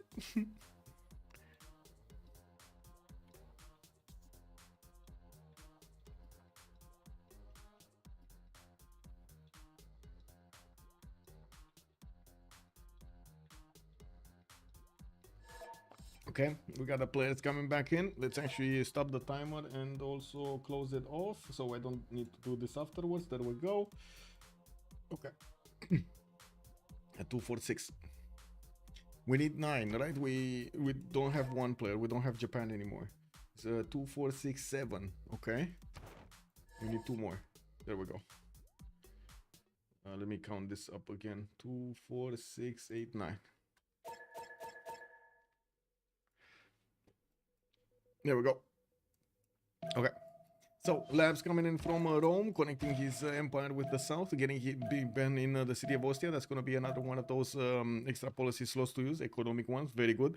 Biplanes coming out from Rome, and I do see Potala Palace is still getting built in Kume in 3 turns. We did see earlier that China did manage to get his mobilization. Now, he does have a Cav army on the right side, and I would imagine he's going to want to get his combustion. He's 1 turn away. Getting combustion will allow him to upgrade his cuirassier corps into tanks, making them quite strong, not as strong as the American infantry, I do have to say. The American infantry corps, if they do have the extra +5 against or say from his industrial zones, they will be very strong even against tanks.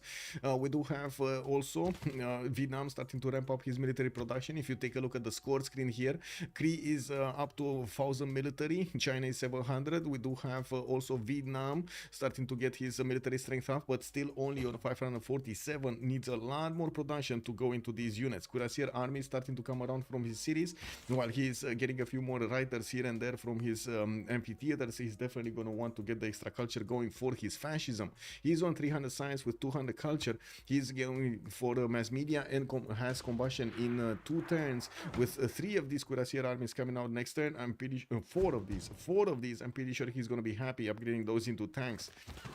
Now, we do see another wave of American units trying to go into the borders of Guangzhou, which at the moment is not being defended by that many units. Another one of his cuirassier corps, Chinese cuirassier corps, did show up over there for the production, for the defense, and I do see multiple artilleries are also showing up over here in the production queues of China. He was preparing himself to go against America. I think he still needs units. You can see his tank corps are basically dying, attacking into the American units. It's not easy at all. Cree will have an advantage with Mary Catherine Goddard getting out from his cities. The majority of his army is actually deployed to the northeast and might actually go against Shenyang and Taiwan. So he starts to clean up China from the other side. This will cause China to probably break. I don't think he can withstand defending himself on 2 borders, especially going against stronger units. We do have to see also if Brazil is going to start to go towards GDRs. I do have to say the fact that he has such a close proximity to Rome might be cause for some sparks in between them. We will need to see if Rome is going to defend himself properly here, and or Brazil is going to have any kind of idea of going against his opponent. We do also see Popeye did manage to get the first slot right above Jon Snow with 5 extra points. We do have the dude here on the 3rd slot with 755, and then Grinch is on the 4th slot with 699. Vietnam is also Shrek is telling Vietnam, Shrek being Julius Caesar, Vietnam, if you want to attack Coupe with me, you can have all cities. He has tanks in 2 of the latest, but no gold to upgrade. Although, Coupe does have 162 gold per turn, and I do see he is still having problems in the city of Coihia. Although I do have to say the majority of the army of Rome has been defeated over here. Only 2 bombards remaining with a single cav available for him to do some damage. Not enough damage though, not enough damage, especially since Maori can counter attack and will probably take out at least 2 more units next turn, if not all 3. We do have some medics coming around from Kapiti. I do see some national parks also did get built. Colossus is 2 turns out from finishing in the capital city of Mauri here, and he's gonna get a few more amenities. That's gonna be nice for his happiness level, even though I do have to say the fact that he has been fighting and losing and taking down units and so on does put him on a 0 on a content level in the happiness. He doesn't have bonuses, he doesn't have penalties.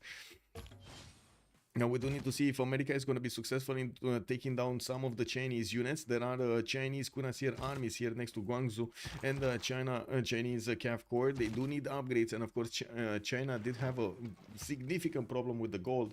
Couldn't quite get into the borders of America to pillage from him that much gold, and as you can see, the Chinese units are not that beefy anymore.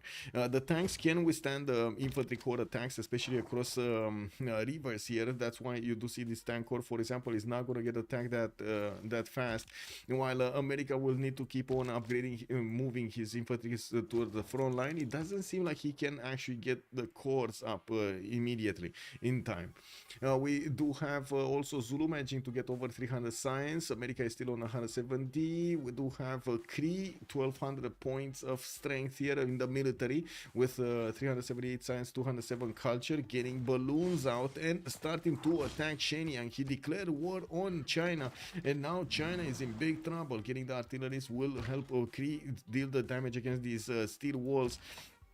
You do see the Kree tanks do not have yet enough strength to attack into the cities directly, especially since we do have tank strength cities here with steel walls. These are incredibly strong to hold the Kree tanks. He will need to start pillaging, and that's probably why he did bring such a big military here on the front line, to pillage, milk everything he can from the Chinese borders. In the north, we do have Rome also building quite a few airplanes. I do see he's getting his first spaceport of the game. We're talking about a turn 91 spaceport in the city of Rome. Even though Rome is on 571 points of science, 350 culture, it does seem like he's getting his combustion and fascism next turn, finishing Big Ben for an extra economic policy slot, and finishing also Potala the same turn Potala, to get 2 slots at the same time in fascism. That's going to be amazing. An extra economic in fascism, which doesn't actually by itself give you the economic. It's amazing. Not to mention Diplo. We do have Brazil that also will need to pay attention to this. Will need to ramp up his military, at least defensive military, not to mention his air force. I do see he's starting to put down a few more of those encampments. I do have to say this seems a bit late to prepare himself for this. Brazil is on 660 science and 240 culture with 870 points of production. That is massive at this point. You do see he's actually the top producer in the lobby here, with Rome coming up on a close second on 827 points of production. With the Air Force of Rome actually gonna get bigger and bigger. I do see Pedro II is gonna discover his combustion and mobilization next turn. At the moment, we don't know exactly what Rome is gonna do. I think Rome here does want to actually go to space, and that's why he's getting his air force to start plugging in the chokes and try to be as defensive as possible, while he is gonna try to get as much production as possible in those cities that he's getting his spaceports up. Wait, what? Okay. What do we have here? Nothing much. This is nothing, burger. Nothing much. Nothing is happening here. And since China doesn't have any more gold to upgrade units, he's relying solely on hard producing units. This is not going to be enough production for him to actually get on the same level as Kree, since Kree did manage to hard build, pre-build quite a few, and he does have the gold per turn. He's on 479 gold per turn with 609 points of production. His artillery corps are about to hit the front line. He has a balloon right next to them whenever he's going to need to get in there, and I do have to say the balloon will give them the opportunity to attack into Shenyang without taking any hit on return, because he can attack from 3 tiles, while these units of China can only attack 2 tiles from that city center. Looking at Zulu, we do have him about to take over the city of Otsu here with his caravels. He walked in with the knight and took out the first civ of the game. That's Japan, that just walked out of the lobby here, getting his steel walls up, of course, in that city center, and will need to start repairing everything, and of course improving everything that he pillaged in the lands of Zulu in the top cities as well. We do have him getting a few more banks for the gold per 10. I do see the dude is on 219 gold per 10 with 336 signs. Not bad this time around to have top 3 here. And definitely Coupe and China are fighting for that slot as well. And yes, we do have Maori managing to lose a city. There was a Roman tank that walked into that city center just as Maori got his own tank there. And unfortunately for Maori, he lost that city. That's quite unfortunate. Fred Flintstone over here might actually need a bit of help from Wilma, because it does seem like we do have a Captain Kirk arriving from space to do the damage against Fred Flintstone. He doesn't know how to handle this. Big Mausoleum of Halicarnassus, yeah, the biggest, man, the biggest one. Oh my god, it actually, I think it's one tile. Is it one tile or 2 tiles? Where is it even, this mausoleum? Wait, wasn't it this one? What? No? Where is the Mausoleum of Halicarnassus? Where did you see it? Where did you see it? In Kyoto? Oh wait, in Kyoto this was here, right? Oh, here. Okay, yeah, never mind. Where is this? Oh, this is from the Mare. This is from the Mare. Never mind. Yes. Japan got, yes, indeed. Also, Kyber, hello there, sir. Only 2 people are truly out of the competition. Yes, Kyber, I do think this is much closer than we did see the first one. Describe why attacking is a good idea. 1 second. Can role play a bit. Give out numbers or coordinate attacks.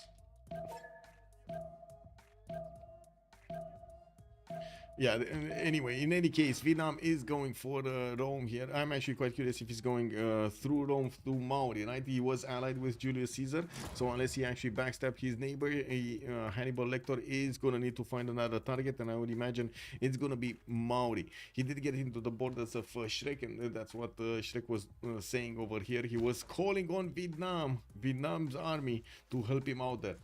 But he already gave stats. Oh, because he has like tanks in 2 and so on. But tanks in 2 is, it doesn't mean like he has 6 tanks or something, you know. Yeah. Anyway.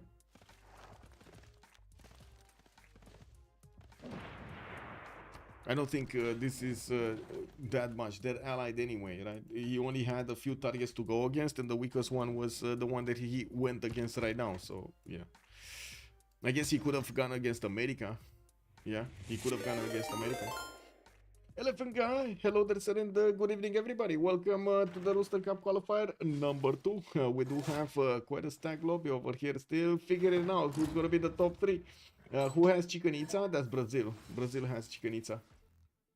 And I do have to point out we just had Rome finishing up both Potala Palace and Big Ben at the same time, getting Great Zimbabwe in the city of Puteoli with the help of Gustav Eiffel. And I do have to say good evening, Elephant Guy. Thank you so much for the raid, sir. Very happy to see Julius in the game. Yes, indeed. Although I do have to say, Vietnam is becoming the star over here of the show between Mauri and Rome. Mauri has been fighting Rome for quite some time here. Rome put cities right in the face of him. He got these. Then Rome took out to a city from the coast. It's a big mess. And now it looks like Vietnam is coming up for the cleaning party. And we do have also American infantries over here going against Handan, which, yes, they do not have the ability to go against the city center, but they can still do significant damage against the tanks. A few units going to pillage Guangzhou, and I gotta say China is getting eaten up from the west side as well, with Kree's artilleries and balloons showing up on the front line. He can start eating away the strength of the city center, and you can see the first artillery shot against that Shenyang city. I do also want to give a big shout out over here to the man, the only of the hour, Elephant Guy. Let's see it, Elephant Guy. I think I need to put an ad before, actually. Yeah, there we go. Thank you so much for the raid, sir. Thank you so much. Yeah, why is he sounding so confused? Mauri didn't see the game chat. I don't know. I've seen how the production academy every city. Do you think you can just clean up or what? Yeah, I mean they're role playing. That's the whole point, right? They're role playing. You can have all cities, like I said. Wow, Shrek. I mean, I don't. Okay, let's be honest about this. I don't think Rome would have been able to take any cities. Let's say like this. I don't think he would have been able alone to take any cities from Kupe if Vietnam didn't show up to take these cities from Kupe. Now we do have Zulu on the other side, military academies coming in, VL cannons, and the universities for his extra science points still needs a lot of production, getting Apadana in the capital. And I do see Hannibal Lecter has declared war on the Grinch. We do have the Grinch here still struggling to get his units out, getting very slow production into his tank corps, even from his capital city and others 5 times to get the tank corps. That's insane amount of time, especially since he's gonna have less strength than the armies of Vietnam. You can see tank armies here. This is gonna cause quite a bit of a discrepancy between them. +6 intel also on Maori is gonna manage to it's gonna make quite a bit of a difference when you do couple it in with the general points and the tank army.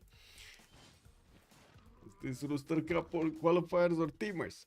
I mean, what can I say? At some point of the game, some civilizations are getting cleaned up. Can't really help it. We do have Kree still doing damage against Shenyang. A few more tanks from China moving to the west side. Artilleries are trying to hit some of these units from Kree. And I do see they're getting promotions up. We do have new artillery showing up. And I do see the observation balloon does need to move there. There we go. He started to get that extra range on the artillery, so he can hit Shenyang directly. The Kree tanks are positioning so they can get as many pillages as possible from the tiles of China, milking away through raiding parties every one of the points over here of stats from China, getting in that food, getting in that production. Wait, I think I gotta change my emotes. Yeah. Oh, wait, is that actually a dog? Oh my god, I thought it's actually something like a kangaroo or something when I saw those big ears. Yeah. Woo. I mean, elephant guy, I gotta say, I still work on my emotes every other stream. It is what it is, right? It's an ongoing job, basically. Just my guest trying to avenge his namesake's betrayal from the Roman consuls back in the time. Goodbye, China. Goodbye, China. Well, it was Kree that did manage to take out China. I do have to say, even if America did put a lot of units on the front line here, he couldn't break China. Not even now he cannot break China.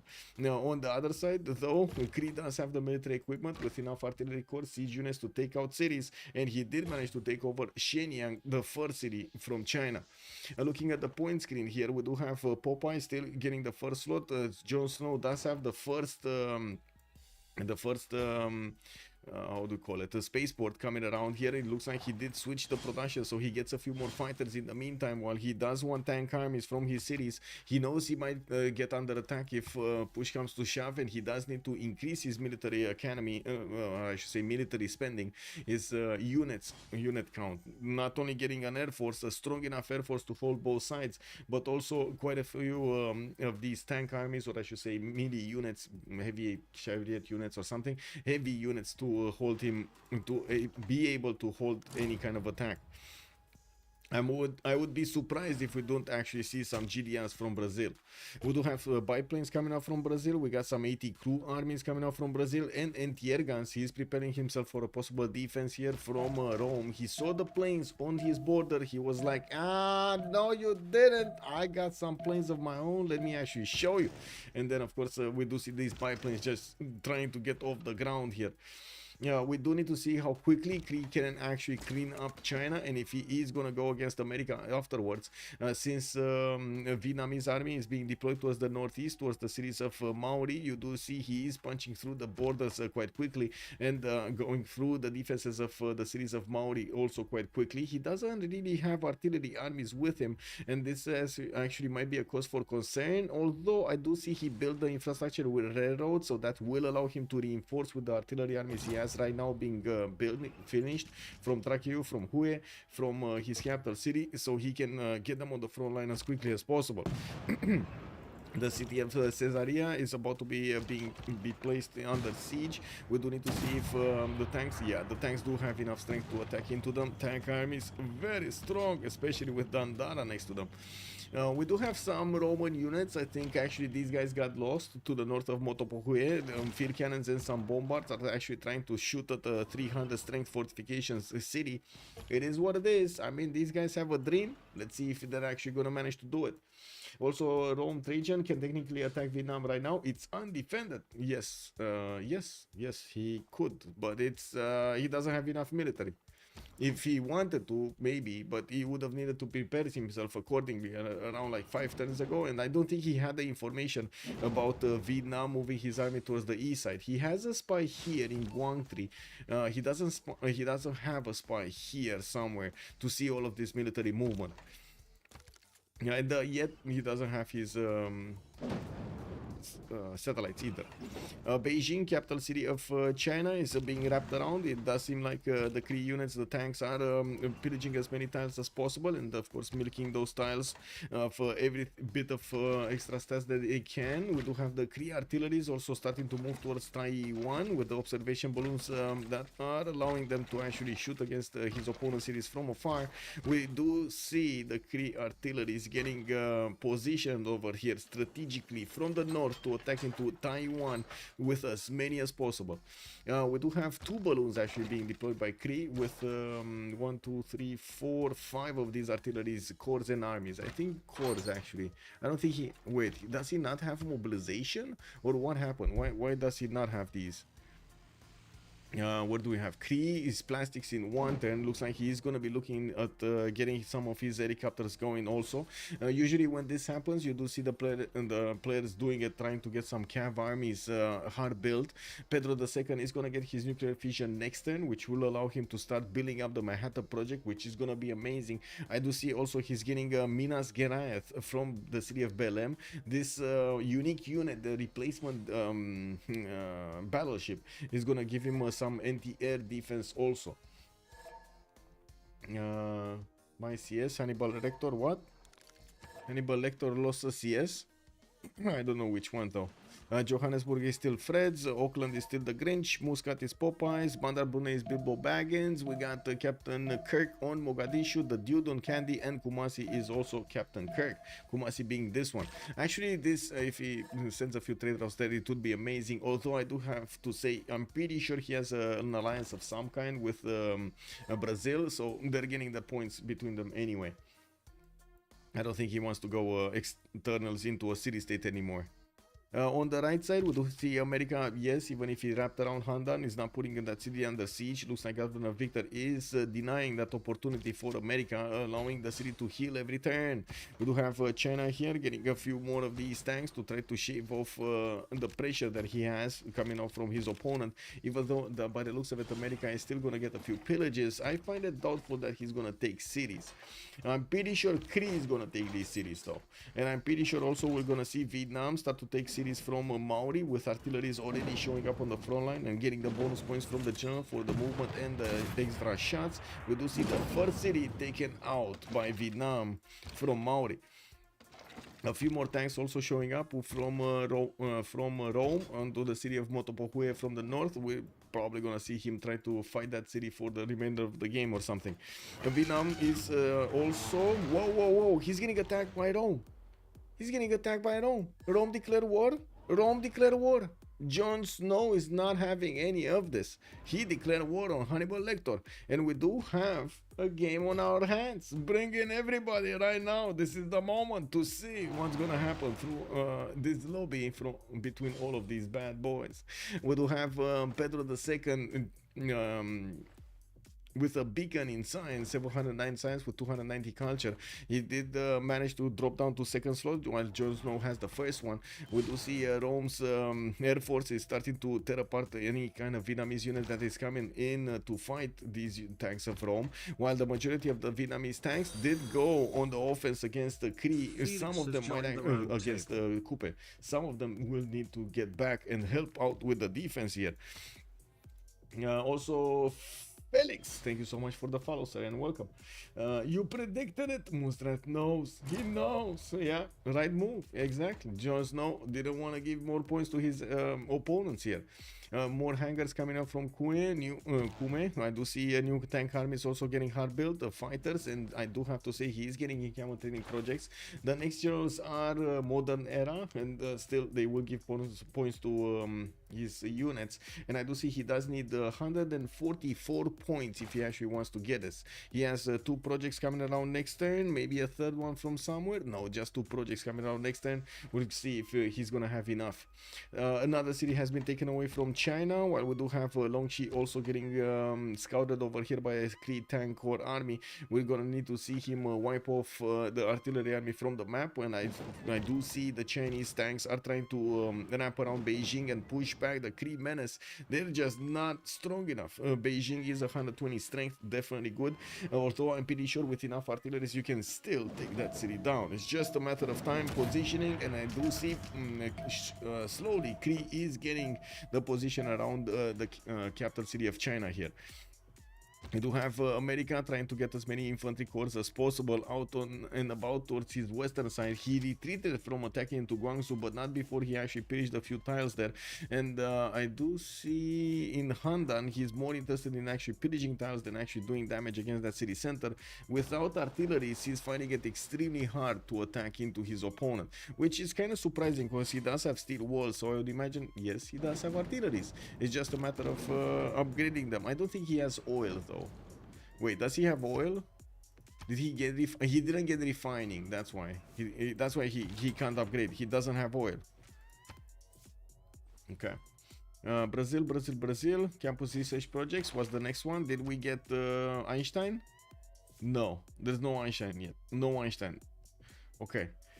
Stanford Raffles is also on Rome to get an extra city. We do have Gustav Eiffel over here also for 240 production points. Okay, with more banks coming in from Brazil, looks like he does have the opportunity to attack into Rome here, and it's not like they actually had a friendship beforehand. He could definitely try to flex his military power against Puteoli. And we do have Rome meeting all of these Vietnamese tankers on the map here. But since he does have fighters in the air, this is gonna be a bit easier than it was. How to say? Then it will be for Vietnam to defend. We do have Rome also needing to deploy some more of his fighters on the front line. He's moving them from the western side to the east side, so he has closer proximity to his opponent.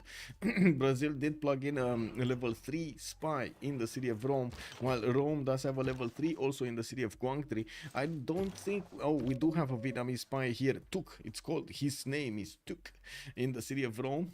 It's not level 2. It's not level 2, so I'm pretty sure Rome does have the extra diplomatic visibility, or they're tied. Oh, they're tied. Wait, that means this one is not working? Listen, yes it is. So what's missing over here? Is there a spy I missed? Oh no, this is a level 2 spy. Tuk is a level 2 spy. That's what I was missing. Using the great merchants, Julius took Ayutthaya. Where was Ayutthaya? Where was Ayutthaya? I don't remember where was Ayutthaya.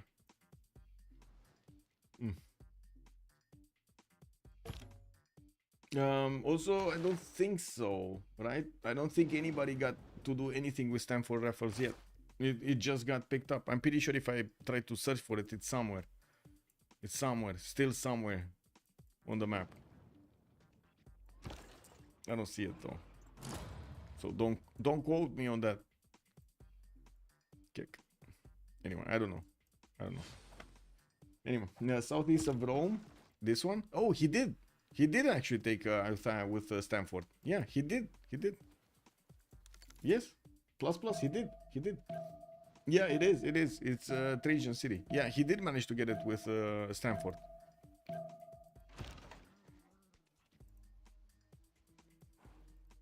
Okay, America still pillaging. Kree's army is getting next to Beijing, and probably next turn we're gonna see that city getting pummeled by all of the artilleries with one single salvo. And we're probably gonna see also that city center being taken out. That's an 18 pop city, and it applies so much pressure around it. I'm pretty sure it's gonna be much safer to keep the other cities if it does manage to take over the city of Beijing.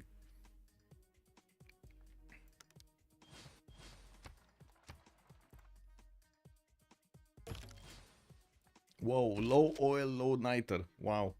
Low everything here on America. Not ideal. Not ideal. -6 insufficient niter is definitely a problem for these units.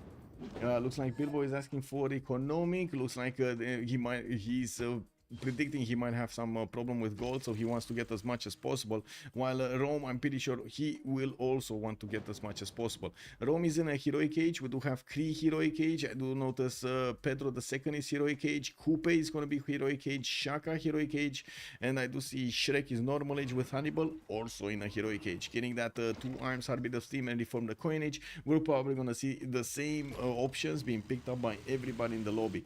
I do also notice Vietnam is about to take another city from Coupe, from Maori. While Maori did manage to get some more tank cores, they're still not strong enough to trade punches with the Vietnamese ones, especially how to say against the armies of Vietnam. At least he can defend now. That's okay. That's pretty good. And since Vietnam cannot reinforce the eastern border anymore, he's trying to fix the west as quickly as possible. We do need to see if the fighters of Rome are going to manage to shave off all of the units here of Vietnam. I'm pretty sure we're going to see bombers also show up here. And as you can see, the Roman fighters are getting deployed in droves on the eastern border. 1, 2, 3, 4 of them already deployed over there to start shooting down these units of his opponent. We do have tank armies and bombers getting commissioned here in the cities of Rome to get out. I do have to say this is an incredible government that he has right now. This is fascism with lightning warfare, third alternative, military research and force modernization, while he's gonna have the Republican legacy with rationalism and 5-year plan, and also take confederation for the economic policy slots. In the diplomatic policies, he's using colonial taxes for more gold from the cities not on his original continent and Wisselbanken. I don't want to see his continent here, so he does have multiple cities that are not going to be on his continent. Cume, Paphos, Ostia, Puteoli, Antium, Lugdunum, all of these are another continent than the capital city of Rome.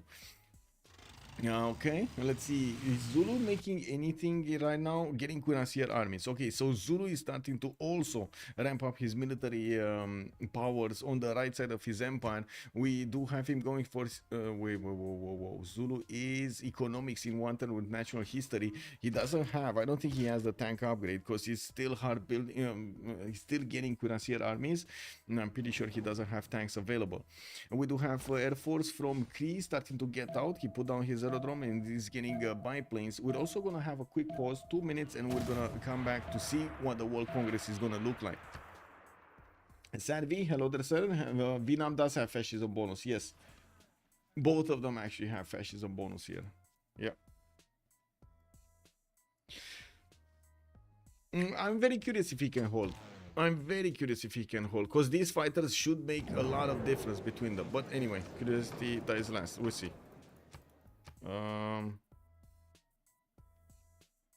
This. Okay, so 2 minutes and we're coming back.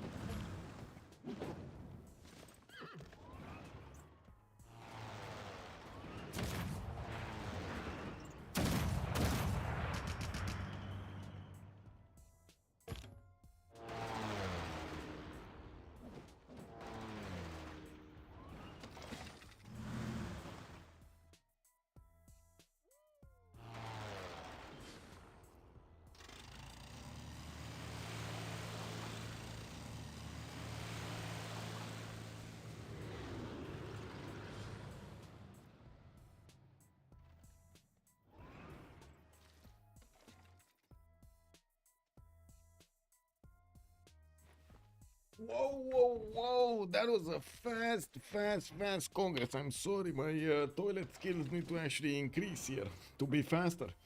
Whoa. Okay, so Rome. Bombers already started to attack, and though we don't have anti-air guns here from Vietnam to defend himself, I do want to take a quick peek on the Congress to see what's going on. We do have rainforest, getting the clearing of forest, okay, getting him some equal yields, gold equal to the production and the food, and sabotage production for 2 levels higher. Okay. We still have Pedro II over there, one of the top 3. Jon Snow is 918 points. The dude 888. Ooh, he has the money. We do have also Popeye here with 876 points, and Bilbo Baggins coming up on the 4th slot with 824. Now that he's about to take over the cities of China, he's definitely gonna get bigger, stronger, faster. He will need to contest also the armies of America trying to get in here, and you do see his tank corps are not as strong as the American infantry corps. He definitely doesn't have a spy yet in America, and I'm pretty sure he's gonna look to put one in there. And we do need to see also if we're gonna have a counterattack here, since these tanks of China are actually next to the artilleries of Kree. This is a dangerous place to be. These artilleries are actually susceptible to attacks from China. I'm pretty sure this is not what he wants. We might actually see him try to shift and or attack quickly into the Chinese tanks, so he doesn't let them touch his artilleries. Why would you let him touch your artilleries? That's the question. We do have also Vietnam managing to take down those 2. He removed all of his army. All of his army got removed. Vietnam is being forced to fully retreat from Coupe, and Coupe is just gonna get his cities back. I mean, there's no way Rome can actually keep these cities. No way. It would be funny if Brazil starts the backstab. I think, well, wait, what backstab?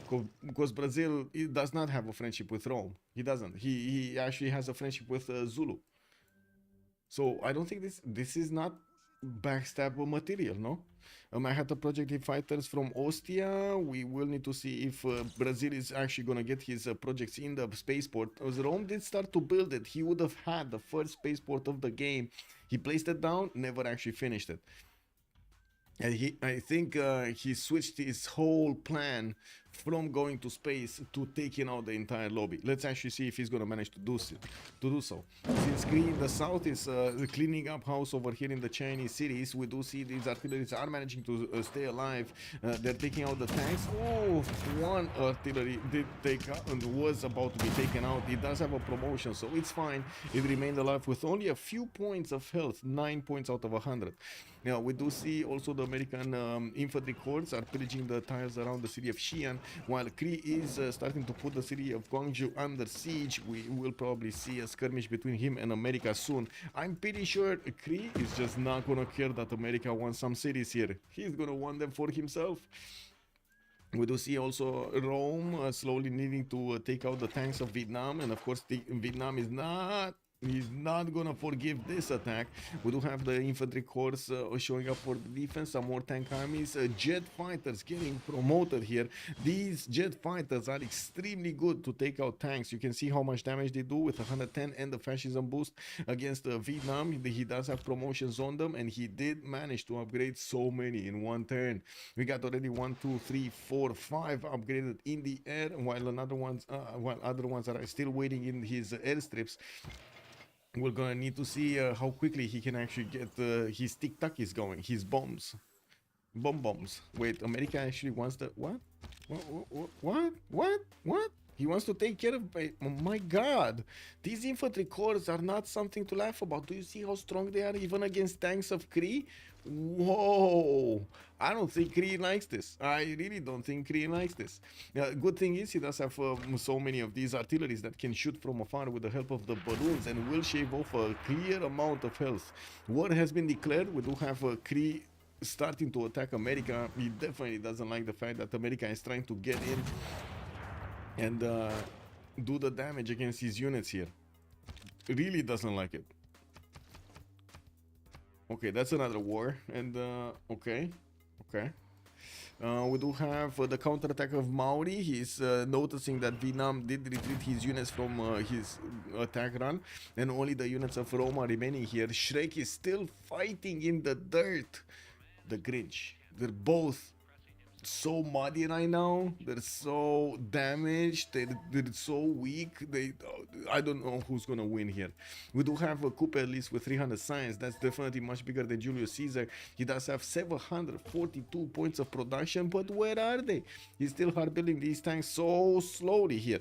He did manage to get some artillery armies in the build queues in the south that are gonna be built quite quickly. Tank corps coming in and coming out from his city soon. And since he did manage to get the military engineers from multiple cities, he's connecting them slowly with the pathways that he desperately needs to move his armies quickly. I do notice Kree also has been building more airplanes and getting another spy out from PP Kisses, while his artilleries and tank armies are coming out from his cities with encampments. I do notice in Cahokia he is getting Manhattan Project. He is looking to get also an attack with nuclear bombs. What is I'm sorry, I stuttered because I see Zulu upgrading tank armies on the front line of Kree might actually go into the Kree borders to start to you know, pillage everything here. The dude is 400 science with 200 culture. He shouldn't be far away, or he should be quite close to fascism. He's getting mass media next turn, and I do notice he only has a single artillery army that's not going to be good enough to attack into Moscow and take it down. While I'm pretty sure Kree is aware that he needs 4 more turns for the Cahokia to finish that Manhattan Project, and will need to reinforce the western border as quickly as possible. He is still finding it hard to punch through the units of America. It's just gonna take a few more turns here, and he definitely wants to keep Beijing on his side. He doesn't just want to trade units, you know. I mean, trading units, losing units, nah. Let's see how Bilbo Baggins is gonna manage to get everything done here through the forest, through the magical forest. Oh, American Infantry Corps got his promotion up, and yeah, it is what it is. Okay, and what's going on here? So Vietnam ending up looking at jet fighters. I'm pretty sure his tank corps are gonna die quite quickly. There is an anti-air gun here that is also gonna be a problem, not a big problem, but a problem for these jet fighters. You do see they're starting to take some damage on return if they do attack into that anti-air gun, but they're jet fighters. They're much better than the anti-air gun's defense. It's only 90. It doesn't actually do that much damage. Now we do need to see also if Rome's ability to get that Manhattan Project in 3 turns will also give him the ability to have a nuke much faster than Vietnam, or much faster than Vietnam can put up a defense here. With multiple tank armies coming out, I do see Vietnam does have a serious issue holding on to dear life. Jon Snow declared war on the dude. Wait a second, Jon Snow is Rome. Why did he... Wait, what? Did he declare war on... So the dude has declared war on Bilbo Bag. Oh, I see. Abe, let's peace. I take Guangzhou, you take rest. Okay, they're splitting up the empire here. Okay. I mean, this makes sense, right? Kree really needs peace, so he moves his army to handle the threat of the Zulu army on the west side, right? That's the problem right here. He would have taken everything on the right side if he would have had peace on the west. Since he doesn't have peace on the west, he can't switch his armies in between. We do have a tank army from Cahokia coming out in 3 turns. Yes, he does have a biplane defending his airstrip there, and I do see he's slowly building a tank army. 6 turns to get one from Mixivuacic. It doesn't sound like it's good enough production. We do have Kree at the moment with 769 points of production in the city of Mixivuacic. He does have 93 only. Definitely is not enough. Quite a few tank armies coming out from other cities, biplanes from the northern cities to get his Air Force going, and I do see he's using his military engineers to create pathways. Still, some of these roads do need the railroad upgrade, so they're gonna be faster to allow him to go and switch his position of the military from the left to the right much faster. I don't see America peacing though. I don't see him peacing yet. So it's still gonna be a problem here for Captain Kirk and for Bilbo Baggins. They're just gonna chip away at each other. Bilbo Baggins is on the 4th slot. We do have Popeye 3rd one. We got the dude on 917, and Jon Snow is 950, still up in the air here. With so many jet fighters able to attack into the Vietnamese tanks, he's gonna start taking these down. I do see he can two-shot one of the tank armies of Vietnam quite easily. And actually, wait, 1, 2. I think he can take out like 3 of them this turn, including these artilleries, right? Okay, so I think he can take out with us how many fighters he has. He should be able to take out 3 of these tanks, especially these ones. The yellow strength ones, he should be able to take out these ones. Let's see if he's gonna do it. One got a promotion. Okay. It's just a matter of time until we're gonna see Rome start his attack run. We do have Jon Snow also going electricity, rapid deploying in 1. He does have fascism, of course. Batrio is gonna get his advanced flight the next turn. That will allow him to upgrade his own fighters. His biplanes are extremely low in HP compared to the jet fighters. And since it looks like Vietnam is starting to attack with his bombers, I'm actually surprised he's attacking with the bombers these tanks of his opponent. Jet fighters immediately take out tanks. That's 3 jet fighter attacks took out the tank army. Still a bit surprised that he's not prioritizing taking out the low ones, the low hanging fruit, so he can actually have to carve a way in. Hannibal Lecter also asking Coupe probably for peace. Oh no, he's asking if he's gonna come for him.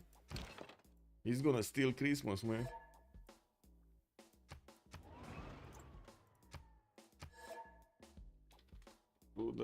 Oh my god, I don't think I can write that. I was thinking through the chimney. You know, he's gonna come through the chimney. It is one of this. That's how you call it, right? In English. How far ahead is Brazilian techs?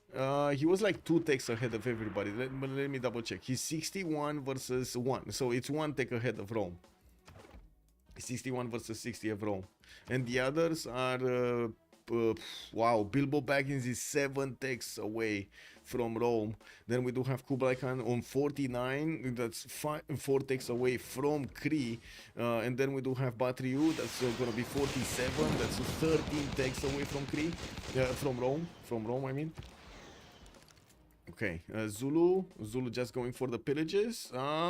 Does look like he's trying to get in everywhere here with his tank armies. Definitely has strong ones, and I'm pretty sure Kree desperately wants his advanced flight. He's 2 turns out, and also fascism coming up in 2 turns. Zulu is still gonna need 6 turns to get his ideology, and of course afterwards he does need his totalitarianism for fascism. So there is still time and hope here for Kree's army to get this defense done, especially since he's he's using these artillery armies as target practice for his biplanes. He should shave off enough strength to keep them back in his own cities and not allow them to take out the defense of his cities. These tank armies of Zulu are not going to be strong enough to attack by themselves, even with the +10 against defensible structures. We shouldn't have them strong enough here. Still very curious what your idea was here, taking my city back. Okay, he's taking his, yeah, this definitely makes sense, right? He's taking his city back, and I do see him massively invading Rome in the north. Julius Caesar is in danger. Shrek is only on 200 science. Definitely Coupe is overwhelming him, not only in the production, but the science and the culture.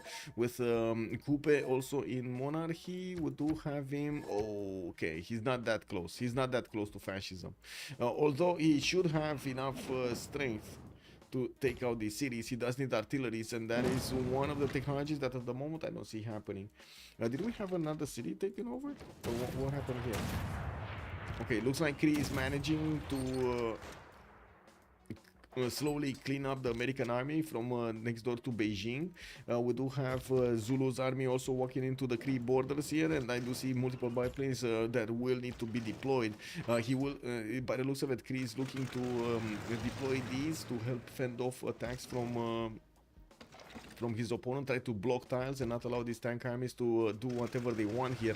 Now, Moscow 2 at the moment is not being placed under siege. We do have a tank that should be placed into a city center, so he heals faster, and I'm pretty sure with new tanks coming around here, it looks like Kree is more interested in defending his tiles than he is at pushing back his opponent's military at the moment.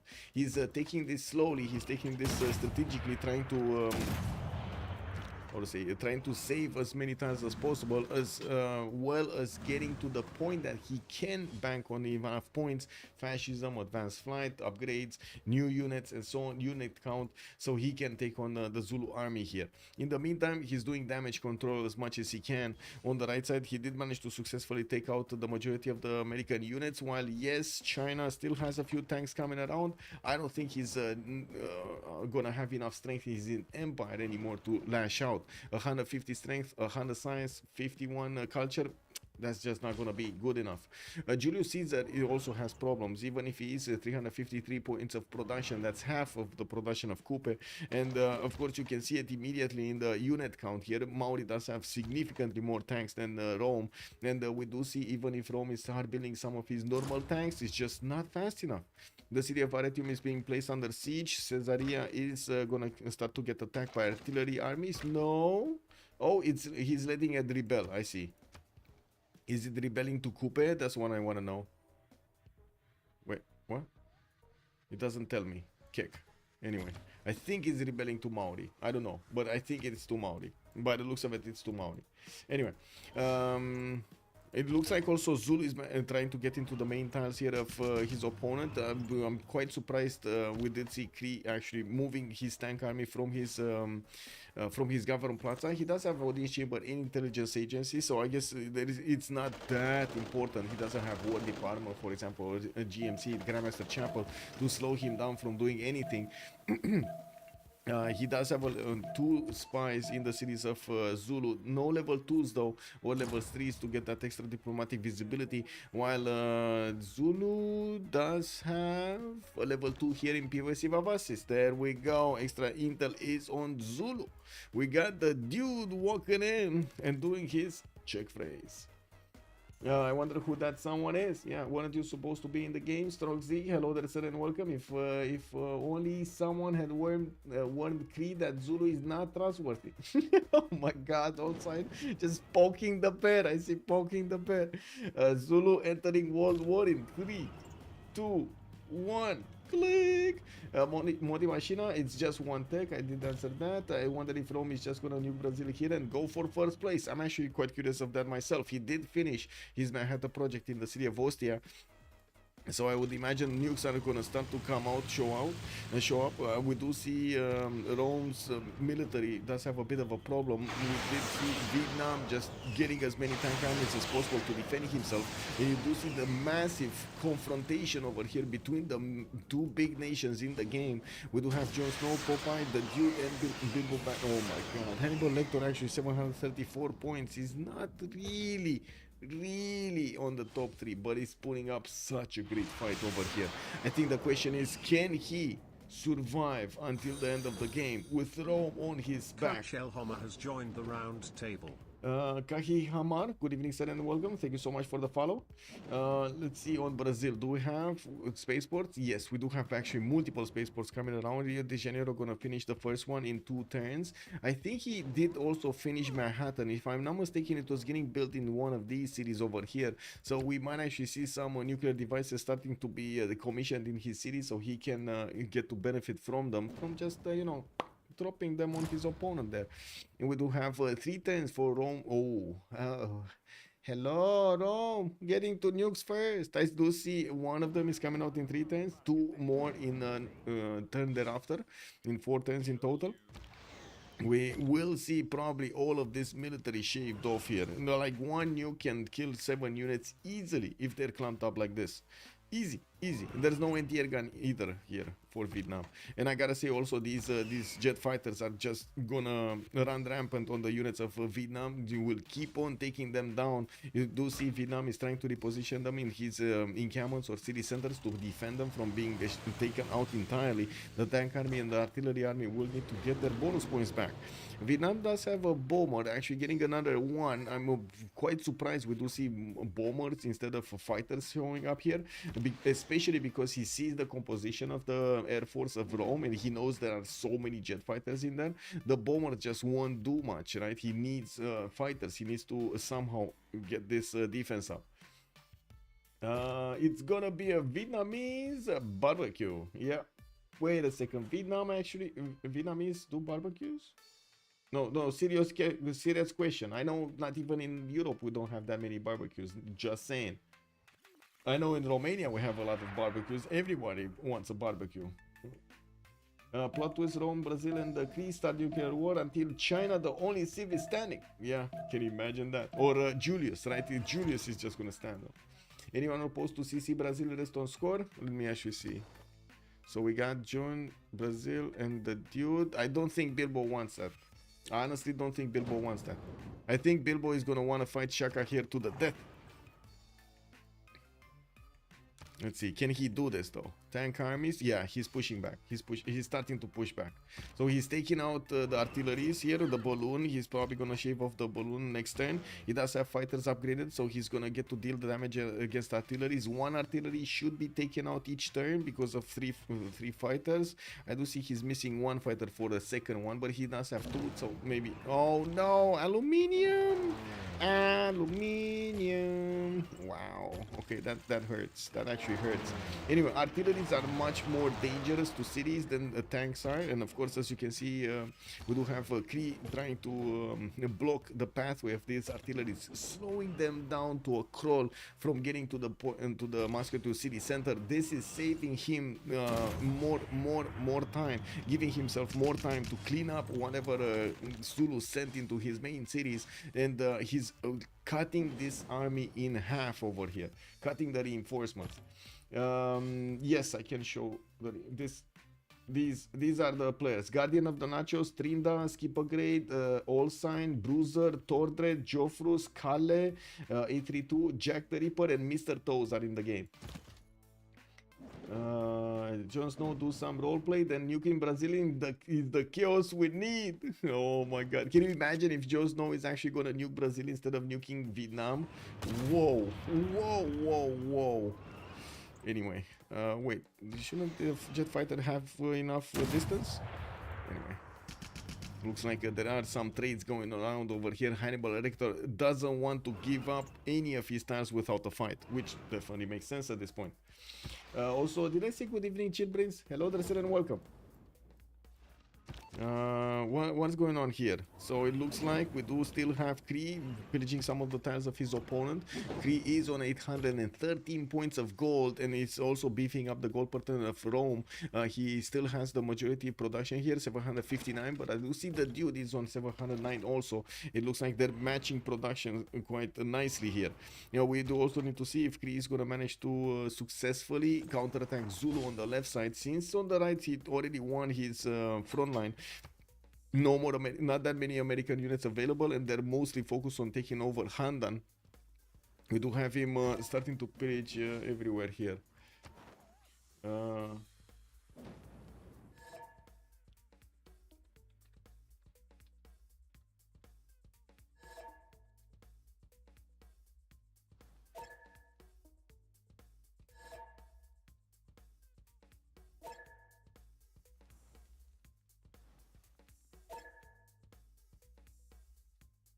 Yeah, I mean, yeah, that was instant veto. Bam! Remember, these games are unanimous, right? They can only finish the game if they agree on a spot. That's it. On the score. So Rome is first with 975 points. Popeye second, 954. Dude with Shaka is 937. Bilbo Baggins on 910. And then the next level after this is gonna be the Grinch with Batriu, Shrek, Fred Flintstone, and Captain Kirk. It does seem like China over here is gonna be wiped off clean by America slowly but surely, also by Kree, split in half. Kree will need to figure out how he's gonna take over all of these cities. He still has a decent amount of artillery that can do the damage against the Chinese cities, and yeah, it's just a matter of time until he's gonna succeed there. You know, while he does need to reinforce all of his western border to stop Zulu from taking over cities here. Well, he didn't really take over cities, but he did manage to put the city of Moscow into half HP. And that's not ideal. Now, I'm actually a bit surprised we don't see anybody stepping on this observation balloon.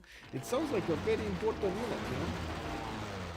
Anyway, We do see Creed did manage to take out one of the artilleries, again prioritizing the artilleries of his opponent over the tanks, much easier to take out while he is reinforcing. He did also get Rani Lakshmi Bai to reposition to the west. Getting jet fighters is also going to make it much more easier to deal with the Zulu units, with the Zulu tank armies, while he will need to send the units towards Zulu's cities. Nobamba is trying to get new tank armies out. Ooh, wait a second, Ulundi, two turning tank armies? He's two turning tank armies, guys. Ooh. What's this? 109? Just 109 and two turning tank armies? My god. Kind of low production lobby for the FFA 10. I mean, we got Pedro here, 1300 military. Yeah, I mean, it's not that big. They're about to get robotics 2 and 3 turns going, with the nukes also coming around here in the next turns. The first one is coming out from Rome next turn, and he does have multiple bombers that could actually attack into his opponent. He also has access to the nuclear silo. I'm actually curious which one of the deployable devices he's gonna choose, if he's gonna go for nuclear for the missile silo, or he's gonna go for the bomber. Bomber is actually getting counter-attacked relatively easily if you do have your like planes or anti-air guns and so on. Missile silo, not that easy, not that easy. Counters are kind of good. Yeah, you know it, Moti, you know it. Okay, Kublai is trying to get his totalitarianism. Coupe getting stealth tech. I do notice Coupe has managed to invade over here successfully the cities of Rome. Couldn't manage to take one down, but with the new army, the second wave, the artillery armies that are coming towards Artashata, we're probably gonna see the Roman cities being taken out quite quickly here. We do need to see if Coupe is gonna manage to get into the top 3 slots with the points he's gonna acquire from taking over Shrek's empire. Since we don't have Hannibal Lecter available to actually do anything here, as in he really cannot push back Rome.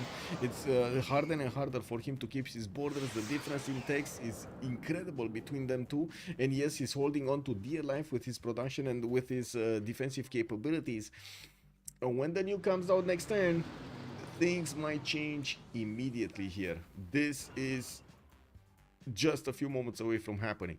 We do have Coupe 5,000 points of gold, Pedro 4,000. I do see Rome is also 8,000 points of gold, so he's just gonna buy GDRs in 2 turns. He's gonna buy 2 GDRs, I think so. No, 2 GDRs.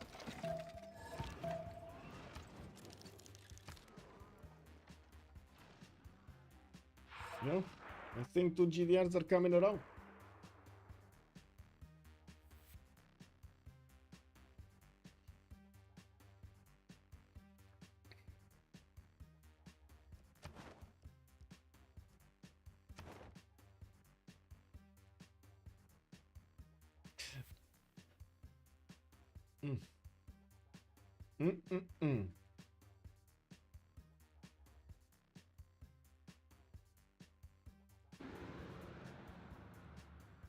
Okay, spaceports finishing up in Brazil. First one in Guarulhos. No, Rio de Janeiro already is getting the first project. Our launcher satellite is gonna be finished here by Popeye next turn. While we do have moon landing that needs to come out next with Mars Colony in thereafter.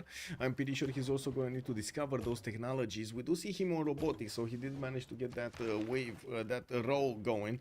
He got this row over here. We're gonna need to see him going towards nanotechnology and discovering also these unrevealed. That if he's going for space victory, he's gonna need to get smart materials, and he's also gonna need to get to Outworld Expedition, which sometimes is kind of tricky to get to. We do see Vietnam is trying to lash out. The Rome's series did manage to finish the first nuke of the game here. Jon Snow is about to use it. Let's actually see what Vietnam is gonna do here. We do have the jet fighters of Rome that are also taking care of the Vietnamese tank armies that are slowly trickling into his borders.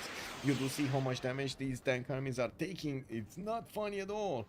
We do have another jet fighter here that, well, it got repositioned or something. I don't see it available anymore. Oh, nuke. That sounds like a silo. Yeah, it's a silo. That's perfect. That's the safety option, right? You see, the anti-air gun is not even... Oh, it is. Okay. He shot it into the Guang tree. It went through. Bam, Guang 3 taken down. We're going to need to see if his tank is going to be fast enough to go into Guang 3 and take it over probably next turn. I don't think he has enough movement. No, he can only get here with the movement he has at the moment. And Vietnam is trying to get as close as possible, body blocking these units of Rome. So he forces his opponent, basically Rome, to shoot the nuke as close as possible to his army. Now we do see Zulu got pushed back entirely from Kree cities. Look at this. Look at this, Moti Machina. Kree somehow using strategy, using his amazing brain capacity over here. We do have him pushing back Zulu. And it's unbelievable. The dude is trying to, how to say, trying to process the new reality he finds himself in. We got Bilbo Baggins using the power of the rings here to try to attack into his opponent, getting some machine guns, getting his artillery armies rebuilt, also rebuilding his intelligence agency so he can well, get his War Department. He did manage to get fascism. Yes, he did manage to get fascism. Never actually did manage to build the War Department. I do also notice he did get Guangzhou working on Xi'an as another city center here from Kublai China. Kublai China's empire is getting torn apart here and it's slowly dying. We do have Bilbo Baggins managing to get on the third slot with Rome on 983 points, Popeye on 974, Bilbo on 961. This is unbelievable. I think this is one of the closest we have ever seen on one of these Rooster Cups. Not gonna lie. I think it is one of the closest Rooster Cups. Qualifiers, of course. We do see that America had to retreat back into the city of Mexico. He might have even made peace over here with China because there's not much that he can milk and he can't take over cities, especially with the army of Kree being so strong in the cities already in the borders of China. We do have a city that rebelled. Caesarea is going to rebel to Coupe back, and I do see all of those artilleries from Maori are starting to take shots on the Roman cities. We do have the majority of the tanks of Maori managing to pillage so many tiles here between Durecorturum, Salone and Mediolanum, pillaging as many of those districts as he possibly could to get the yields from them. The Grinch is still on the 5th slot. The dude got pushed back to 4th, and of course if he does manage to lose Nobamba, this is going to be terrible for Zulu, I mean. We do have him still to turning tank armies from his capital city and moving them to the front line. It does seem like Kree does have the big stick here, the bigger stick. It's just a matter of, how to say, units. And of course, we do have fighters from both sides. So, it doesn't seem like anybody's going to win this, to be honest. Like the engagement between them doesn't seem like it's at the moment winnable on either side. 2 more nukes coming out next turn for Rome. He's gonna get the opportunity to shoot them against Vietnam and can take out the Canto after. Oh no, he just got them. Never mind. And another one. And another one. Yeah. What is it? Fan Long. Boom! Strategic nuke in the capital city, in the heart of the Vietnamese Empire. GDRs have been bought here. I do see 2 of them showing up in the borders of Rome. We does have one in Antium, one in Velitrez encampment, and I would imagine he's gonna start shaving off these tanks and going directly for the city center so he can take them down. You see how useful these jet fighters are to take out all of the Vietnamese military. While he's yes, having it in its borders, it's still not enough defense for Vietnam to hold on to dear life here. We do have Rome getting another nuke next turn. Didn't he have another nuke? No, he doesn't. Wait, no, he doesn't have another nuke. That was it. That was his second nuke. Third nuke coming up next turn. And another one after, and another one after. Let's actually see. Yeah, he has 1, 2, 3 more in production.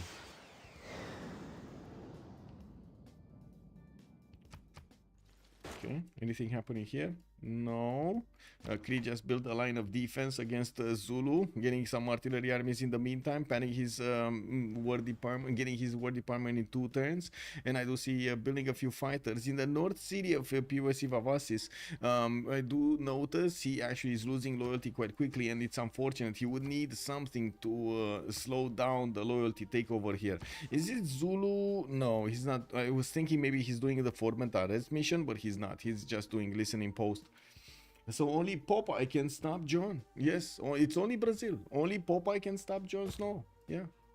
Jon Snow, right now, unstoppable. 990 points. Popeye, 981. The Beasley, thank you so much for the 100 TH checks Beasley. for 5 hours. Thank you, sir. Thank you. Much appreciated. Also, Dry Hex, hello there, sir. Who is Jon Snow? You're gonna find out soon when we actually get to see the names and get to hear them. Pikachu! Yeah. Thank you so much, Mostras. 100 Beasley. Thank you, sir. Much appreciated. Much appreciated. Pikachu favorite gets attacked, yeah. Just because he's ally info, he went for Coupe. Yeah. I mean, I don't think it was because of Rome. I think honestly, because I noticed Vietnam was building a military well before Rome said anything. I don't think they were really connected. As in, I don't think he actually found the target in Coupe easier than the other targets just because Rome gave him that extra information. I think he just made the choice, and the choice was made well before Rome actually said anything. Okay, let's see these GDRs. Remember, we don't have actually a railroad connecting the two nations here directly. It will take quite a bit of moving into the dirt to get the GDRs into Guangzhou and into Thang Long, and we do need to see if he's actually going to take Cantho in the meantime. I'm pretty sure he will. He does have enough movement from the GDR to get right close up and personal with the city of Cantho, nuke it out of existence, and then boom, get it in there. He could nuke this tile, for example, the wheat tile, and take out 3 of the tank armies, and including the city center of Cantho, just allowing his helicopter to take it over afterwards. I wonder why bits cost more on mobile than they do on PC. I have no idea, the busy. I honestly do not know exactly why. I think, oh wait a second, I think that there are extra taxes being placed by Google or Apple or something, the applications you're getting. Hey, ICBM got defended. He tried to attack it to track you. That is Governor Victor defended the city, and he might actually have the NTR defense there, NTR initiative actually, that gives him another 25 points of defense on these NTR guns. That is very scary actually. Let's see it. Let's see if he does have it. It doesn't tell me. Actually, it doesn't tell me. It's just 106 kick. Anyway. Not that many units available for Vietnam. We do have a third GDR also showing up here for Jon Snow. While I do see new nuclear devices are being placed in the build queues, he does have another one coming out next turn. And at the moment, he's on 0 nukes in the chamber. We do have Popeye, 1345 points of military, with moon landing coming out next time from Guarulhos. He did manage to get a GDR in there to defend the 2 cities, Rio de Janeiro and Guarulhos. These are some of the most productive cities he has, so he does want to protect them. These GDRs also do have anti-air guns. It is gonna be good production there, good defense. Falcon TV, good evening, sir, and welcome. Cause Twitch has to pay a percentage of in-app sales to Google. Why then don't do it via the web page? Yeah, just do it via the web page, by the way, if you just want to play less. Who do you think are the players who played the best? I would say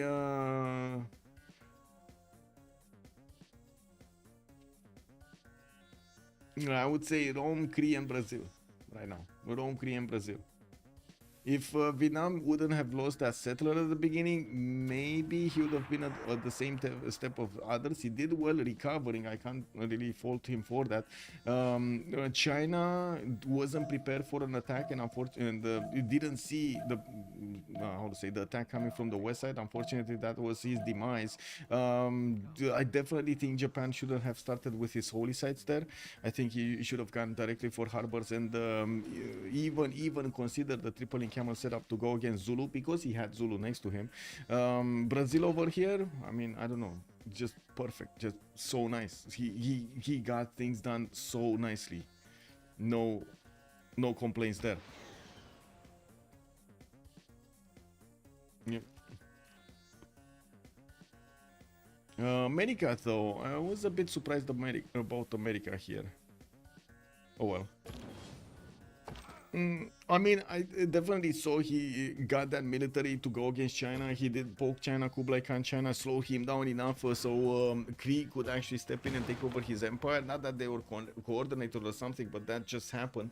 But at the same time, however, I was expecting America to have a few more cities, and I would say keep on trying whenever he's attacking. Also try to sim behind all of this. It didn't seem to me that he did that. Maybe I'm mistaken. Maybe I didn't see everything here, but that was my impression of it.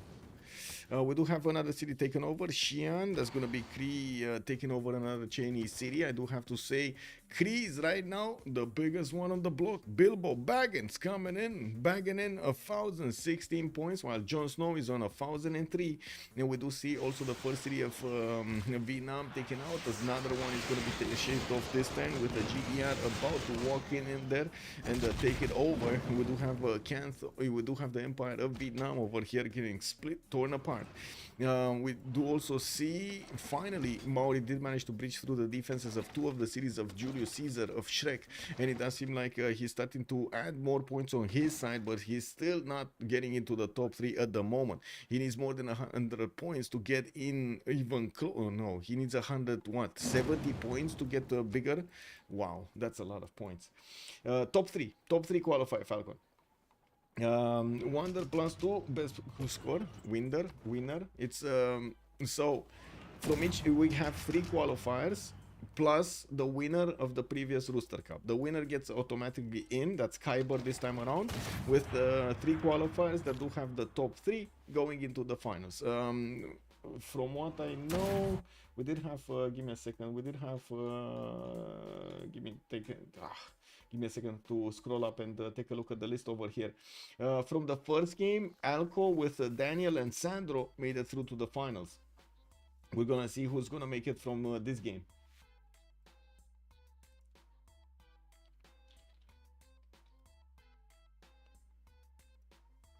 I mean, this game,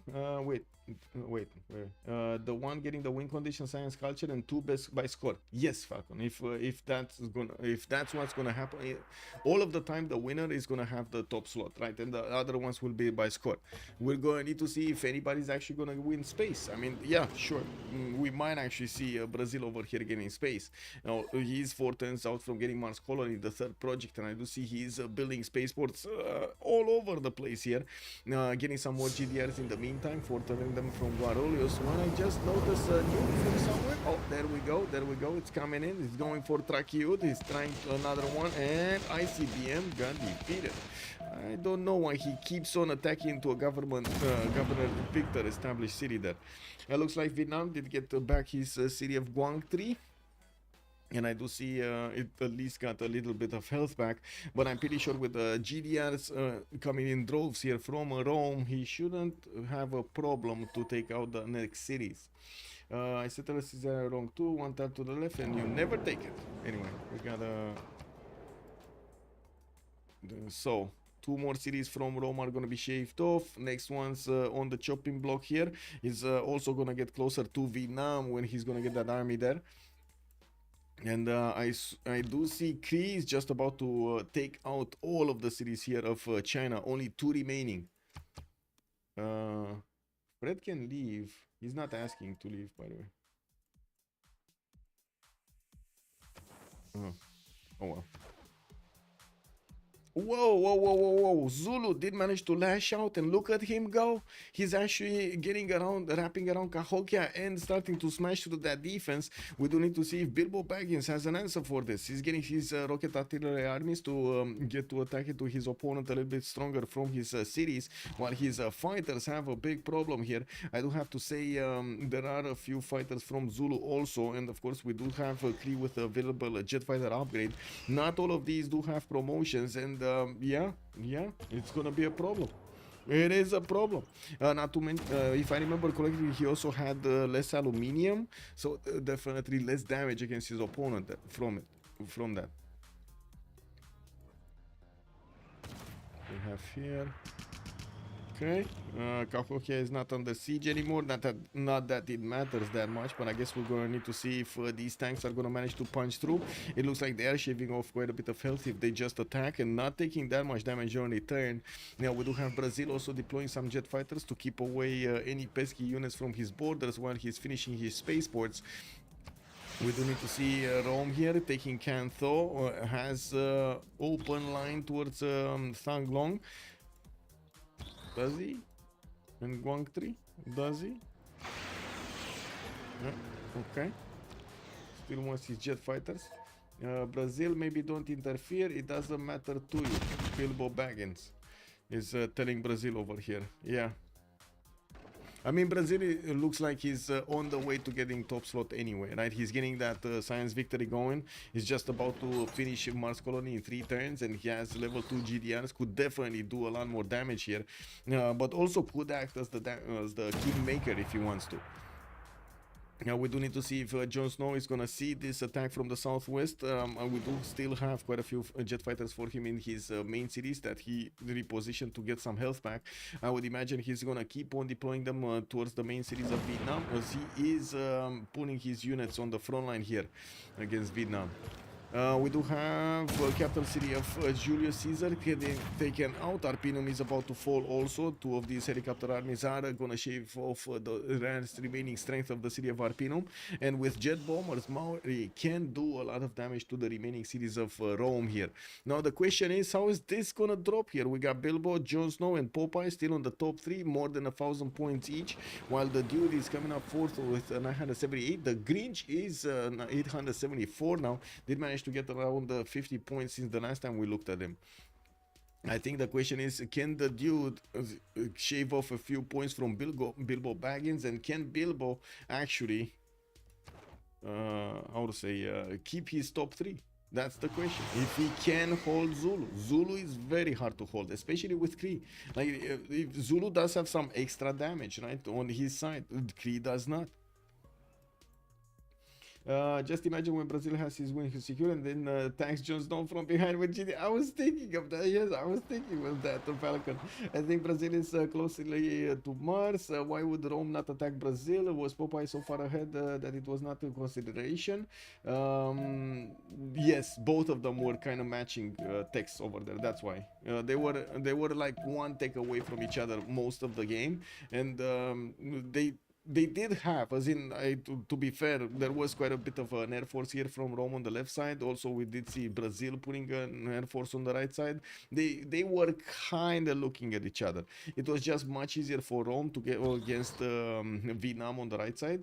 Kree was already fighting Zulu and also China, so yeah, made it easy as a choice, basically. And I don't think Brazil is under how to say, he's not really under threat by anybody, right? So he can just happily, peacefully getting his space victory over here in the corner. While Rome has his fun with Vietnam on the right side, we do have also Zulu starting to get his artilleries about to get in range of Cahokia. Modern armor armies are starting to be upgraded here from Kree. These are gonna be strong enough to punch back Zulu. And the question is, when can Zulu actually do something about this? We got nuclear fission in 2 turns from Shaka. I do notice Kree's jet fighters are taking out, shaving off quite a few of the damage of the Zulu units. He still is prioritizing trying to take out these artilleries from getting into his borders here. Too late though. These artilleries are gonna make it in, and they're gonna keep on shooting Cahokia. Yeah, another one down. Rocket artillery army is doing amazing work here to do the damage from afar. You do see again he's picking off the long hanging fruit, taking out as many Zulu units as he possibly can before he's losing Cahokia. Now we will need to see if he's gonna manage to close this off somehow with his jet fighters, and of course what will happen next, since Zulu is pumping out his tank armies like there's no tomorrow. I don't think Kree at the moment can actually afford from doing anything else other than units. I don't think he can do it. We do have some units here they need to deploy here. Rocket artillery armies and corps gonna attack Handan. There is a tank corps here that will reposition and take Handan down, and I do see Bilbo Baggins is gonna get a settler in the snow here. He might actually try to stay alive if possible. Yeah, Shrek on Julius, it is what it is. GG, well played, Shrek.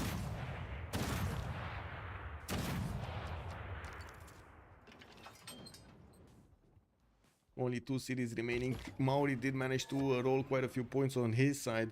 I do notice he's still on 5, still right below Shaka, but with the last 2 remaining cities, he might go above. Jon Snow also about to take out Hannibal Lecter entirely. He does. Hannibal Lecter only has 1, 2, 3, 4, 5, 6 cities available, and we do have Rome over here starting to get his GDRs very close up and personal with the remaining cities of Vietnam. I think America is irrelevant at this point, might scrap some points from China, but not much more. Yeah. I mean, he tried, not for the lack of trying. America tried all game long to actually take out a Chinese city. Not gonna lie. Like, he fought over Handan for like 50 turns straight. It was a mess, a big mess over here. No, he did make a lot of pre-builds, didn't have money to upgrade all of them. China also didn't have money to upgrade all of them. Both of them were hard building and throwing units at each other. Just a big mess. And then, of course, Kree came in and started cleaning up house.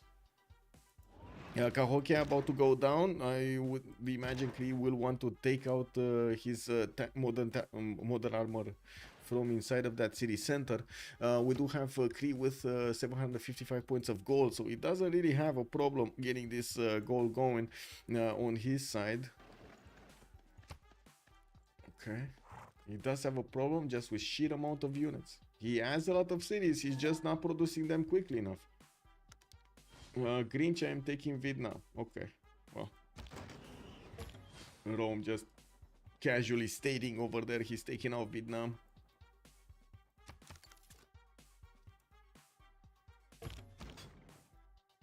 Muscat is chilling, yeah.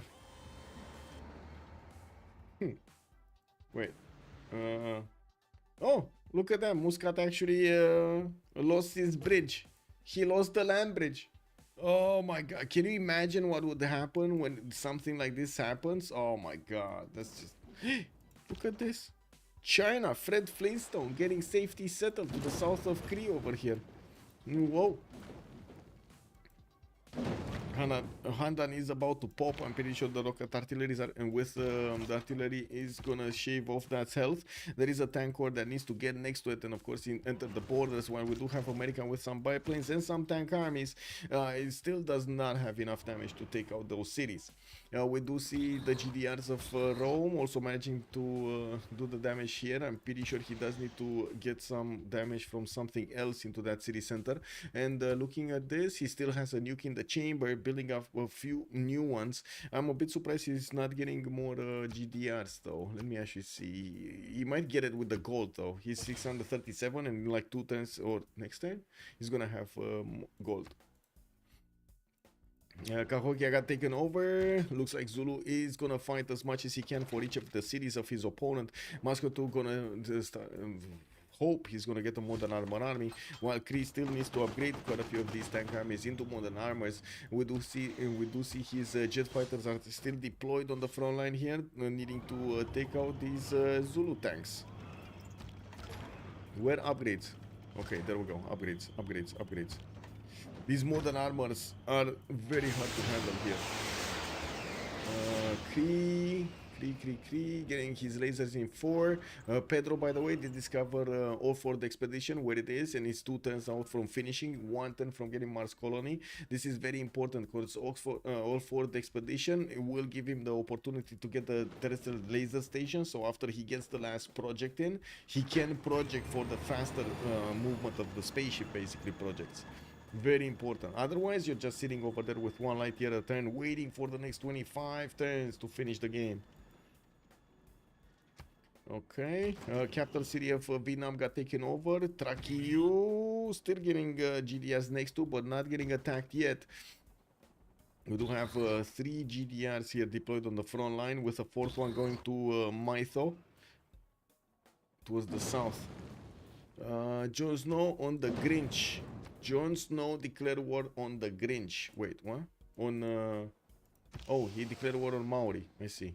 Or was it the other way around? Somebody declared war on somebody. The Grinch didn't really care that Jon Snow was already taking these cities. He just took over anyway. He wanted revenge. What happened? Bilbo. Bilbo? What happened?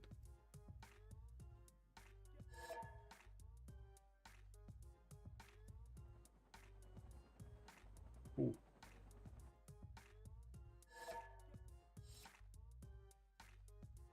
Who?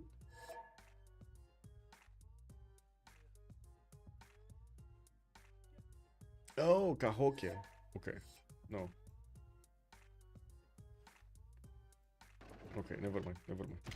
I think he's talking about Cahokia or something. Yeah, Cahokia. Yeah, it was Cree City, right? He took it over earlier.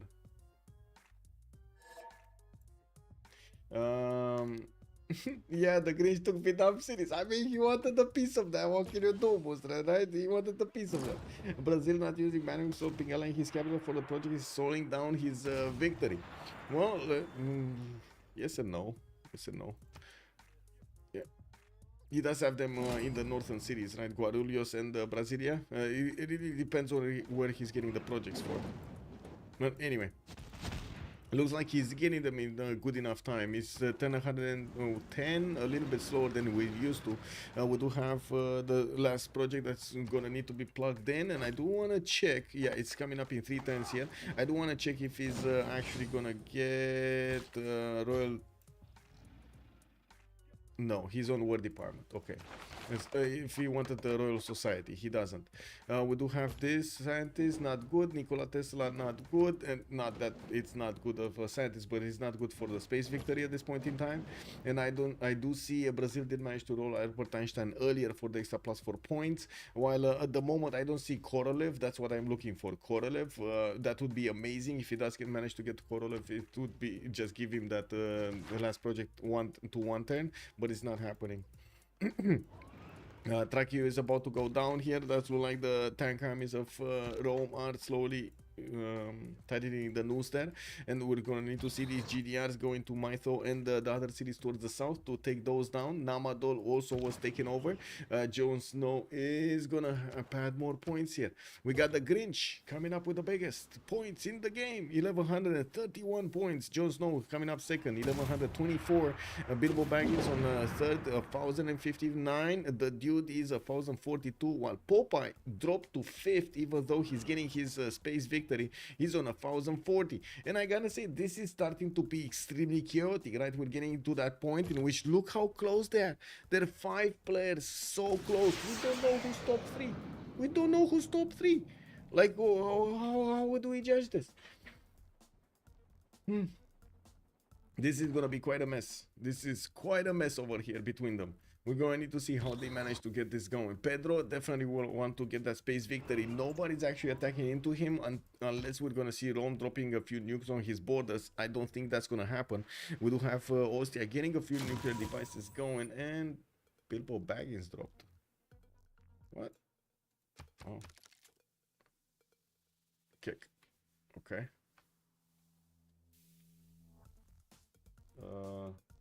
Let's see.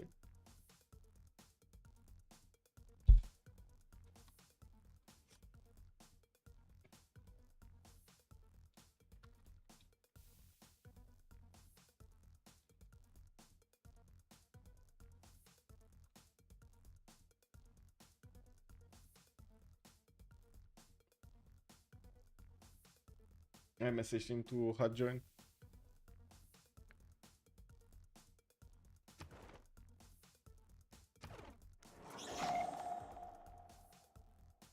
Yeah, there we go.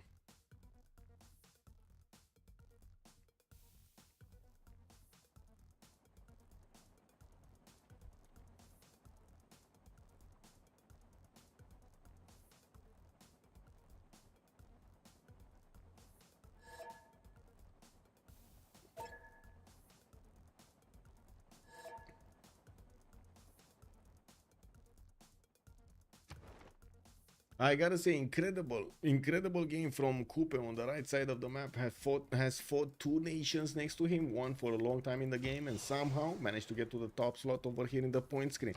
Incredible how much they inch forward with. We didn't think he's gonna have chances, right? Did you guys think he's gonna have chances? Late stream, yeah. What? And Sasu? Ooh. Okay.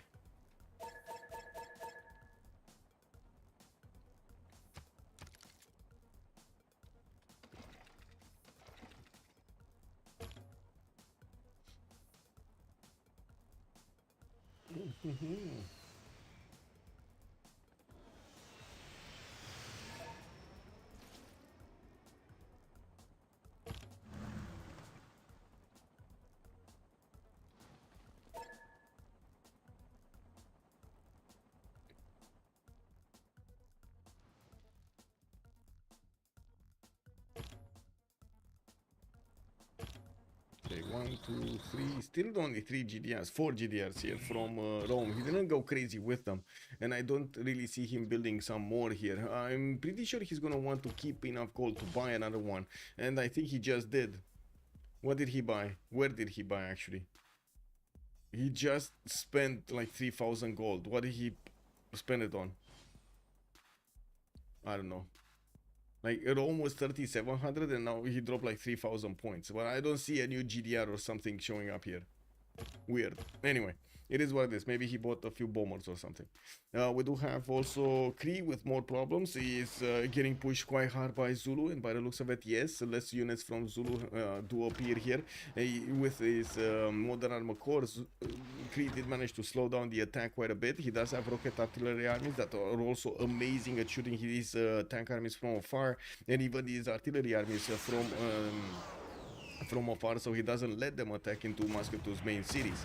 We do have Kree managing to take out some more of these tanks. They're just built way too quickly. That's the problem. Way too quickly. Every 2 turns, another tank army comes in.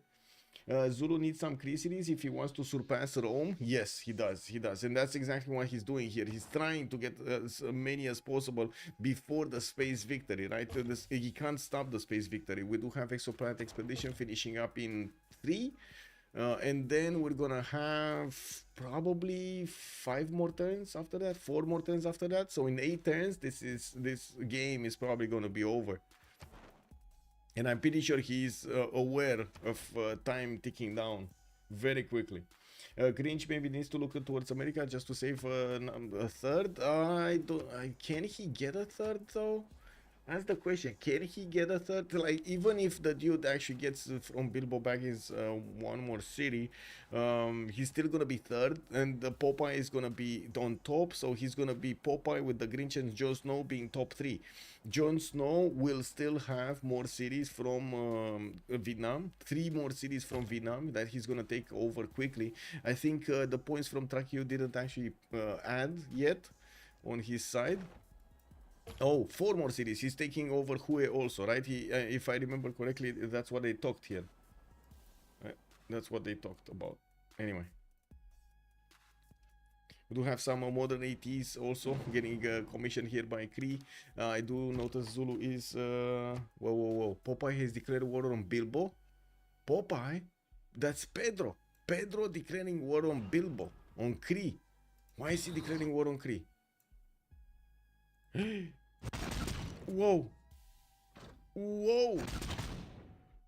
Yeah, I mean, Kree over here is gonna have a major issue. Mr. Vass just cannot stay alive.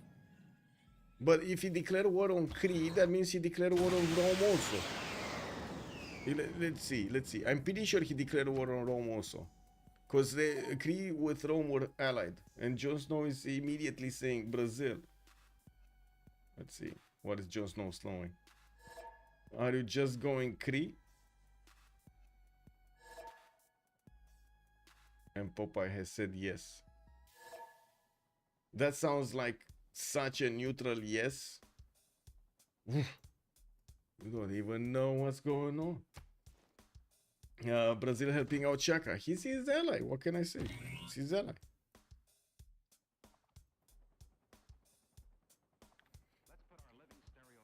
We do have more research labs coming up in Puteoli here, and I do notice nuclear devices are still getting built in Rome cities. We do need to see if it's gonna get enough points to keep on the top 3 slots, and I'm pretty sure top 3 slots should include Shaka here. That's at least what Popeye wants to do. We will need to see if Zulu is gonna be strong enough to actually punch through the defenses that Chris putting against him with more modern armors. That, oh my god, this actually modern army is probably never gonna get out. Need this one either. This one maybe like 3 turns away. Yeah, Xi'an also got taken over. America did finish Handan, and now it's in the borders of Kree, even though I don't see him actually having enough strength to take down that city center, especially with multiple artillery corps that are indefensible structures to help fend this off. They do have 3 attack range, so they will have the range necessary to cover themselves here. Cahokia is flipping in 6 turns, even though Zulu might actually take over Mistavasis with the help of Brazil. And yeah.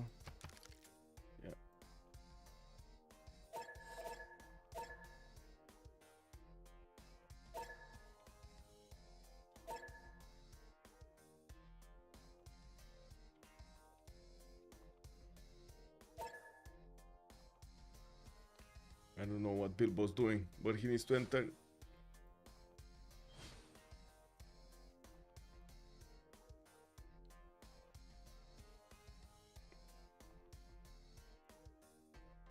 Hello? Hello?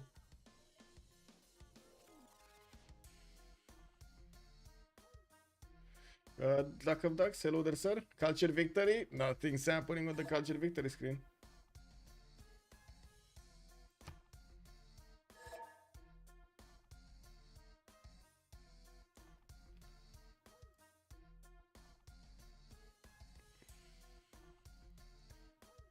I mean, I'm gonna look in.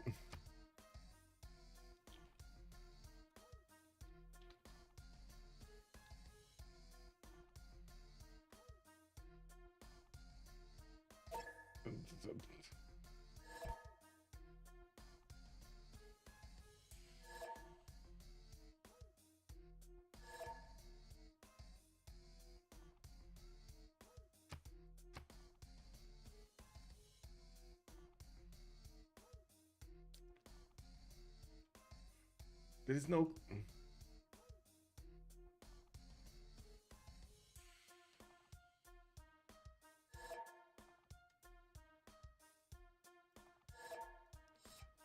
Sure. Let's call Soligent.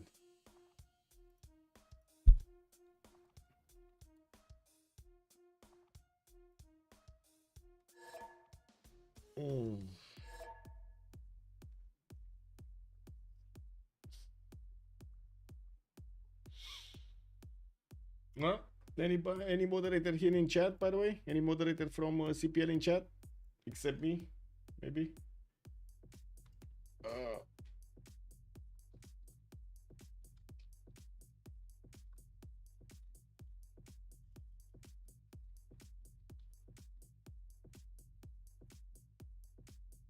I am, but it's I'm also in the, how to say, spectator in the game, and I'm pretty sure he wants a second opinion. So let's give him a second opinion. What is the definition of the coordinating attack? That's a good question. Wait a second. I print this message. I clicked on the wrong button.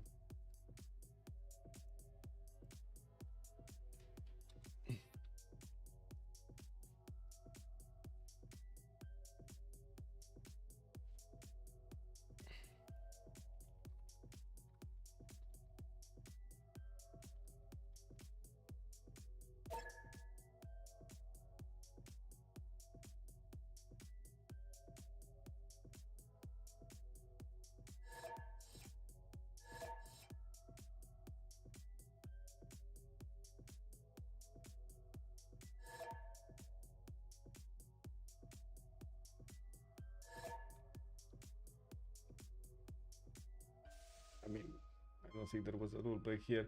That's my opinion of this, but let me see what others think. Okay, Brazil are allies as of, yeah.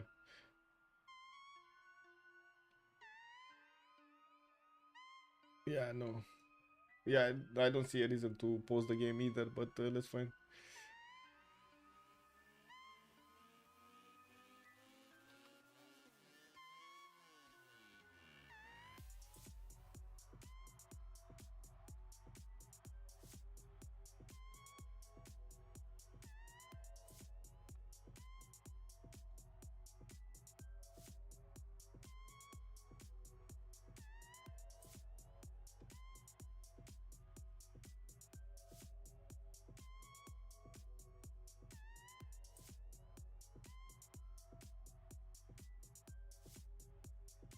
Drama, drama, drama, drama.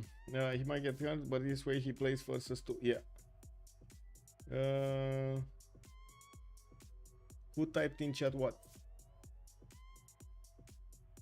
It is in chat. Chat logs don't lie. In this case, Vietnam could also. What is in chat? What is in chat? I didn't see what is in chat. Grinch, we good after I take retake city with Robbie. Okay. Where is? Where is in chat that he said something? Brazil, what can I do? Take out his planes. Brazil, are you just going Cree? Where do you see that, Brazil? Give me a second. As Japan wasn't his skill, he can't keep. Brazil, maybe don't interfere, it doesn't matter to you. If you can kill his planes, it would help. I mean, Popeye was asking if his ally needs help. Okay, let me actually screenshot this. If this is the text that you're referring to, give me a second. I'm gonna screenshot this. I can take it. Give me a second.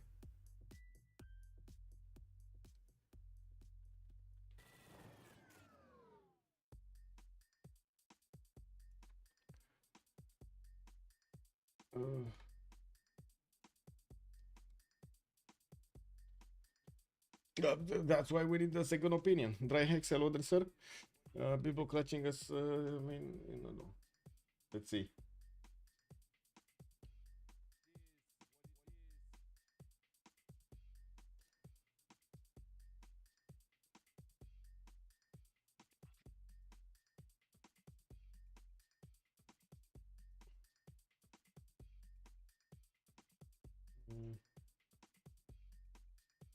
Need to find a moderator that would actually say something here.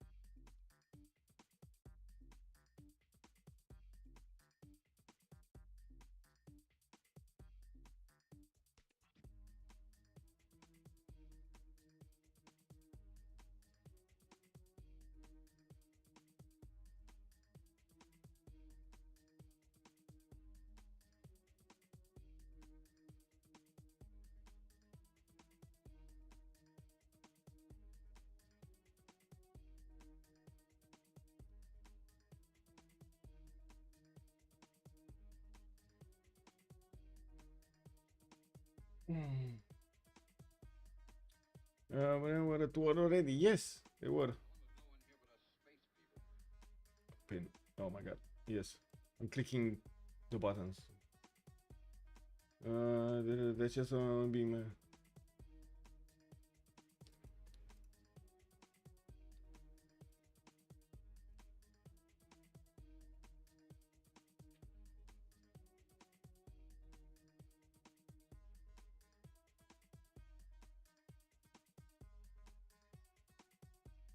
Oh my god, man.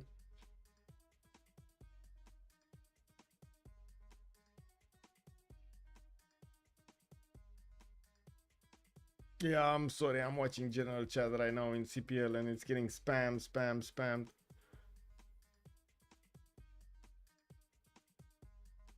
Oh well. Zulun, hello there, ma'am, and welcome. I came in for the drama. But that is what I was meant with we take care after. Yes.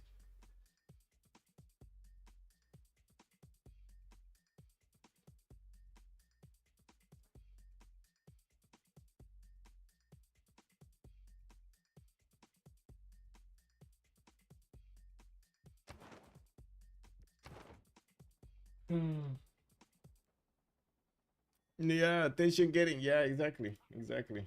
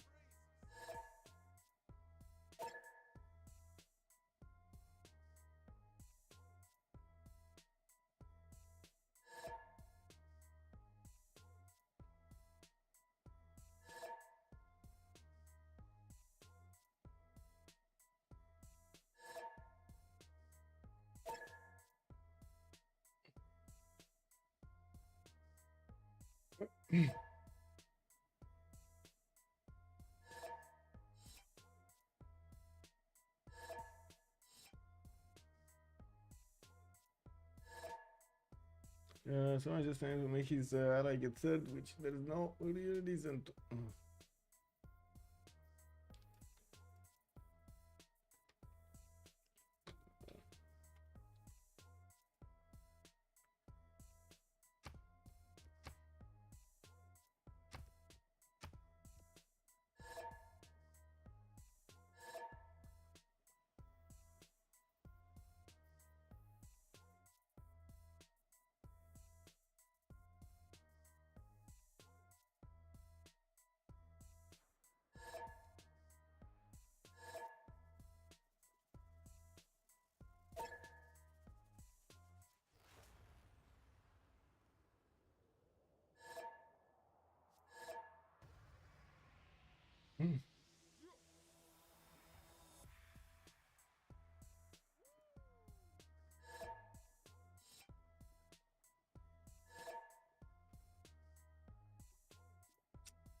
Give me a second. Alright, I made it. Let me go through some of the text here.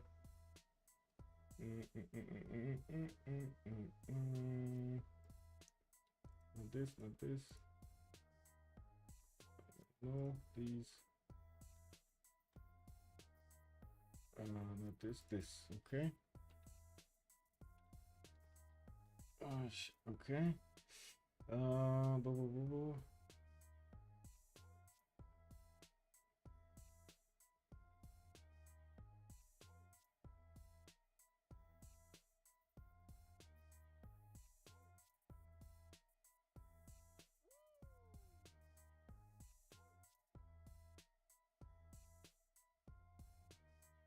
So the rule he's referring to is this one, but that by this we would need to probably like half the lobby or something. Give me a sec. I'm showing you. This. I think he's referring to. What is it? What? Whoa. Mm.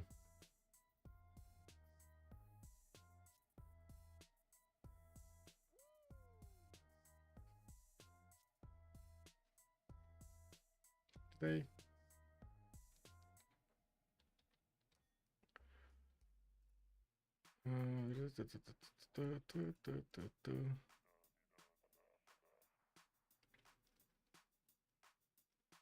This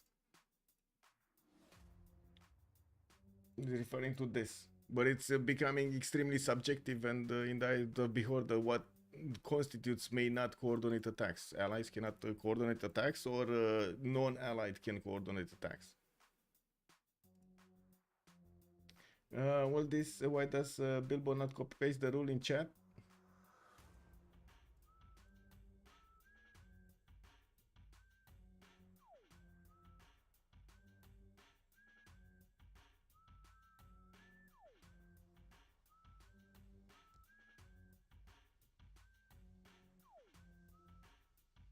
Well, let's see moderators. Where are moderators?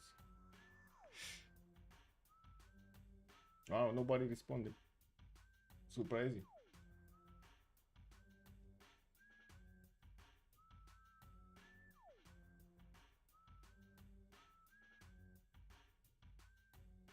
Oh, somebody did surprise.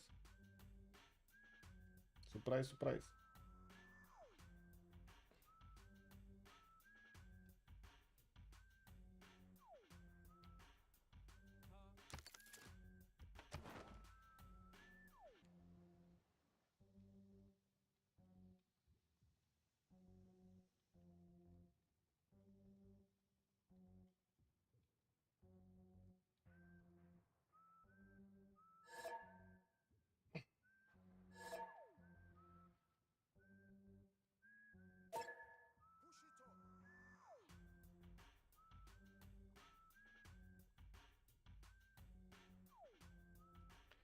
Scrap it, yeah. Alex Pelia, Fire, hello there, sir, and welcome. If you wanna write anything on Jab, it would be alright, yeah.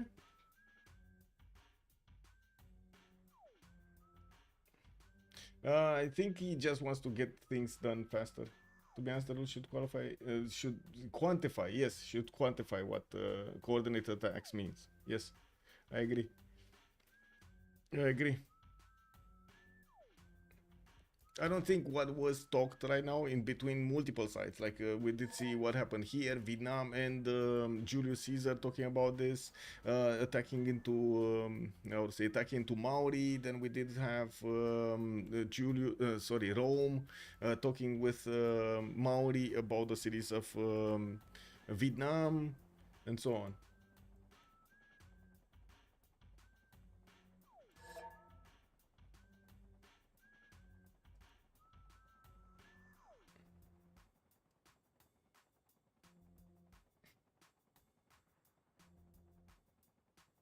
Vaseshlange, hello there, sir. He gave it up long ago, but still doesn't change that he is correct. What doesn't change that he is correct, and what doesn't do what?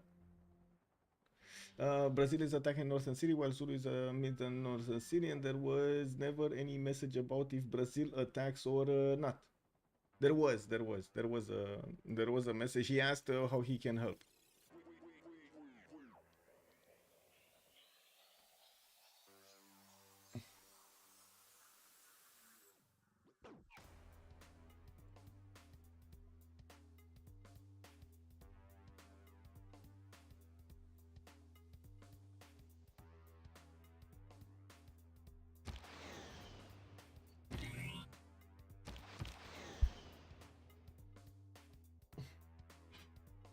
Working night, hello there, sir, good evening. Yeah.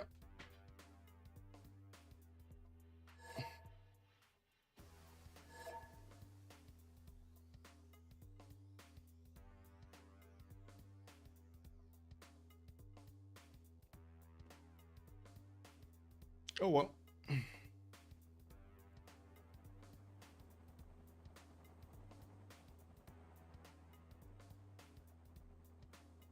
I'm glad to be of service, sir. Glad to be of service. Amazing game. For man is not content unless he's pressing himself to the limits of his knowledge or beyond. Okay, let's go.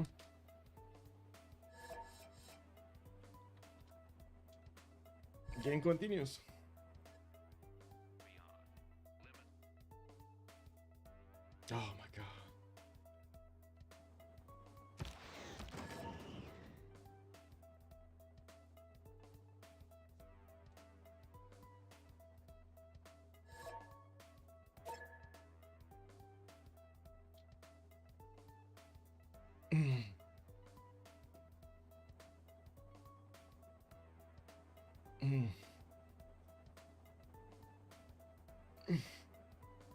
Anyway, I guess we're gonna need to see how things are gonna evolve here, how Rome is gonna get these last remaining cities of Vietnam, and we're gonna, oh, there we go. He actually ended time. The more I think about kingmaking is a different story. That's true. What is the coordinate attack? That's why I'm kind of torn between the coordinated attack angle, but also not in support of what Brazil is doing and kingmaking. I mean, sure, yeah. Helping out Zulu over here is quite impactful, but at the same time, we've seen it multiple times happening in other editions of the Rooster Cup. It just is how it is, how allies work in the game. They do help each other, right? That's why you have an ally and a friendship. Rome also, you could say that he coordinated. No, he didn't actually. No, sorry, he didn't coordinate with anybody. I do have to say he coordinated with like non-allied. He actually coordinated with non-allied. Okay, just got the city of Hue. Put one of those GDRs in. Okay.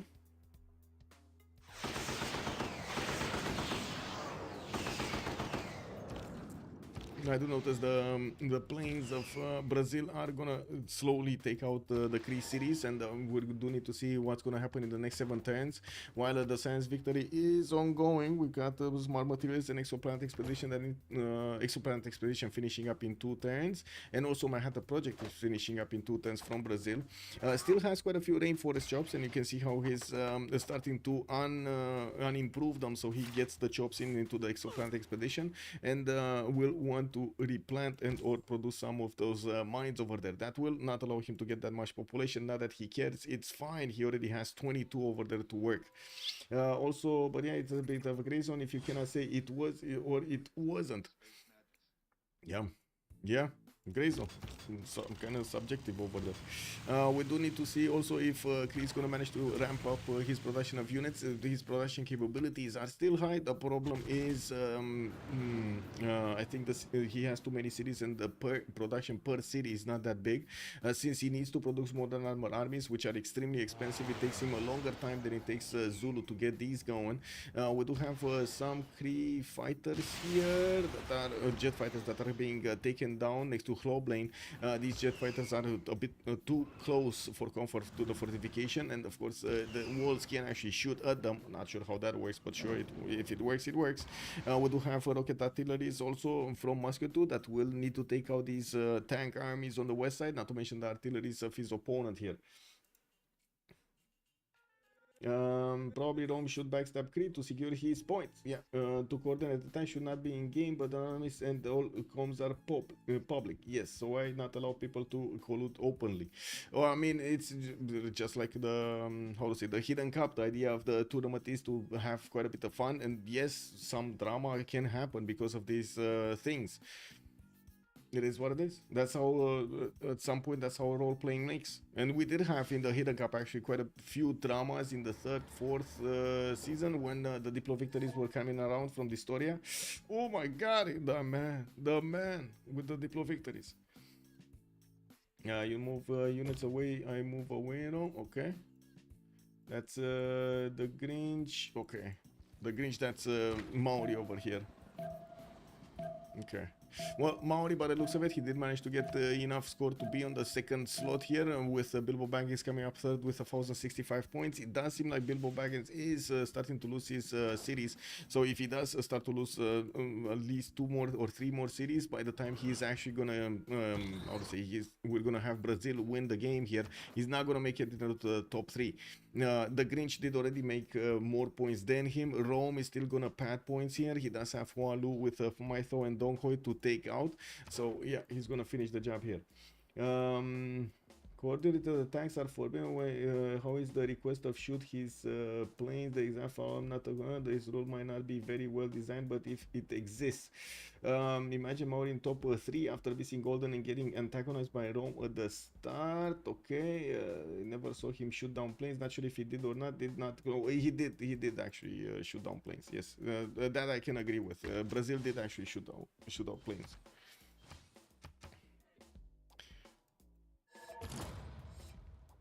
But that's one rule from the Ironman that I'm just gonna take out. I'm gonna say it now. I'm just gonna ignore it because it's stupid. As in, as allies, you cannot talk with each other. What? I mean, I totally get it between non-allies, but with allies, why are you allied? Why is open communication? You know? What? Anyway, we'll see.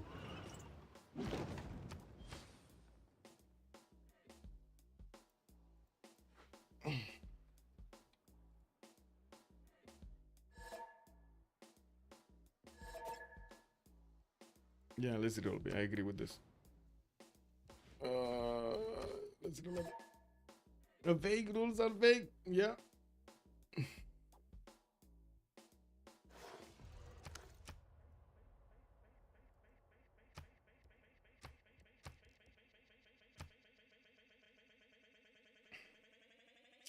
This is FFA, not 2 versus 2. If even if they are alliances trying to get a higher score for your ally, it's kind of sus, but it happens in all of the games. Bouncy. I don't know what you're talking about. Honestly, like this is ongoing for so long. Even if they don't say it out loud, they still can do it, and you can't do anything about it. So why would you actually climb mountains to stop this from happening when you already have that happening? Versus Schlange, what part is vague? What constitutes coordinating attacks? That is the part that is vague. Splitting cities, talking about attacks. If you're attacking the same target, does that constitute as a coordinating attack? That's very vague.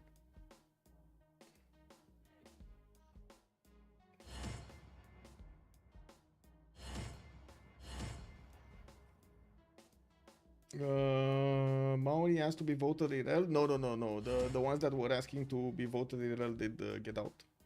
I think it was Vietnam. Vietnam wanted to get out. Because, I mean, he was down to 3 cities. He lost 2/3. There wasn't really much strength over there to... I think coordinated placement is as bad or even worse than coordinating attacks. Yeah, that's different, Trinda. Good evening, sir, and welcome. Yeah, there we go. GG, well played. And one person will just get a good ally and coordinate, and another sad guy will get Rome as a ally. What?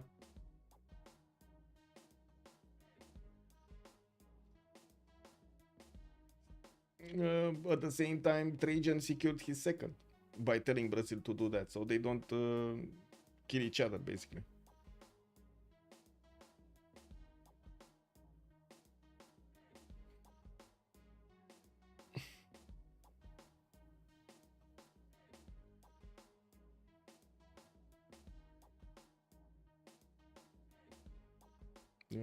Kublai, China. Do we wait? I don't think we need to wait for Kublai and... oh, we do need to wait for 1 sec.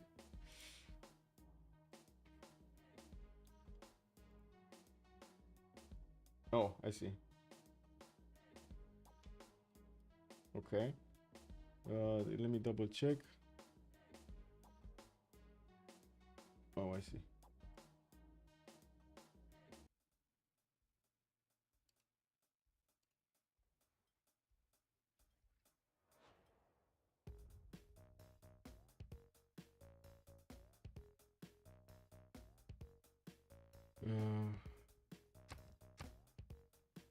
Okay. Give me a sec.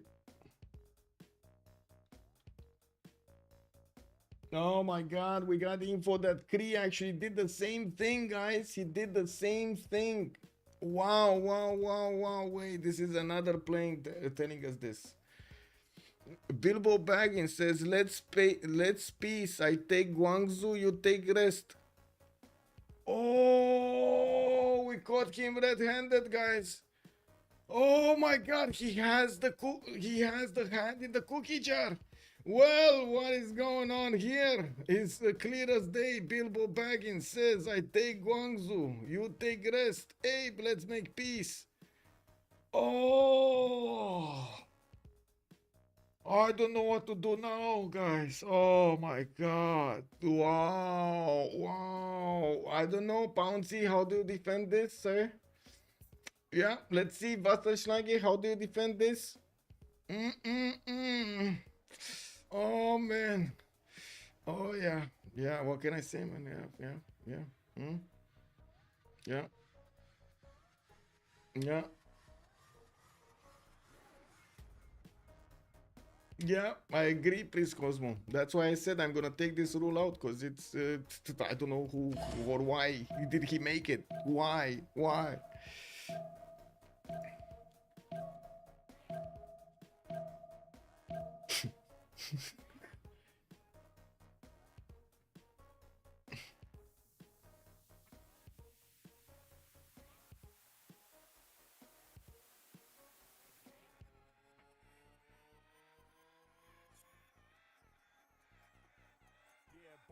Fortuna Berry, good morning, sir, and welcome back. Yeah, it's still ongoing. It's a bit of drama over coordinating attacks. Everybody's coordinating attacks. Everybody's no, only one person is screaming about everybody else, but he's doing it himself. It happens. Yeah, exactly. Some rule discussions. This is healthy, actually. Getting feedback on rules, reactions, seeing the different opinions. This is healthy. R8B, good evening, sir, and welcome.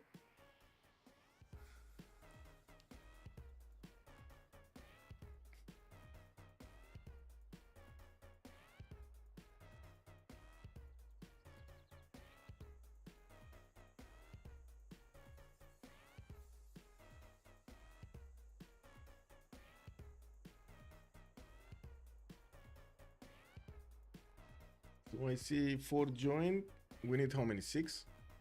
1, 2, 3, 4, 5, 6. 6. Okay. Not even declared friendship, so backstabbing always an option. Yeah.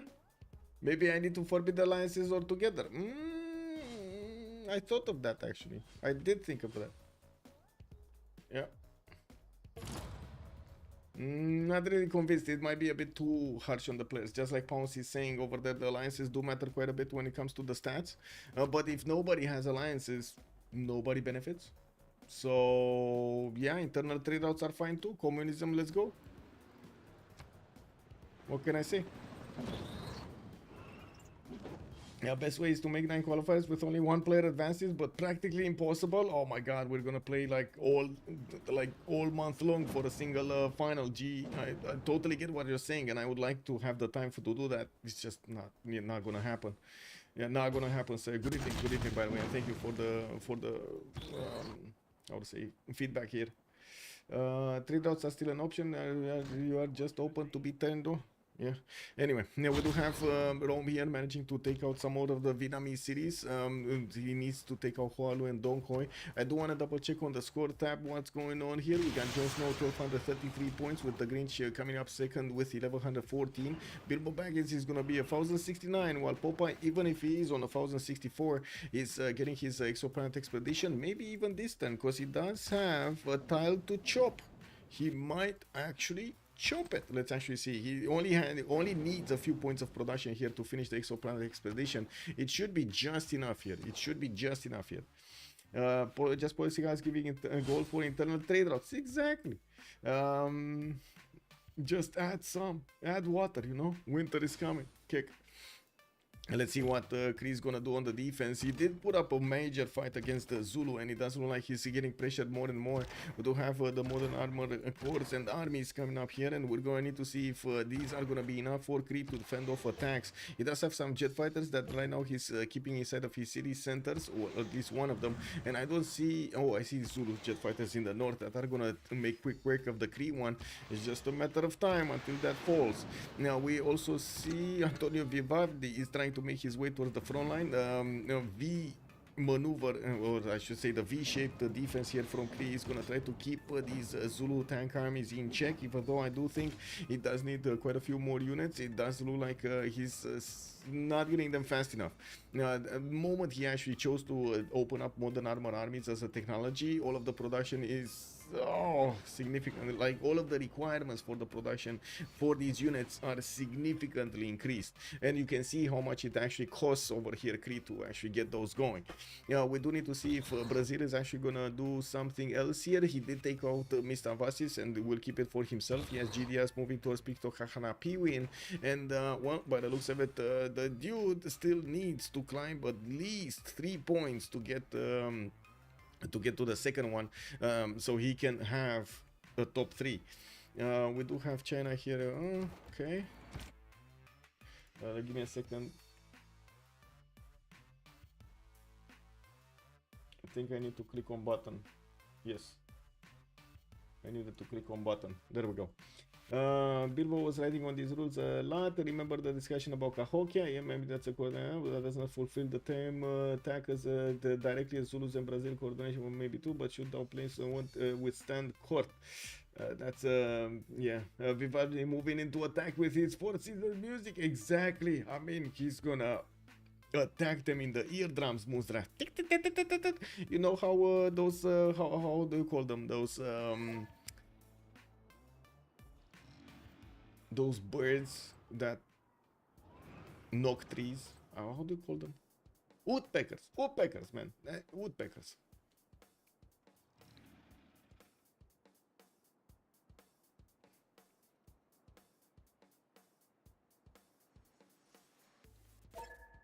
Gonna start the countdown for them.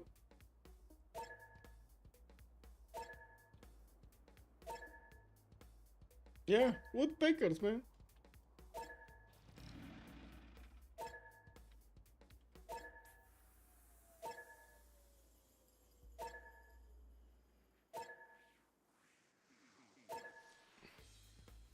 Man, I gotta give it to Lincoln. He is trying his best over here, not only to keep his empire, but also add more points. I'm very surprised actually when his military didn't work out, why he didn't actually settle more coastal cities or settle more cities in total to get the population higher a little bit.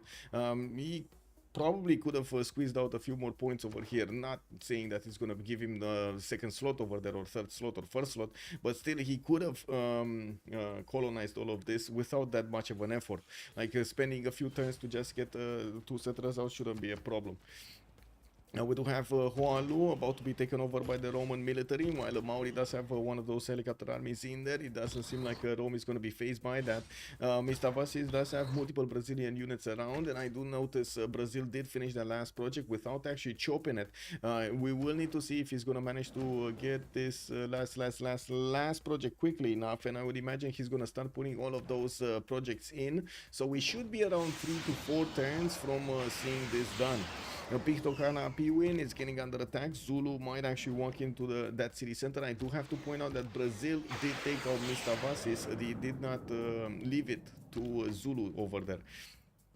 Now we do have I would say Cree over here still.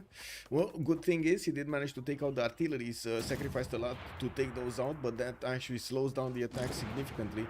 We do need to wait for new artillery from Zulu to get onto the front line, and you do see he is bringing them. It's just a matter of time until they get into range of those balloons and start to shoot down Mascotu's defenses. Now the good thing is for Mascotu, he does have 110 defense strength cities with steel walls. It's very hard for Zulu to actually punch through even with artillery armies. It just takes a lot of shots to take down that defense. It is the most interesting CPL game I've ever seen. Yeah, it is. It is quite intense over here. I mean, and I can only say in the finals, oh my god, man, oh my god. If this is intense in the qualifiers, already we got in first one, not. It was intense, but in a different sense. This was much more. And if we're gonna have the same thing in the third one, oh my god, like the final is just gonna be insane. Wow, love it. Where's the bomb? Bandar Brunei. Okay. But Rome is just putting more points on his side. He wants to secure second slot, whatever happens here. 1270 points. He did manage to take down 2 more cities, 3 more cities, Bandar Brunei, Hualu, and Dong Hoi. So he should have about 100 points more, 70 to 100 more points than he has right now. With the cringe coming up, the on third slot with 1134 we do have the dude, the 1060. The problem is the dude here, yes, he will probably take Pictohana P-Win. There is a chance that he's gonna take Musketeer. Is that gonna give him enough points? That's what I am actually quite curious about. Is that actually gonna give him enough points? It doesn't seem like Powermaker can actually gather the points, right? It passed that moment in time. And since we do have so many projects coming out so quickly here, we got 5 projects finishing out next turn, with more projects finishing out in the turn thereafter. I'm pretty sure we're gonna see Brazil here getting his space victory in the next 4 turns, and by the looks, 4 to 5 turns. We're gonna need to see if that's actually gonna be true. That's how much time Zulu has to try to get enough points to be on the 3rd slot. He does need to acquire at least 100 points, at least 100, like at least 85 points actually, but to be sure it's probably 100. The Grinch didn't get more cities, no, but maybe he will grow in points just, you know, because of population and stuff like that, and happiness. Now that he doesn't have a war, his population is gonna start to get those amenities in. Not bad. He does have more cities, although he doesn't have time to build more settlers to actually get those going, and he is repairing the majority of the land that he acquired from Julius Caesar.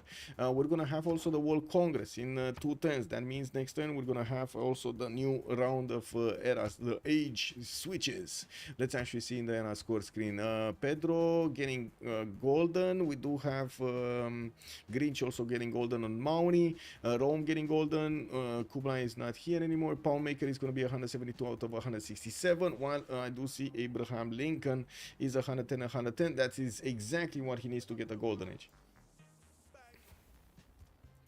Okay. Also, the same can be said about Rome series that he just got from Vietnam. He's going to be able to actually get quite a bit of points from them while they are recovering. While Zulu does look like he's going to need to take it back, take Pictohana P-Win. I'm actually very curious if we're going to have a retake here from Kree, if he's going to sacrifice a unit of his own to try to take back that city, if he possibly can take it out. To just slow it down, basically. He just needs to slow down. With Zulu artillery armies also making their way towards the front line, looks like he is starting to deal the damage against the fortification health much stronger. And we got a desync. Captain Kirk did it again. Oh no.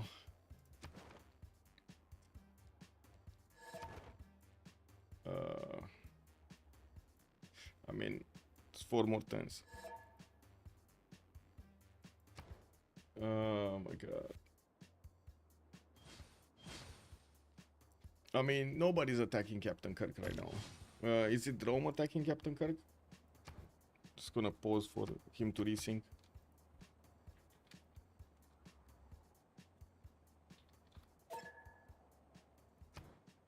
The thing is, and I do have to recognize here, Captain Kirk at the moment cannot really do much. Maybe he can pillage a few times, maybe he can annoy Kree a little bit, but he can't really do anything. What he might do is defend against a possible attack from Kree to take over his cities to actually keep his points up, but I don't think it's up to Kree, no? Okay, did he get back? Yes.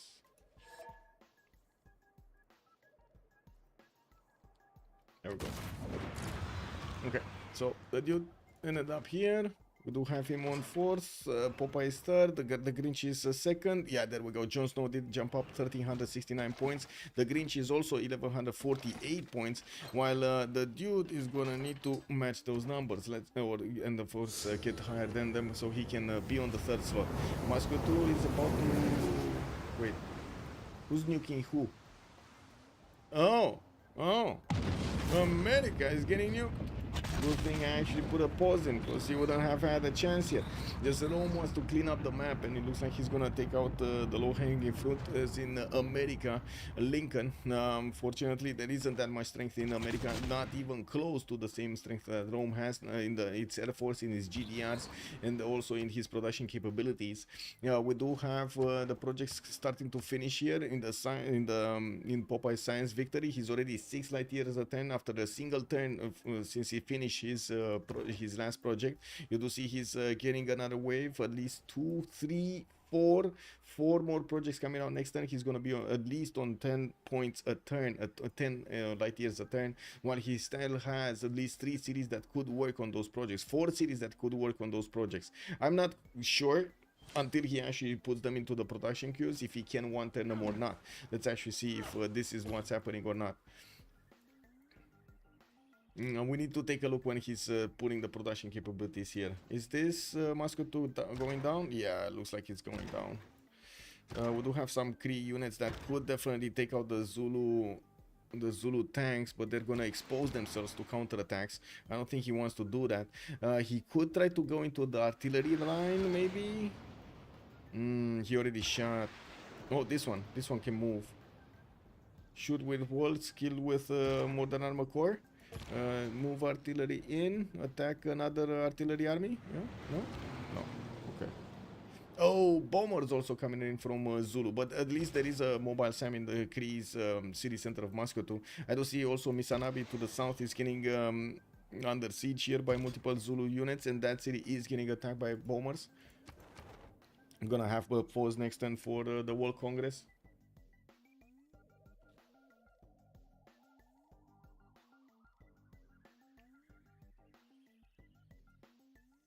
Kree went AFK. I don't know. Your guess is as good as mine. I didn't see any movement though. He finished his turn? No. Ah, there we go. There we go. I don't know what he was doing, but he just did something. It's fine. So, okay, attacking artillery army. He could take that one out with this one. This rocket artillery already shot. There is an observation balloon giving it an extra range, and we do have the Brazilian GDRs coming up from the north. PVC Vavasis is also getting under attack. Brazil is getting through the Roman territory and towards his opponent's cities here. Now, while we do have a row of GDRs walking in through the railroads, it does seem like Rome just keeps on adding cities over here on the right side. Oh, okay. Let's actually see this. Scotch. Okay, there we go. How many? No, we don't need the broadcast center. We don't need the water mill. We just need projects. Oh, did he run out of resources or something? He does have another project from Kabul. So 1, 2, 3, 4 light years will be added next turn with another 1, 2, 3 light years afterwards. Okay, so he's gonna be on 13 light years in 2 turns.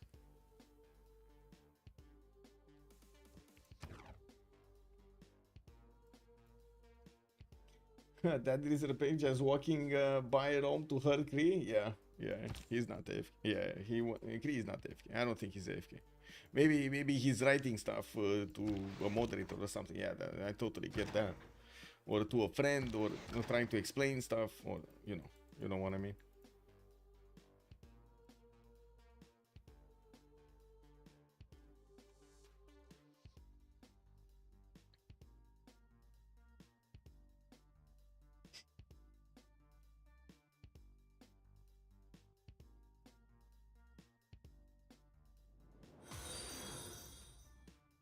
GE 2552 De Boers in the house has joined the round table. Thank you so much for the follow. Much appreciated, GE. Also Morida, hello there sir. You do see the score screen right here. I do have to mention Popeye Brazil. If he does manage to get his victory condition, that is space, he's gonna jump up on the top slot over there, and it's gonna be him, the second one, Jon Snow, and then whoever is gonna be on the third one. The dude here is trying hard to actually get those points. He wants to take out these 2 cities, Misanabi and Moscow too, and there is quite a chance that he's gonna take them down by the time this game ends. The question is, how much time? We do have already 11 light years a turn here for the exoplanet expedition, and of course that actually will move much faster when since he's gonna finish more terrestrial laser projects over here. We probably are 2 turns away. I think 2 turns away from seeing the victory condition, right? It's kind of 2 turns away. Yeah. Oh, nuke. Wait, this one. It's moving. Cincinnati. Bam! Boom! Rome. We do have Rome over there needing to walk in with his GDR to take over those cities. We do have also Mauri sending some of his helicopter armies to do something, not sure what, in the cities of America. Maybe they want to body block his opponents. We do have also Cree here getting attacked by Brazil with multiple GDRs. Looks like they are tearing apart his empire piece by piece. You know, while I do see there is a chance that Brazil might take over these cities. It will still slow down. It will still put lower Bilbo Baggins, but that doesn't guarantee the dude actually having the the third slot, right? So he needs to go over the Grinch. That's the thing. That's what they're doing.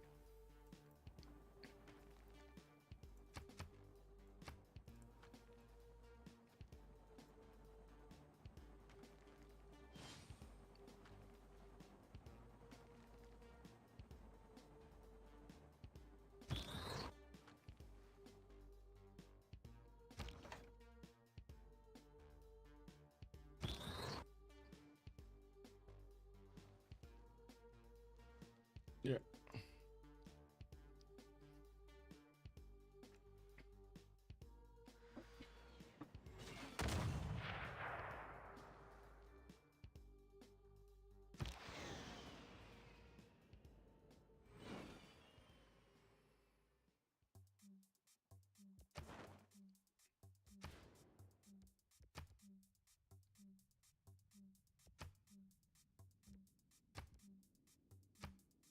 Oh well. Finally, another wave of projects here. Okay, so still gonna be 2 turns. I'm pretty sure. It is what it is.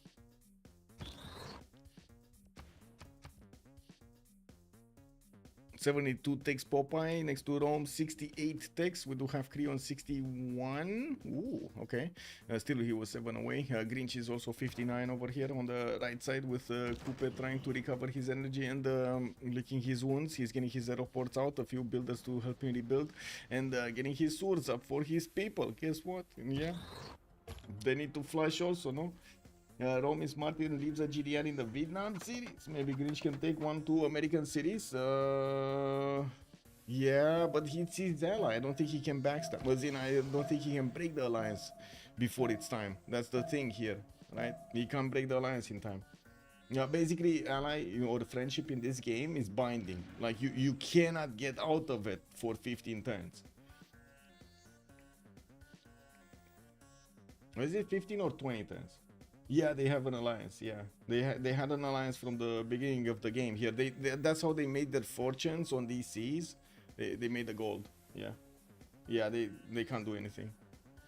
Let's see Maori here. Maybe can pillage some tiles from like whatever Rome picked up here.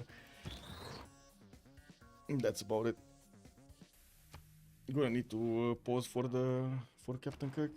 I don't know how he didn't desync before, but he's desyncing now. I don't know what he did. But anyway.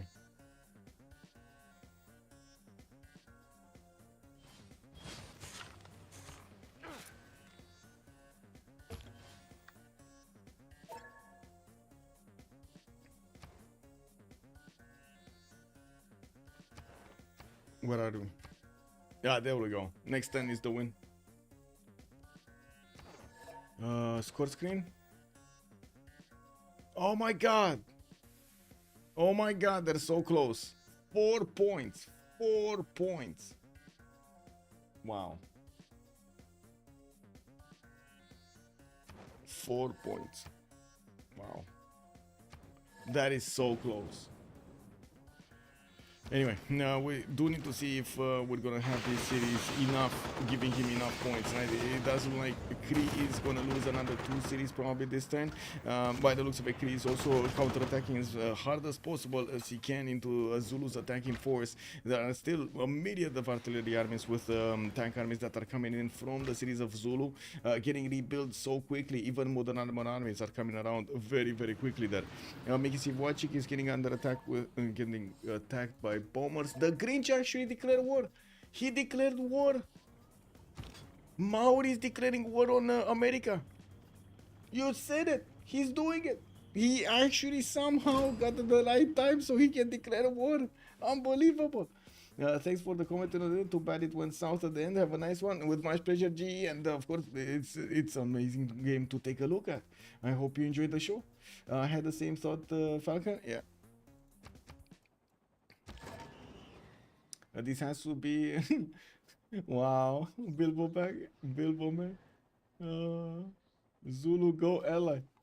Zulu go ally.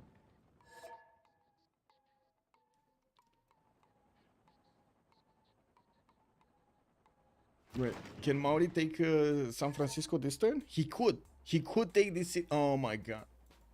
Why didn't he? Can he take it with this? No. Wow. He's gonna get stopped by that. Oh, okay. Okay. He took it. He took it. This one, he can't take this one, right? No. No more. Unless he has another jet bomber to attack into it, I don't think he can take it this time. It's only one city. It's a 10-pop city. Is it gonna be enough though? It's only 4 points difference between them. And remember, Zulu did manage to take over 2 very good cities here. The capital city of his opponent, Kree and Misanabi. Not to mention Moscow 2 and Big Stohana P win.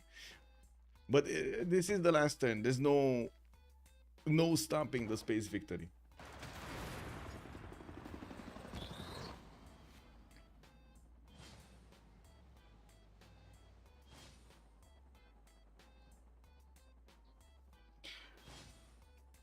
It will have a bitter day after this if Zulu makes it. I mean, have you seen how Ben got taken out in other qualifiers? Man, in the first qualifier, he got last second removed from the top 3. That was incredible. Last second removed from the top 3.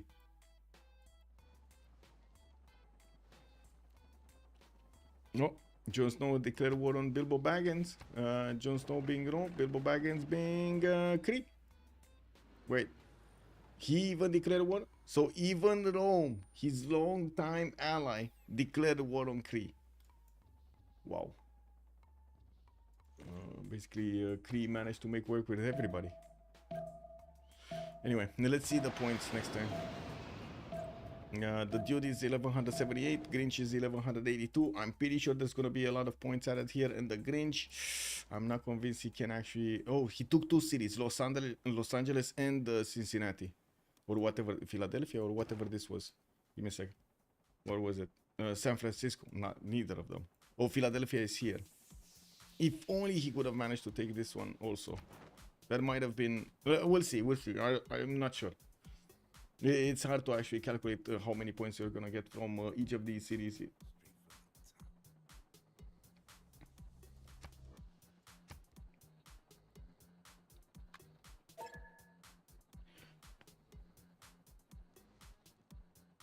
Telepathy, not allowed. Yes. No space marines in here, Uko. It's FFA. There is also an inherent aspect of unspoken collusion. Yes.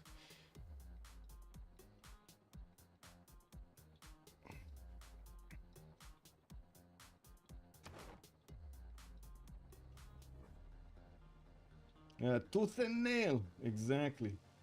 But can you imagine in the finals? In the finals, it's winner takes all, guys. The finals will be winner takes all.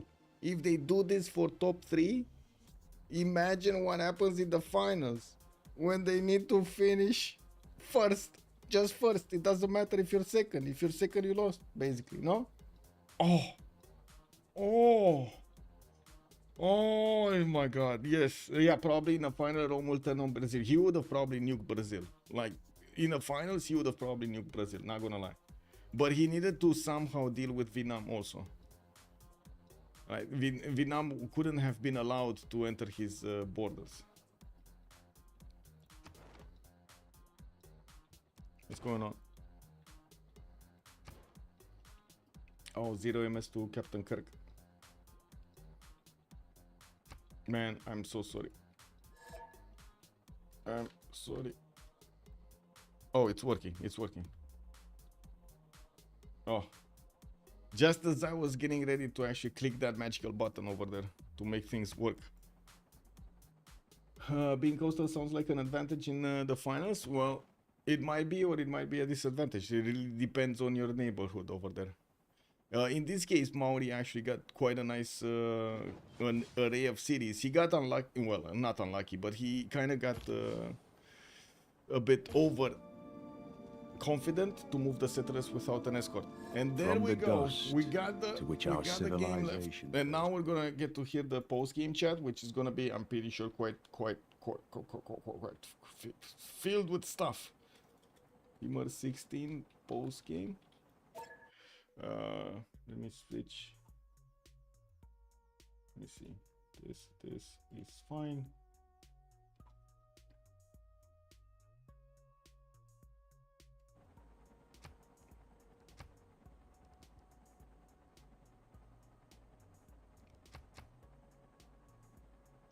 Yeah, Jon Snow, the dude.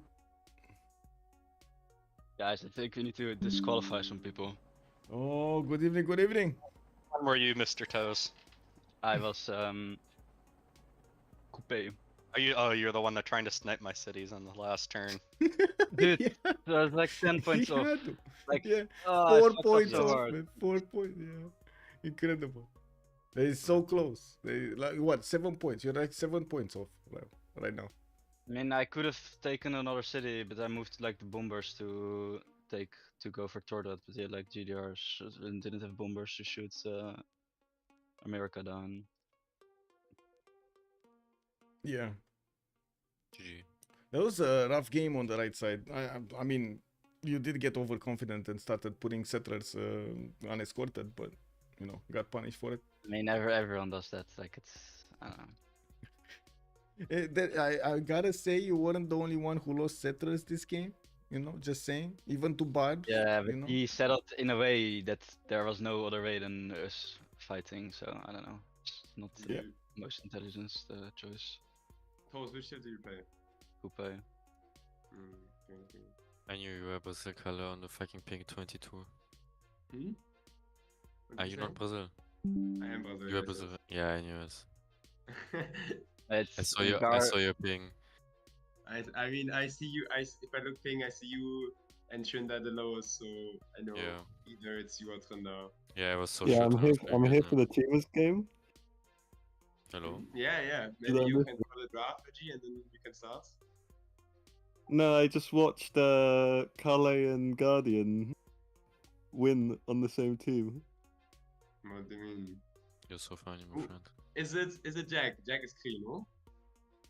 Yes, Jack is screaming. Dude, I who mean, cares? Like- isn't it obvious he has been screaming in general chat about Yes, the moderator yes. for like, I don't know, 10 minutes. Wait, what are you, Kala?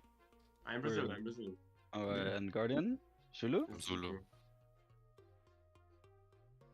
Both unlucky, both teaming up on the same guy. Yeah, popping an unlucky member.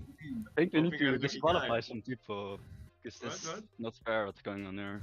I mean, you Yeah. literally just you Both jumped Jack Germans. on the last turn. I mean, you jumped Toes on the last turn because you just shot the guy's city with GDR and didn't bother to take it. You let your ally take it. Like, But so that's- cringe. I mean, you could have just not interfered, to be honest. But I mean, he needs to could have be just a played thorough it like a normal investigation. person and not went out of his way to feed his teammate into third position. Yes, I mean, he's my ally for a reason. it no? wouldn't be the first time, and this is the When first is time it- that when somebody is it complained about it. forbidden when is it not allowed to help your ally in a situation of need? Yes. Bij trainen waar je Vietnam. He was. He must be Vietnam. Ja, maar dit waar je pushed me to want dat zo like. Wait, where did he push you to? It's I Casimiro. was like was it? fighting with Julius the whole game and then Trinda comes in with the boys. The tank zones. Yeah, but it's like, I don't know. Hello? that's- Dude, Hello? Toast, what are you talking about? I would have killed you easy. Like, why you think you can defend? I have was like, fascism. Like, why? How can you defend it? How can you defend? I have Defender, I have Victor, and I was I- yeah. Academy every city. Dude, I have fascism academy every city as well, and I'm Vietnam, and I had Dark Age at that time. I was like, I had way more units, no? Like, how you think you can defend? You didn't have fascism, no? No, but Yeah, so you didn't have the card Victor is either, already like- plus- And I took Yeah, two but cities I'd already. have- Like, there's I no think- way you defend if if I don't have to send literally everything back, like to. I'm pretty He was sure even it's, almost like impossible to kill, even with 10 jet fighters. Like, Yes, dude, Toddard, I should have gone for you. Like I could have had all this stuff at you like 5 turns faster if I don't go for Cooper, but I saw you have fascism, and I didn't think you were gonna come for me, to be honest. Like I mean, it worked for you, but like, isn't it like so risky? No. I think it's like the most safe play, right? Because if Yeah. I go Brazil, if I risk everything, if I go for you, it's like pretty much secure second. I mean, Because I want like a GDR, you can't nukes, you can't really defend that. yeah, but like when you attacked me, I think it was very close that I actually like killed your stuff. Like it was, like for example, I had 4 units of you sent back, right? With the, what is it called? Like because I bombed your bomber airport. as- Yeah, but if, that if was- that's like That was that's just not lazy like, though, right? huh? That's lazy of me, like not putting something on there. Like I just wasn't thinking about that. one. Yeah, but like I don't know. I think it was super risky attacking me. Like it worked obviously, but I don't know.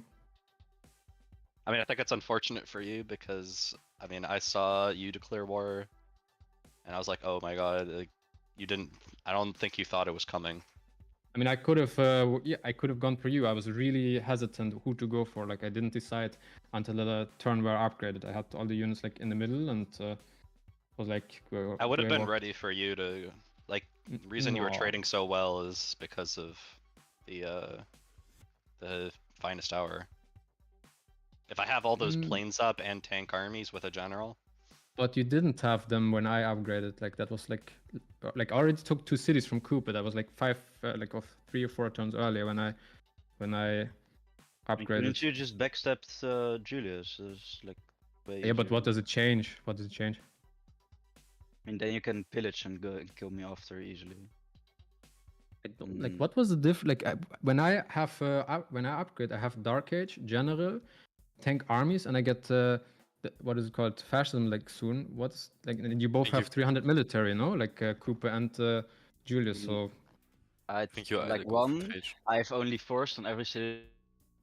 Excuse me, hello there, sir. I'm gonna stop this. I do not think you should call Trinda the Andrew Defender. I think he was asking questions, and I think it was fair for him to ask questions so he can make up his mind. I don't think anybody, like, you know, defended Andrew anyway.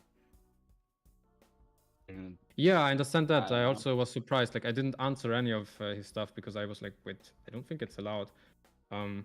But yeah, I could have also had all the stuff on Rome when he had only like 500 military, but he had fashion, so I thought, okay, this is easy kill. So, but yeah, guess I should have gone for Rome. I just saw the spaceport and thought, okay, he's going for first, so he's not gonna attack.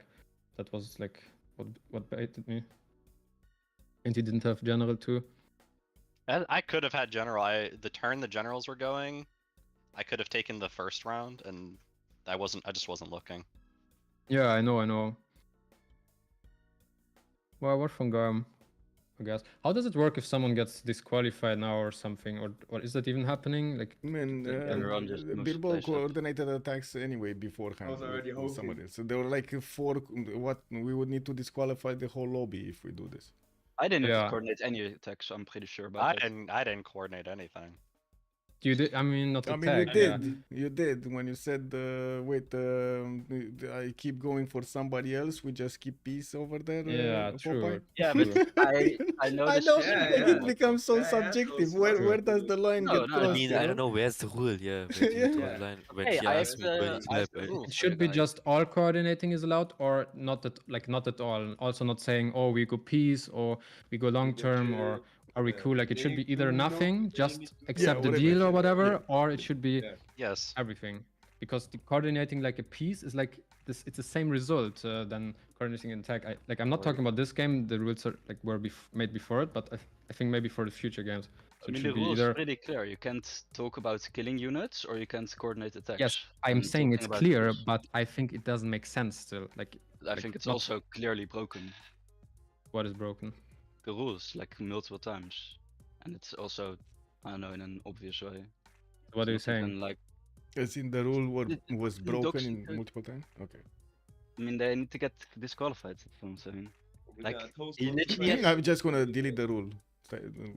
It's fine for next ones. We Connection. are not Okay, yeah, I enforcing like it that. anymore. And that's not how it works. You can't just there are rules for this game and they need to be followed upon. We I mean, didn't apply yes. it in any other And where game. is the It's coordinating not fair attack for any other question to when apply it now. he needs help? What is that? The coordination of attack, Mr. Toes. I mean, who didn't coordinate lit- anything? Who was it? Me. There was no one. No, you also did with the Julius. He said, not Julius, Trajan. He said to you, "Oh, I'm only gonna take that city," and like it's also coordinating, no? Yeah, Yes, that's it's also- coordinating it's attack. splitting apart an Those- opponent, basically. Like- Coordinate. No, I was just saying he can take my city. That's not an attack. That's between What? us two. That's- That's But how? no, but- it's okay. really What? Toes, what? if you That's like coordinate even an worse. attack, Saying you that he talk. can take your city is worse than asking if he needs help. It's like coordinating attack is between two players talking about someone else, and I was just talking to Tordet about Yeah. our cities. It's like completely something different. What are you Because lawyer I- now? Like this can be differently interpreted, no? Like it's No, it it's doesn't like, have to be how you say it. it's, if I can say if I say to Tordet you can take my city, that's not an attack. That's It's an attack from him. It's He an attack, attacks your it's an attack city, from him, dude, and which you you're coordinated it with him. Like, It's a come on, coordinating bro. attack. It's literally the definition. Go Toes. call your lawyer. Like, if Yes, you, yes. you want to be like that. Like, what the fuck? I mean I'm not. You can't coordinate attack on yourself. Like that makes no sense. Yes, you can. You can. I You can mean- coordinate yourself and attack on it. It's even feeding, saying in CPR it's feeding to tell someone to take a city. So I guess you're a feeder now. Or what, Toes? Dude, it was Okay, literally good a night, city guys. I saw. Yeah, but it's the city he took from you, which you told him to take. Michael, do I need to report the game, or are you reporting Yes, the game? please report the game. I'm gonna talk in any case with Soligent. I'm gonna come back with an answer for you in the channels over there. He's probably gonna need to take a look at this just as the same as everybody saw it. Okay. Well, have a good evening and GG, well played. Congratulations, Kale, Tordred, and Guardian of the Nachos. GG. And there we have it. We did have quite a few dramas going on from the beginning of the game. We did have some technical issues, I do agree, but at the same time, we did have an amazing game also.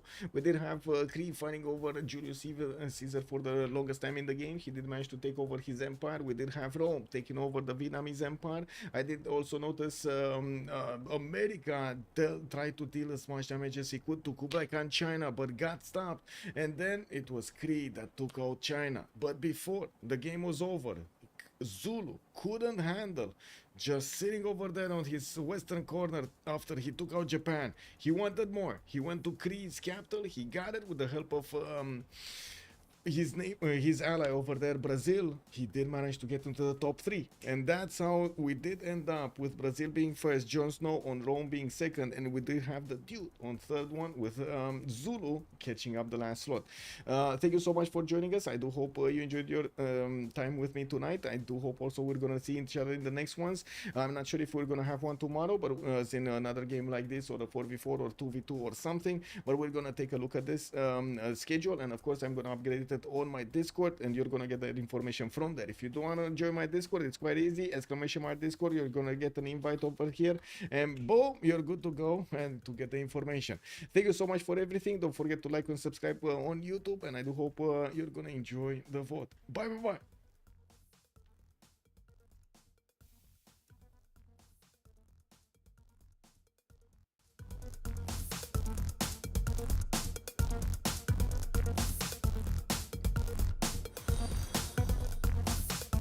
Falcon has joined the round table.